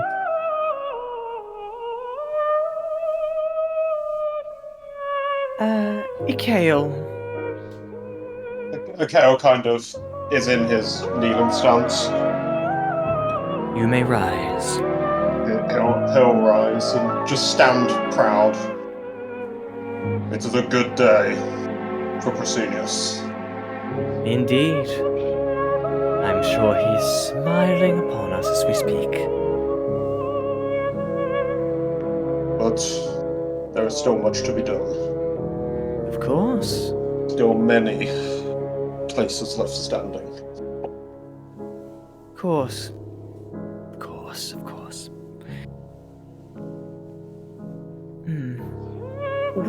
Well, you've done fairly well on a border between Ithana and Mistroke, so that's almost 2 continents with 1 stone. So how about you complete the triad and go for a town somewhere in Vaglad? You have spoken of this place before, but Yes. I've never seen it. It is like Athena? Not quite. It's a more... The north of it is a desert, while the south is a more mountainous region. Not as snow-topped as Scaswax, but I'm sure the air will suit you just the same. He'll kind of another grin. I like mountains. Of course. And if you find a small village there, you know what to do. Arcadia will witness. She will. And she will tremble at your might. Enough words. Take me there. She waves her hand, and a portal appears behind you. Step through, and make your way to wherever your heart takes you. And that he will. She closes the portal. I'll be right back. You guys continue. Goes. Okay. She gets up, walks towards Elsis, and gives her a big hug. My sweet little sugar plum. I've seen what you did. I'm so impressed. She is immediately grinning and giving her a huge hug back. How could I not be proud? Your focus, your knowledge. She looks you in the eyes. Your rage. It was enough to make my heart flutter.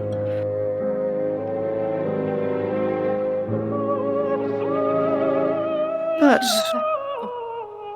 we both know that's not enough to complete His Majesty's plans, is it? Of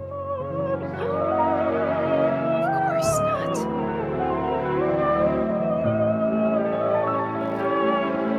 Yes. But for today, I think you've done enough. Poor thing, you've been up all night. You must be exhausted. I must admit, I am just a bit. There. You don't need to show that much strength. It's me, remember? She just sinks into her more. I'll send you back to your room. I'll be with you in a bit. I just have a few words to discuss with Nor. Of course. I'll be waiting for you, Mother. Of course. She gives you a gentle kiss on the cheek as she opens a portal to your bedroom. And she will turn toward the portal and start walking through it. As it closes, she turns towards Nor. You have been a very good boy today, Nor.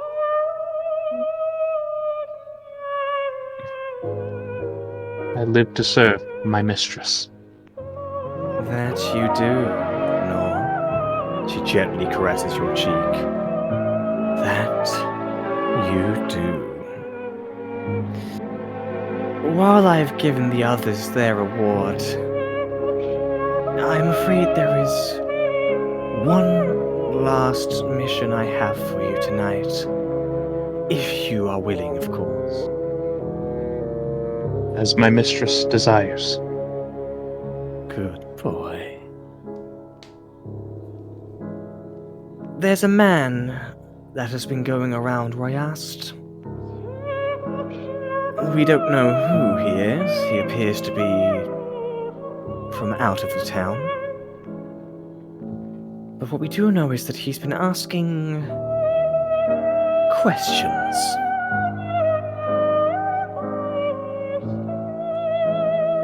Questions involving the Bladed Vipers, involving His Majesty, and it seems some of them involve us.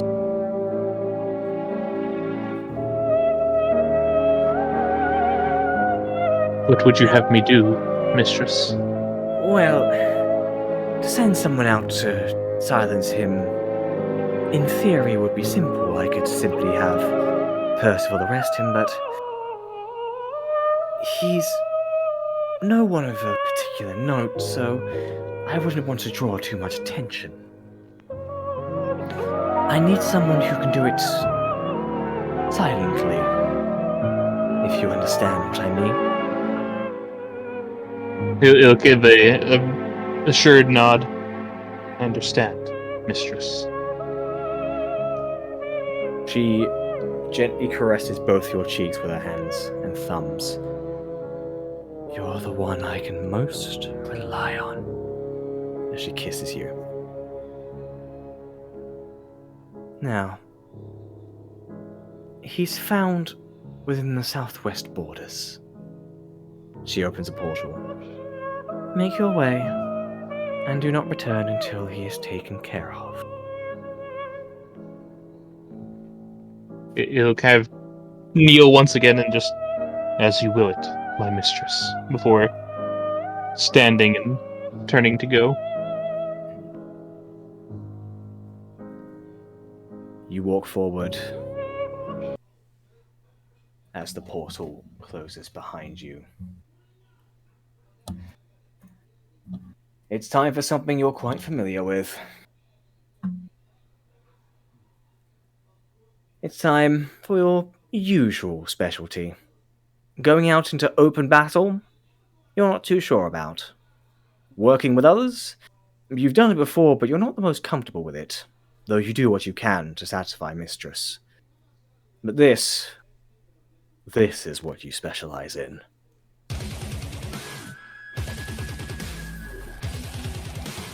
You're already on the rooftops, far above where anyone can see you. And with that, you start to run. Every once in a while, you stop at a rooftop, lean over the roof, and look through the window and see if there's anyone you're looking for. She's given you a piece of paper. This man is old, has to walk with a cane. Occasionally seen with golden robes. Oh no. Yep. An old man? Simple enough. Especially one that asks questions. This is hardly the first time you dealt with one of these. It takes you about an hour of searching. Until eventually you see the window and, sure enough, you can only see him from the back. But that is most certainly him.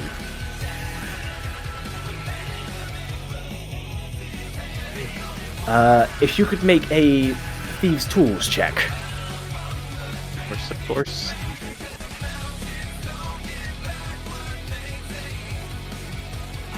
Remember, Carrie, that's just going to be Dex plus proficiency. Yes. 24. The window opens without a sound. You're in the office, right behind him. How do you want to do this?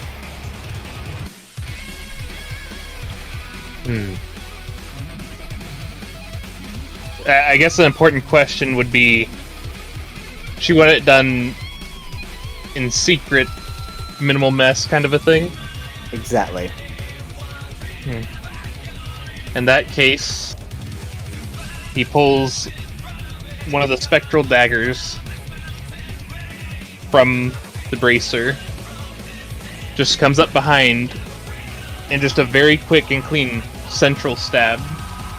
Okay. While holding his hand over the mouth so they could not make a noise. As you reach your hand towards his mouth to silence him, and you freeze. You find yourself completely unable to move.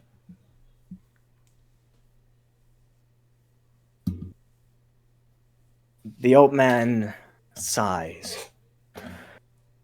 She really has a grip on you, doesn't she? He gets up out of his chair and turns around. And yes, he is certainly old, with a long, scraggly beard. What has she done to you? You can still speak. I don't think he has much to say other than he's like would very clearly be trying to struggle to move here. I know. I understand this must be confusing, but... Well, I'd say you'll understand, but... If anything, I get the feeling it's going to be the opposite. May I ask you a question? His eyes will kind of dart and stare him down. I'll take that as a yes. What, when do you remember first meeting this woman? When does Nor remember?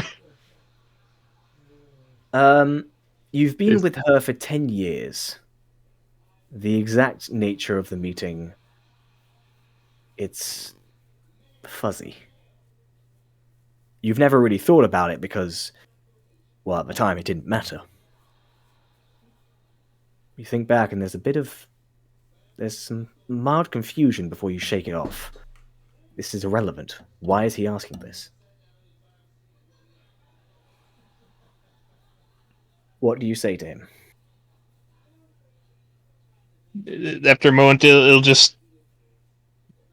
Matters not when I met her. What matters is I follow what she demands of me. Right. And before you followed her, did you follow anyone else? Parent? A loved one? I only follow the orders of my mistress. I see. So that's how she did it. Well, I wish I could say this next part's going to be painless, but I would be lying. Puts his hand on top of your head.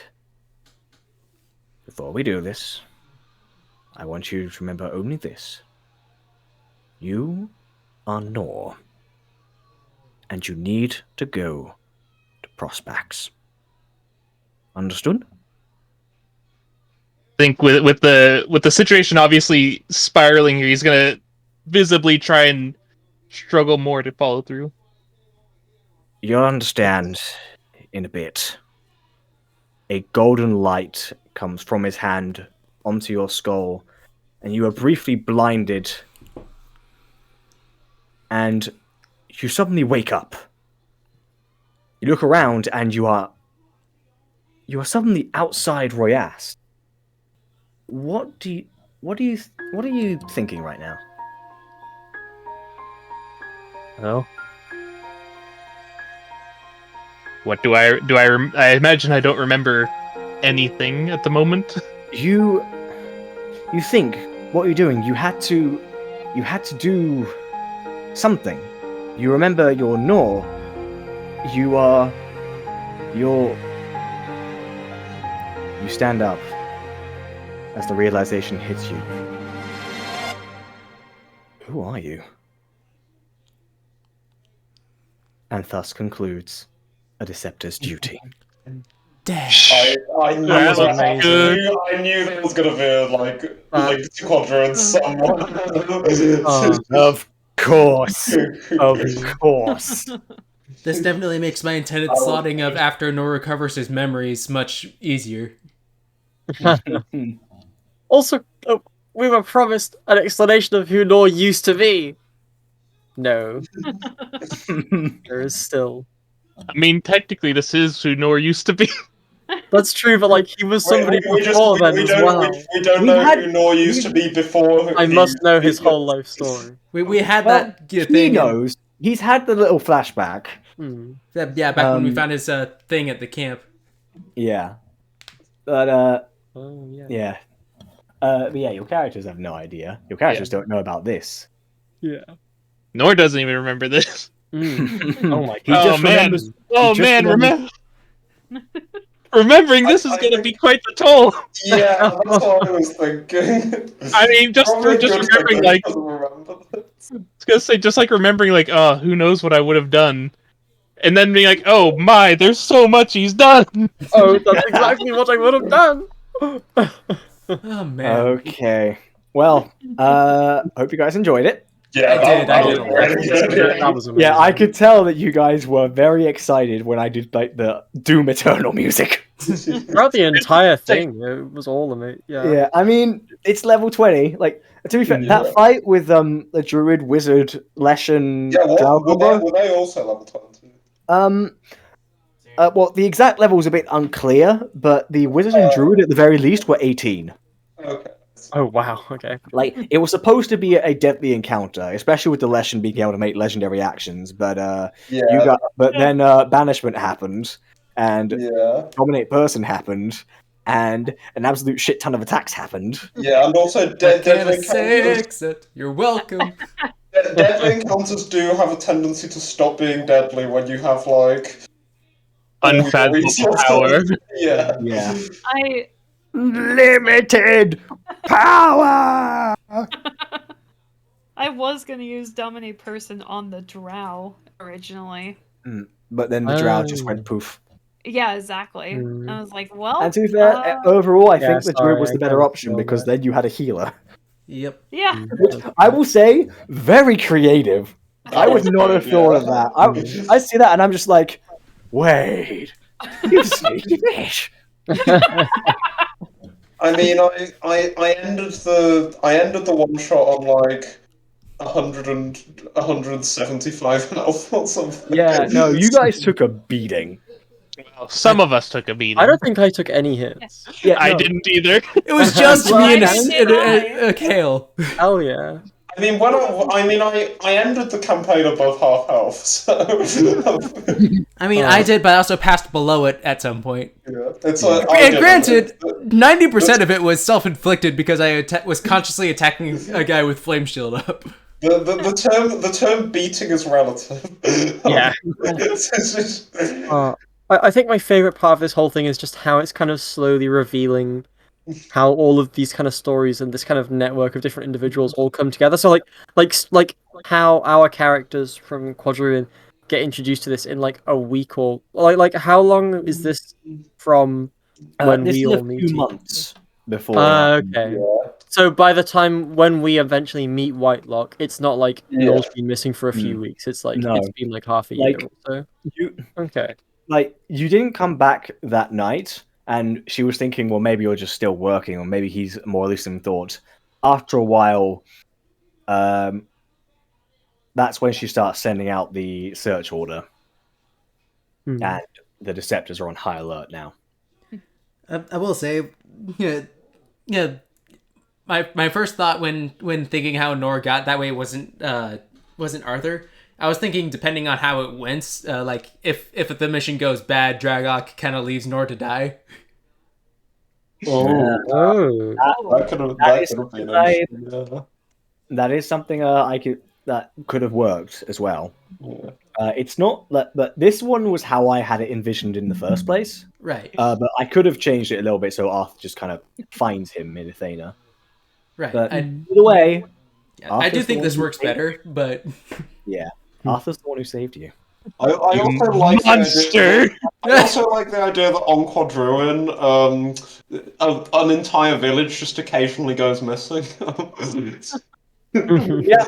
I mean, I guess the entire country, the world is in the middle of a massive war. So like, yeah. what's one Those village? small villages tend to just kind of be forgotten, and it was in Mestraki's territory, and the conquest was very recent. They could easily just spin it as to like, well, unfortunately, we couldn't capture its safety. There were just too many enemies. They had to take it down. It's a shame, but it had to be done. Yeah, Yeah. and the stories kind of line up with the emergency, we're under attack.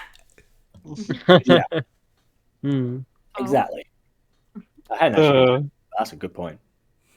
I gotta say, the most disconcerting thing I've come away with this is the fact that you said before that she was able to kind of see through Nor's eyes because of his mind being open to her.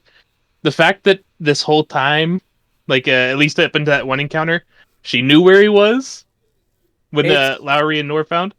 It's not something that she can do all the time. Right, but just the fact that it's doable, disconcerting. Yeah. The fact, like, there's still some kind of hold. It's gonna, and we're gonna use the power of friendship to conquer it. Hell yeah. I'll see what my saves are. Swords I found. What was that? With the power of friendship and these swords I found. Yeah. the power of incredible violence. I will say, as much as enjoyable as it is to play Dragok mechanically, I never want to play him again. I Understandable. completely understand that, and I'm honestly going to be dreading the point where I have to play him because, ugh, he's disgusting. Yep. So good job on that front. Thank you. And also, like, Azushk is very different to how I envisioned him. So props to you, Nye. Like, 'cause I imagined him being like a pretty generic psychopath during battle, but I did not expect his out of battle persona to be so meek. Thing is, I've struggled to play insane sociopaths, so I was kind of forced to. So we just kind of happy. tweak him a Honestly, it kind of works. Like when he's in the middle of someone he can't kill, he's just like, I mean, I'll just have to be nice until they can give me food. And as soon as like, yes, Yeah, I was kind of hoping that what I could do is just kind of slowly, like over time, just keep mentioning that he was hungry and just him getting hungrier and hungrier, and then okay, then the way the you interrupted like- okay, or just really like this is I'm hungry.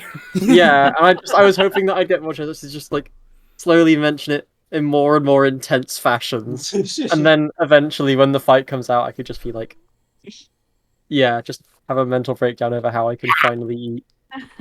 Even though it had only been like a few hours. I got to yell witness and then murder people, so successful session. Yeah. I put when it came to like the build up during the eternal thing, like I literally like wrote a script. Yeah, that was timed That was perfectly. so well. good. That was like actively like I have to make this. It's like it's kind of like what happened with King Olivier, except this time it planned out more easily, and this time you're that terrifying threat. So good. This was just like before it was just like you're being evil but then getting serious comeuppance. Here it's like you're being evil and just relishing in it. Yeah, with being evil and there is no comeuppance. Yeah. We're actually as good as we think we Consequence. are. Yet. It's I owe you. But I get consequences. Can we go back there a second, Tom? Please? Consequences for the characters, not for the players. Don't worry, you're fine. Look, Nor gets consequences. Okay, you have to understand. Nor the Deceptor and nor the scared Quadroon party member, two very different people.